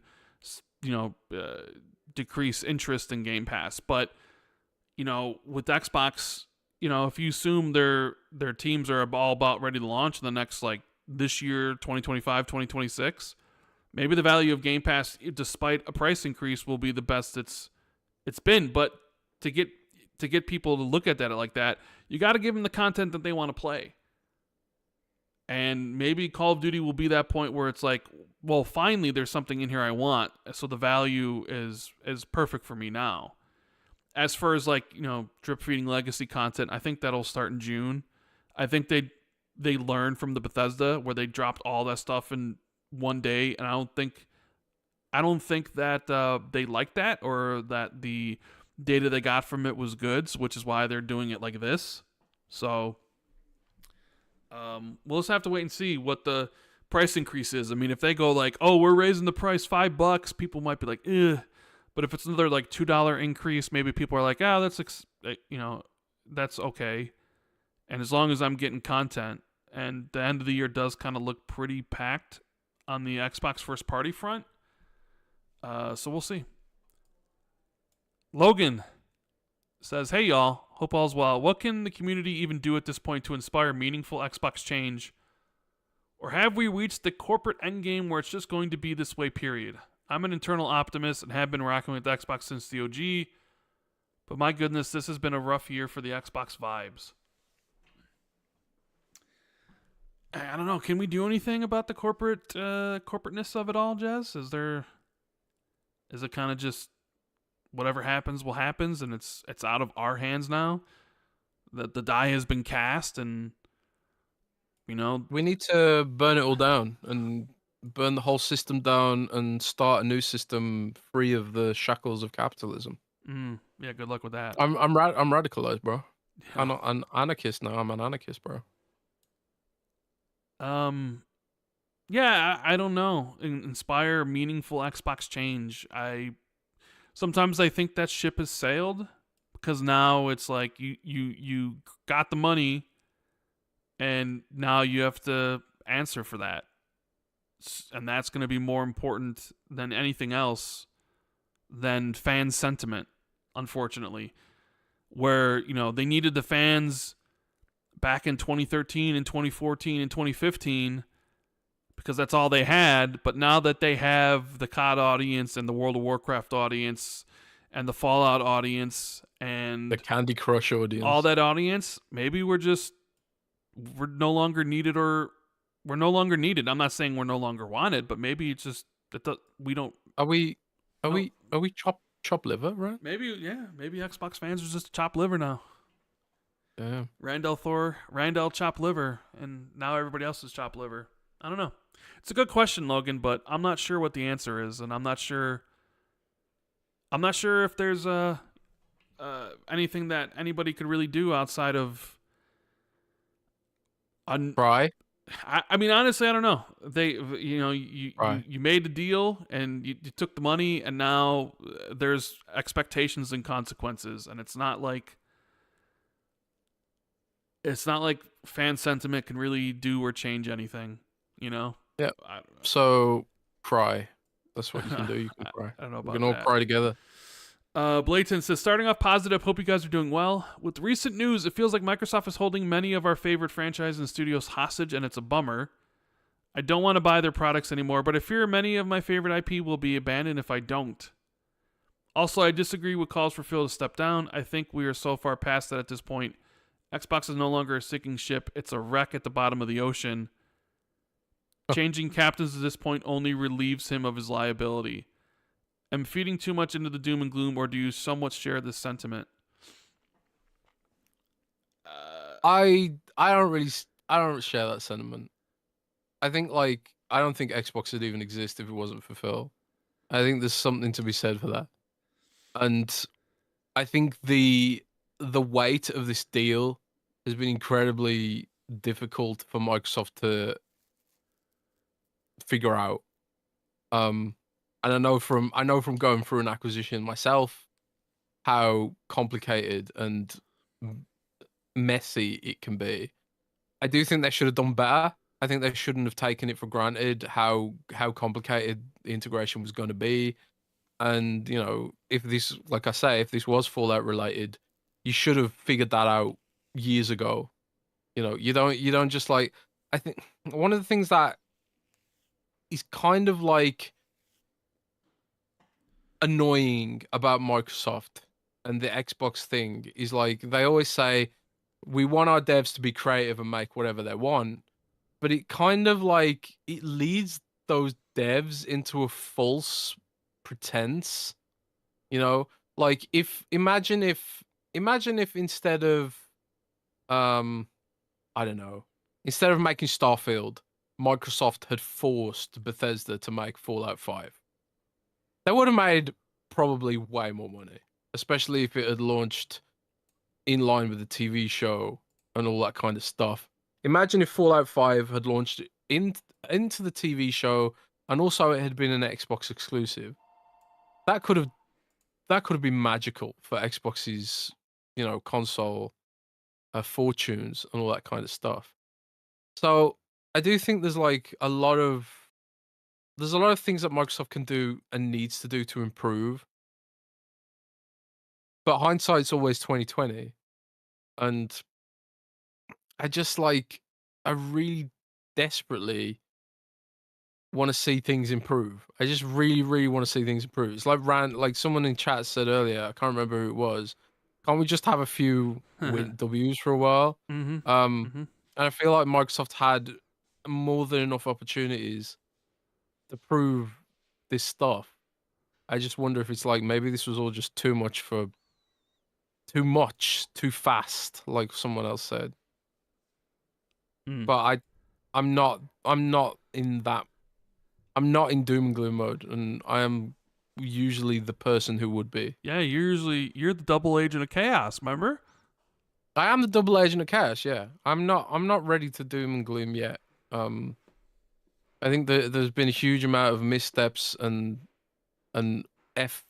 fuck up. I mean, I don't know why I'm saying F ups. We've said fuck so many times on this show. You're gonna get demonetized to fuck, Rand. Yeah, I know. But there's been so many fuck ups and all that kind of stuff. But we're on the edge of. I'm fascinated by what Call of Duty could do for Game Pass. I'm fascinated by what change that could bring about or not bring about. Maybe nothing happens. Maybe nobody cares. Yeah. I'm fascinated to see where that goes. So I'm sticking around for that. I mean, I'm kind of more optimistic. I'm also very much of a person who's like, it is. I want to be excited about everything in gaming in general. And if I'd sat there and I was just like, it's all coming to an end and it's all shit and it's all just garbage, I don't want to be like that. I don't like to think like that. You know what I mean? Yeah. So gaming is like my favorite hobby. Books up there too. You know what I mean? So no one reads books, Rand. I'd rather be more optimistic. I know some people will be like, this is the final straw. I'm not trying to talk anybody out of feeling how you personally feel. Like, if you feel like this is the end and I'm going to switch platforms, then hey, you do what's best for you. I'm not going to say you shouldn't. You do what's best for you and your bottom line and your future and how you feel. And some people are definitely feeling exactly how Blyton feels about, essentially like, I don't want to support them anymore, blah, blah, blah, blah, blah. Am I at the point where it's like, this is the end? I don't think, no, I'm not. But you're really, really, really starting to like test my, a little bit. Understand. Yeah. Like I'm like that point where I'm like looking at people and I'm looking at these decisions and I'm just like, I don't like this at all. And if it keeps on going that direction, like if we have something in a couple months where it's like, oh, by the way, Ninja Theory shipped their game, they're closed. And you know what? We're actually not continuing with Clockwork Revolution, they're closed too.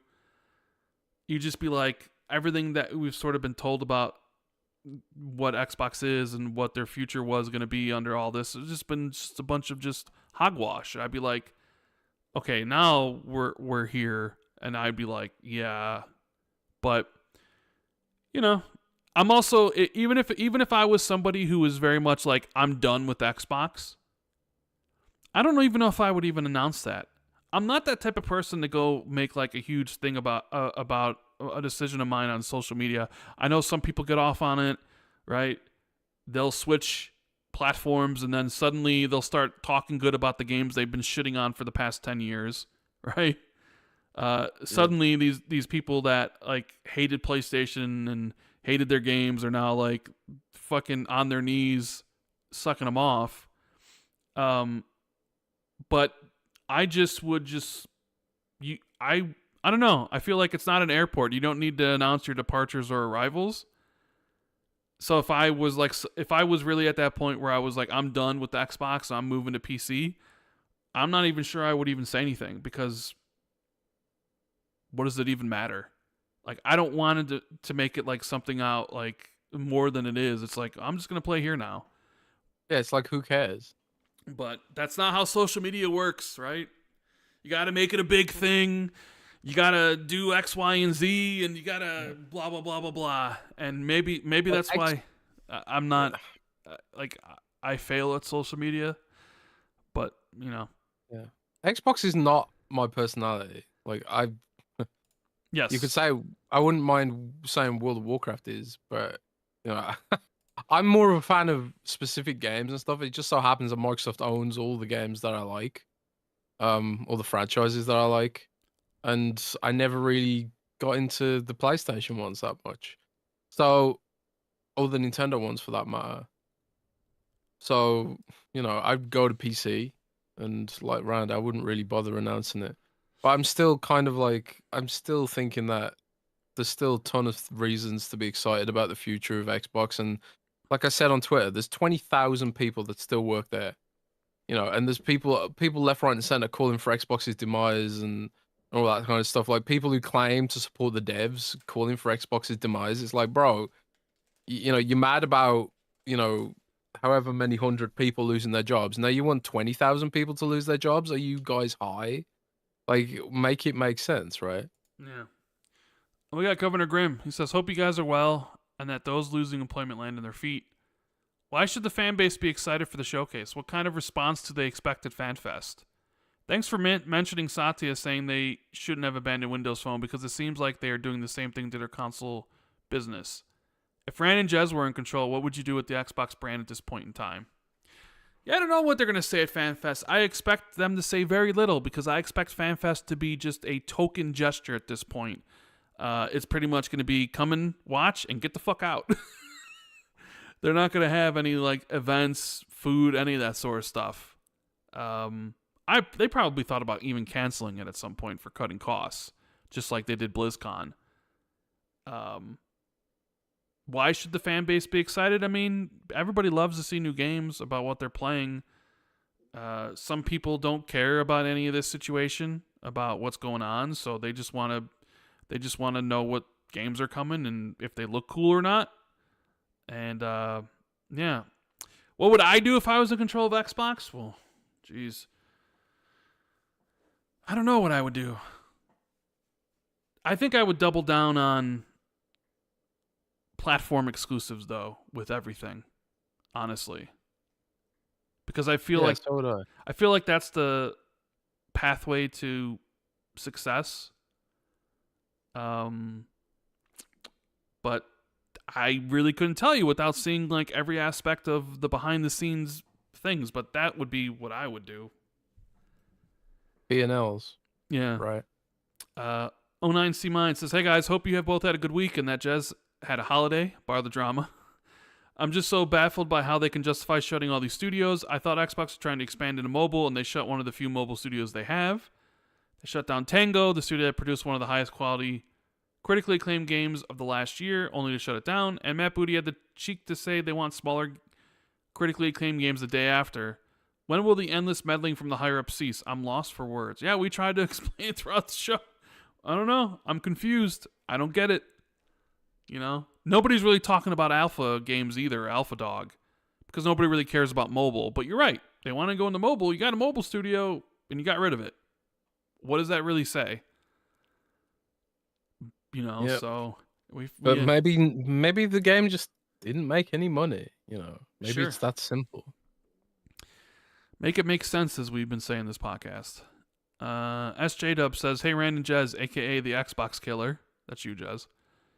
Can we send all the Patreon money to Jez's girlfriend as an apology gift since Jez is now banned for life for taking a vacation? I'm scared to think about what will happen next if Jez is allowed to go on another vacation. On the side note, the Bears Season 3 has release date. I'm hyped. Oh, man, so am I. It's like end of June. I'm so stoked for Bears Season 3. Bears? Yes, but it is unfortunate that you can't ever take your girlfriend out on vacation again, Jez. I'm sorry. It is what it is, man. Yeah. It is what it is. Just James 93. Hello, Jez and Rand. Firstly, I just want to say thank you for being here during the hard times of my real life. Your podcast has helped me through hard times. Well, thank you. Thanks. That means so much to me. It means a lot. Yeah. I remember the day I found you saying when the radio was rubbish, I said, okay, Google, find an Xbox podcast. It was an episode Jez had COVID, and you had Lord Cog, Fonz, Gaz, and Attic talking about Starfield. My question is, when will you have a guest show like that again? Does Jez need to almost die of COVID again? Well, Jez isn't going to be here on Friday, so I'm probably going to have friends on Friday for sure. But usually it's when there's a lot going on in a week. Like, for instance, the showcase week. We're going to do a show after the showcase, which maybe means we don't need to have a show later in the week, but we probably will, so we'll probably get people on to talk about it, right? So it's usually when weeks when there's like a lot of big stuff where we have to do a show earlier in the week, and then we'd still do like the regular show later on, but with people. So I'm sure if I do a show next week, I'll have some guests on for sure, because otherwise I won't be doing the show, right? CJ says, "Hey guys, Jez, hope you had a nice holiday. I've just come back from Italy today. Glad there wasn't much news this week while I was gone." Yeah. Banana Peel Jack says, "This week has been yet another tough one for Xbox. PC has been my primary gaming platform for 20 years, but I've always loved Ninja Gaiden, so I bought an Xbox in 2004 to play the newest game and have loved the platform ever since. I've supported Xbox for 20 years, and even though they have made their share of mistakes, it is still my preferred console platform. I think the studio closure decisions this week were partially made above Phil's head, but it seems like whenever Xbox releases a great game or does something good, most recently with all the Fallout hype, they immediately strike a match to light everything they did and all the goodwill on fire. Do you think the problems lie with Xbox leadership or high-ups at Microsoft?" I think it's a bit of both. I think Microsoft's corporate structure makes it difficult for Microsoft to actually deliver consistently. I think that's a big issue across Microsoft's entire culture. That probably needs to be fixed, and that'll actually be the subject of my article that I'm planning to write about all this debacle. But I don't know. I think Microsoft's doing a lot of soul searching right now. I think the Xbox people are. Whether it was like the right decision or whether it was just communicated really badly, and maybe could they have done something differently or whatever. How transparent did they need to be? Do they need to even say anything at all? Did Sony say anything about the studio closures that they did?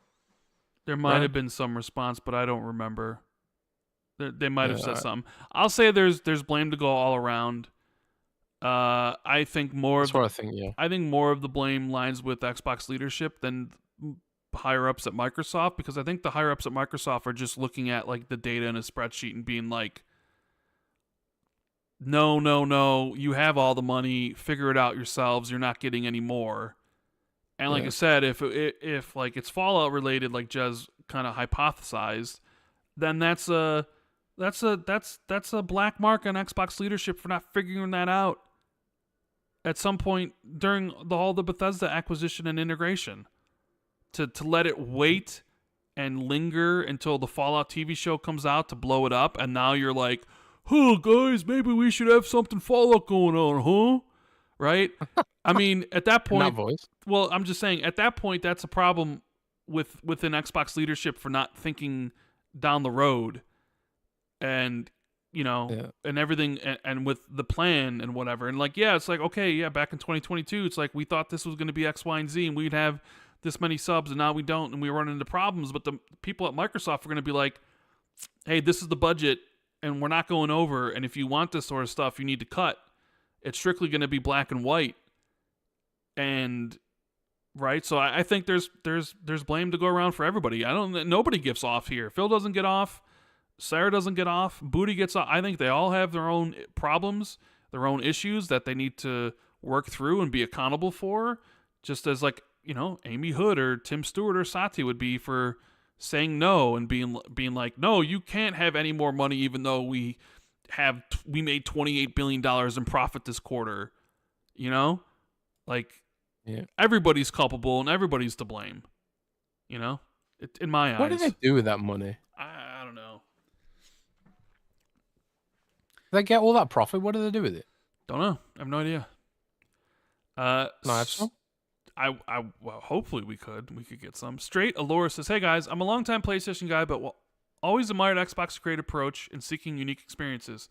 I've watched every Xbox 2 since the Big 4 in February because I've had a lot of time and some friends in the industry, and you guys give some of the most right-minded and sensible analysis and realistic outlook, and I respect and appreciate. Well, thank you. That's very some nice praise and for the show and for Jez. I mean, it's not for me because I suck.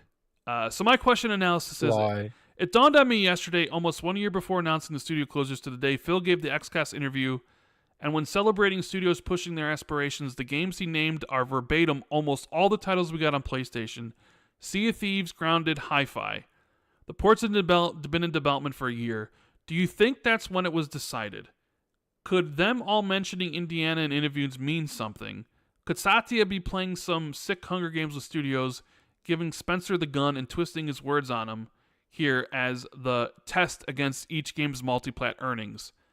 I thought games would come in small waves that little by little approach larger entries in more sensible, easier approaches. Games that already had PlayStation builds would be cheaper, like Redfall or later Starfield. Wave 2 being Killer Instinct announced at EVO, Flight Sim, Ori, Redfall, and something else, Age of Empires.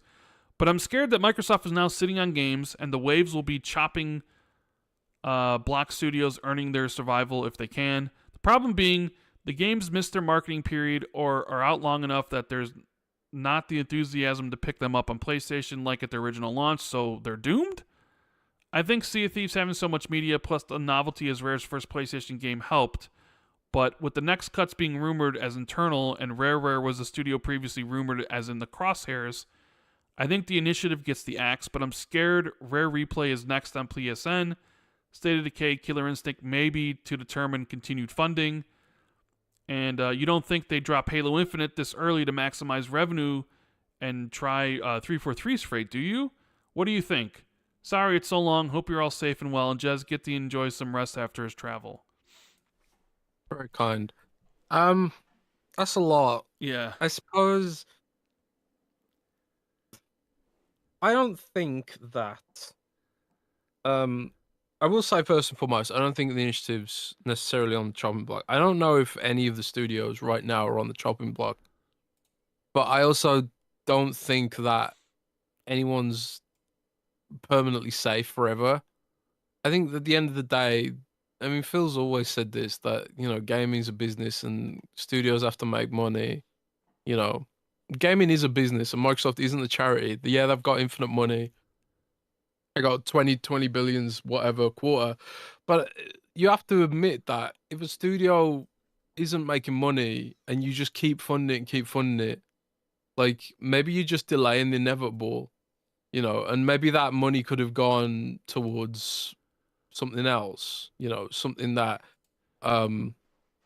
would have thrived, maybe, just to, play devil's advocate on that one. But at the same time, I don't know. There's quite a lot to that question. I don't even know where to start with. Yeah, well, Rand, you got a better take. I mean, I've seen like, okay, if you look at HiFi Rush, in HiFi Rush, Sea of Thieves, Grounded, and what was the other one? Pentiment all came to PlayStation and Switch. Does that mean, I've seen some people talk about this, and I think even the question sort of hints at it, if not outright says it, but do you think those studios were the ones on the chopping block? It's kind of what he's Oh, I get, get like. you.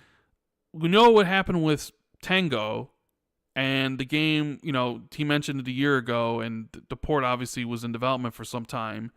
And maybe it didn't. Maybe it's like they got the data back from PlayStation and it didn't sell, and they're like, all right, well now we can't float Tango for X amount of years anymore for 2, so we got to get rid of them. Does that mean Obsidian and Rare are on the chopping block?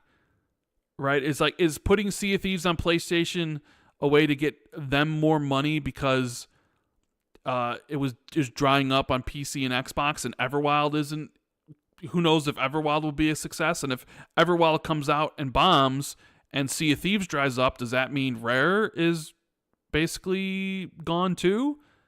And like I've seen people talk about that. It was like, does it make sense now that like are these like sort of tests to make sure that the studios that are making them like stay solvent and you don't shut them down in a way?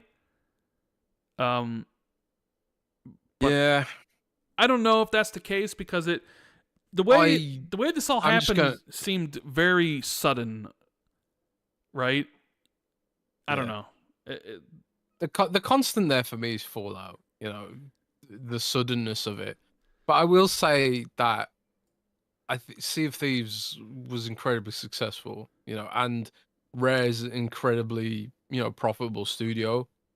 So I wouldn't assume that the 4 games were chosen for that specific reason.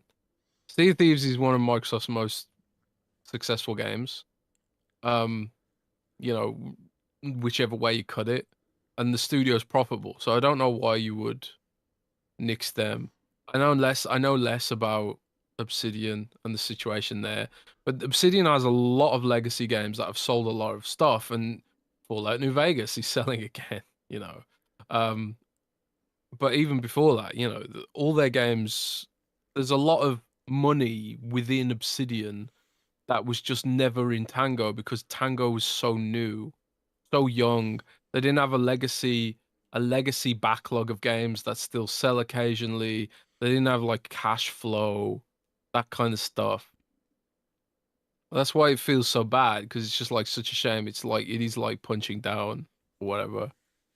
But I don't know. We got Parker I Petrov. don't believe that can. I don't think you need to worry about Obsidian or Rare being on the chopping block, especially not Rare. He says, hello, Rand Jez. It's been a rough week on Xbox streets, but one thing I've been left wondering is what did people actually expect? Layoffs are always horrible, and I feel for everyone laid off. However, Tango Gameworks being closed isn't all that surprising. Evil Within is their best-selling title, and it didn't sell all that well. Evil Within 2 sold even worse than Evil Within. HiFI Rush, for all its accolades, is their most played game at over 3 million people, but that's not units sold, just people who booted the game up. And Tokyo Ghostwire launched on PlayStation, largest console platform, before coming to Xbox, and didn't sell well. Pre-orders of HiFi Rush and PlayStation haven't been brought up, which kind of says all you need to know about those numbers. Arkane Austion made Prey, which hardly anyone played or bought despite being a fantastic game. And they also put out Redfall, which is the kind of release you traditionally see studios closed over. Redfall was just not bad, but horrifically bad, to the point where it damaged not just the studio's reputation, but Xbox's as a whole, which led fans to ironically call for it to be closed and for people's heads. The 2 studios people are most upset about haven't done anything profitable in a decade, if ever. Even before coming to Xbox, they weren't profitable in the respect that people weren't buying their games. More people are upset about the closing of these studios than actually played a game released from either of these studios. What industry allows companies to not make money, run at a loss, and stay in business? Creative freedom comes with creative risk. Sometimes that creative freedom provides just enough rope for you to hang yourself.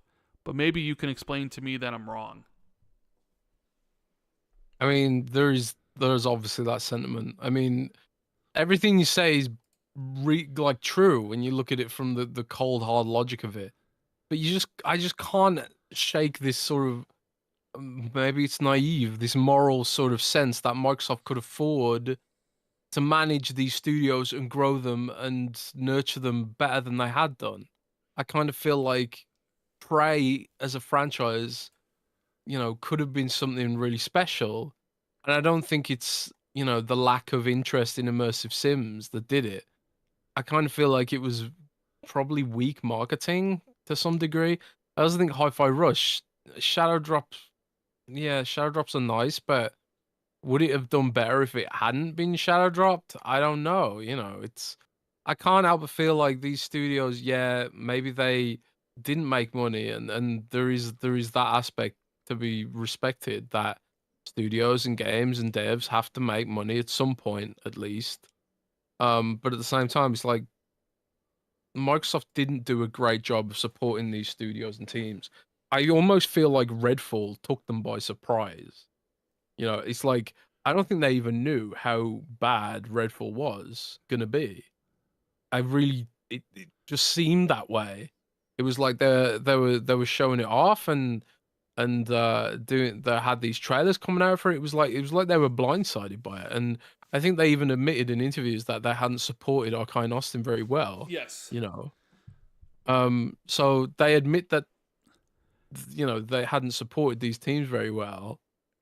And even said they weren't going to shut them down either, and that they would support whatever they came up with next. Yeah, but something changed in the recent weeks, and that something is the Fallout TV show blowing up. You can't ignore the fact that Fallout has 3 of the top 10 best-selling games in Europe right now. That is just insane. That's an insane opportunity, and they have to be connected. Right. I'm convinced about this. Well, Parker presents like the business realities, right? Those are the business realities. Like, hey, look at these things. Nobody bought, nobody played them, and it's been like that for a while. What is a company supposed to do? They can't float them forever. So it's like you can't really like say you're wrong and all that, because what he's saying is right. It's just that people thought it would be different under Xbox and Phil, and what they said and what the things that they've talked about, like supporting creativity, not shutting down Game Pass being Arkane, Game Pass being a buffer for all that sort of safe stuff. harbor, yeah. And it made it seem like, oh, Xbox is the perfect place where you could have an Arkane Austin make a game and not sell as well, because Game Pass would it adds value to Game Pass. Yeah, and not subsidize it, but it would basically like it's just part of a whole, right? But really, you're also talking about one of the reasons why Bethesda is probably looking to sell, because they had all these studios that probably weren't selling a lot of games, and the industry was changing, and the head of the owner of Bethesda, I think, was getting sick. So it's like, okay, we need to do something. So yeah, and the business is the business. So it's like, you're right with everything you're saying here. Nobody's saying you're wrong, but it also feels very cold, very calculated.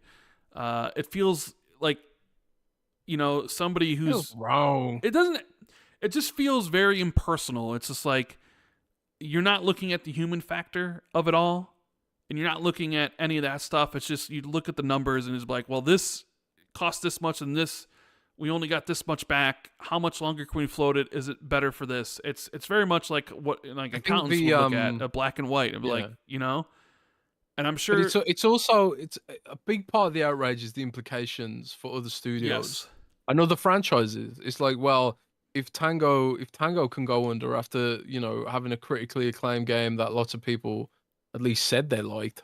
I openly admit I never finished HiFI Rush. I did. It's not. I love it. It's just not my kind of game. Like I don't have good rhythm, so I didn't get a lot of the combat, and I didn't finish it. But I love the Evil Within, and I've got Evil Within merchandise, and I got the art book is amazing, and I would have loved to. I was holding out hope that there was all these Evil Within Easter eggs in. I think I even wrote an article about the Evil Within Easter eggs in Hi-Fi Rush, in hope that there would be an Evil Within 3, but Shinji Mikami didn't want to do it, seemingly, and it just never happened. And it feels like there must have been another way. It just feels that way. And also the implication is that, like, well, if we're losing Prey and the Evil Within because Microsoft potentially mismanaged these studios, who are they going to mismanage next? you know, I think people like a lot of people who are sort of like, oh, who cares about Tango?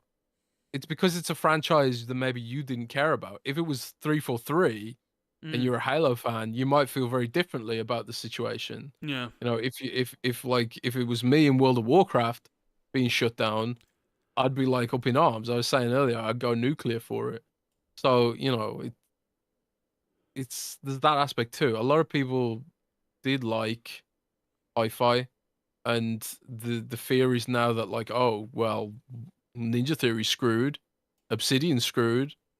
What are these studios that can't compete with Fortnite and Call of Duty? They're all screwed. That's the kind of the potential implication. Is it like any studio that doesn't bring in everything's under threat? Call of Duty money or like, you know, Doom money or whatever? It makes it seem like all that stuff and all the things they've been talking about for years is just basically at an end. Because if you justify, like, well, HiFi Rush didn't sell, and neither did their other games, we're going to get rid of them, is Hellblade 2 going to do that much better than HiFi Rush? It's going to be on Game Pass, so it's probably not going to sell very much. Is it really going to get a lot of new subscribers, or are the people already interested in Hellblade 2 already subscribed? So what's the likelihood of, like, Hellblade 2 being a financial success for Xbox? I don't know. And you answer that question, Parker, like, maybe the answer is it won't be. And then you're going to have the studio, the accountant who's working the books being like, hey, nobody bought Hellblade 1 or wasn't it whatever. And it's like, yeah, they're not worth it. And that's what people are kind of looking at. Like, well, if you're doing this to this ones, what about all these other ones? And sometimes it's more than just straight black and white math. But yeah. How many more super chats? We got two more Patreon questions, and then because it's getting late and I'm getting tired, and I know you're getting tired. Lee Sanders, not got a question, but I just feel a little deflated. Games I have absolutely loved across Xbox: Sunset Overdrive, Rise, Quantum Break, HiFi Rush. Not sure why my luck in getting invested in these certain games and new franchises seem to just end up being pushed to the side in favor of others. I'm worried now that my love for my local company Ninja Theory and my all-time faves Double Fine are in the same camp as the studios in the firing line. Hell, if it wasn't for Sea of Thieves, where would Rare be at? I guess it's just hard time to be positive when Hellblade 2 release and the showcase are just happening within a month, yet this news happens. Absolutely. Yeah, absolutely. Hugh says, hello, gents. I'm sure you likely discussed this, but just asking in case it doesn't get touched on. In your opinion, why don't you think Tango had an opportunity to go independent rather than close? Johannes clearly had ideas for HiFi Rush 2, and its previous critical acclaim, including a BAFTA, clearly demonstrated it had precedent for a sequel. I just hope Johannes can heat up another project somewhere else. Also, do we think this is the end of Xbox's relationship with Japan? Surely they won't try to acquire more Japanese studios after closing one of the best around. Yeah, we sort of touched on... We did. Yeah, and I would imagine it's more like... It's probably more complicated than we realize. I don't know. Like, maybe they needed to get rid of these things now and get them off the books now. Free up the money now. Where maybe the talks with... Toys for Bob were going on for a bit, and they had more time to be able to be like, okay, this is what you want to do. Okay, we'll do it. I'd be interesting to know, like, maybe Hogue Law would know more, or somebody would actually know the more ins and outs of, like, business business stuff. Or like, I think Toys for Bob had money bound up in it as well.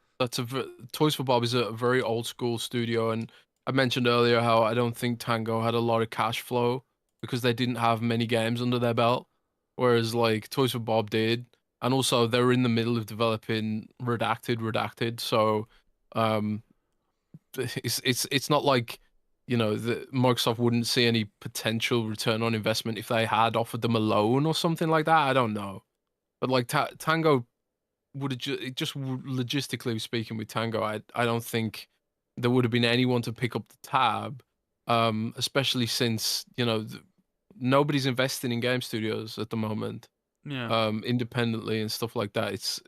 We've heard about Epic Games aren't giving back anymore, Game Pass isn't giving a bag anymore, all that kind of stuff. So the economy's screwed. We're all doomed. We got Keyshawn Happy Thompson, holidays. member for 29 months, says 3 things. 1, woo, 29 months. 2, do you think GTA 6 is going to Xbox for marketing? I would say no, but he says Sarah mentioned them yesterday, but I think she mentioned it more in the sense that like, oh, it's a good place to play them. I don't think they'll have the marketing for it. And 3, my faith in Xbox is wavering. Fair enough. Cheesy McSqueezy. A lot of people in the same situation. $5. With people wanting leadership to be fired, can we agree the marketing department needs to go? They've done a terrible job making people aware of the Xbox brand, similar to how people have a PS5 and Nintendo Switch in their minds. Last time I taught TVF for anything, Xbox was back for blood in 2021. Oh, wow. Yeah, everyone, there's always the talk about marketing and are they doing enough for Xbox and stuff. And even, I think you said you saw like a Hellblade 2 ad on Reddit? I did. I saw a Hellblade 2 ad on Reddit. I was shocked. Yeah.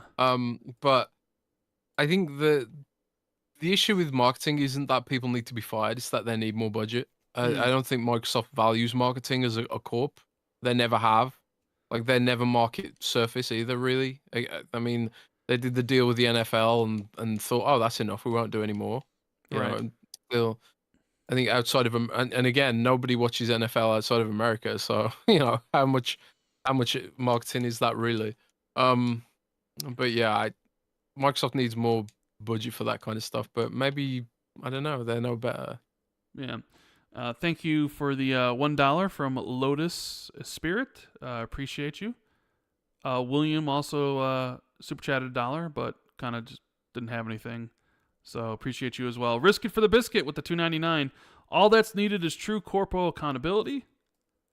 It's true. And We need to change the entire system. Sylar says, this co-development is weird. Why do they need help on shooters? Naughty Dog doesn't ask Santa Monica for help and vice versa.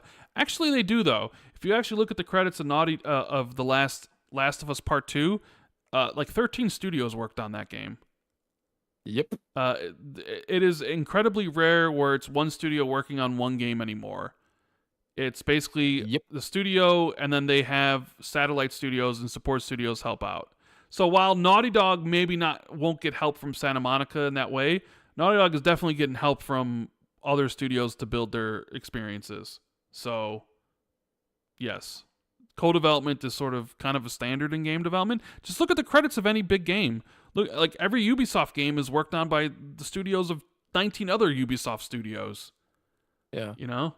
The days of like one studio making the single game and doing everything in it is pretty much over and done with. This is how game development is now, and that's why, like, increasingly I wonder if Tango was just too far away to be included in that engine.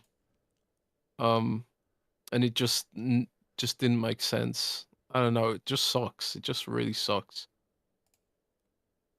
Yeah. Whatever the reason. Anyways, I think we've come to the end there, and we're almost at 5 hours, I think. Jez. 5 hours? Oh, I think we're almost at 5 hours. Yes. Ow. I don't know. I'm saying we're almost at 5. This is all your fault. I mean, you wanted to be under 3. I did. I asked for it to be under 3. Andy, I did. I said under 3. Yeah. So, but yes, well. Thank you guys so much for being here and then listening to us ramble about all this stuff for basically 5 hours. We appreciate each and every one of you. It means the world that you decided to check out the Xbox 2 podcast today or tomorrow or whenever you check this out, whether it's on YouTube or on Spotify or on iTunes. You know, hit the like button, subscribe. If you're on the audio platforms, leave us a review or a rating. We will be back on Tuesday with a Patreon show, for sure, I think. And even though Jez won't be here on Friday, I should be here with some of my friends to talk about whatever's going on. So that should be a lot of fun. But yeah, it's been a tiring 5 hours. It's definitely been not a week I want to remember. No. But let's hope that Microsoft never does anything bad ever again. Yes. So and then next week something's gonna happen. Oh god damn. Thank you to Manscaped for sponsoring this episode. Use the code XB2 for 20% off at the website for everything on the store and free shipping. Thank you to all the Patreons. Your support is much appreciated. And we will see you next week. This is Xbox 2 episode 315. Out. Keep it gaming, everyone. You guys. Later. Thanks, everybody.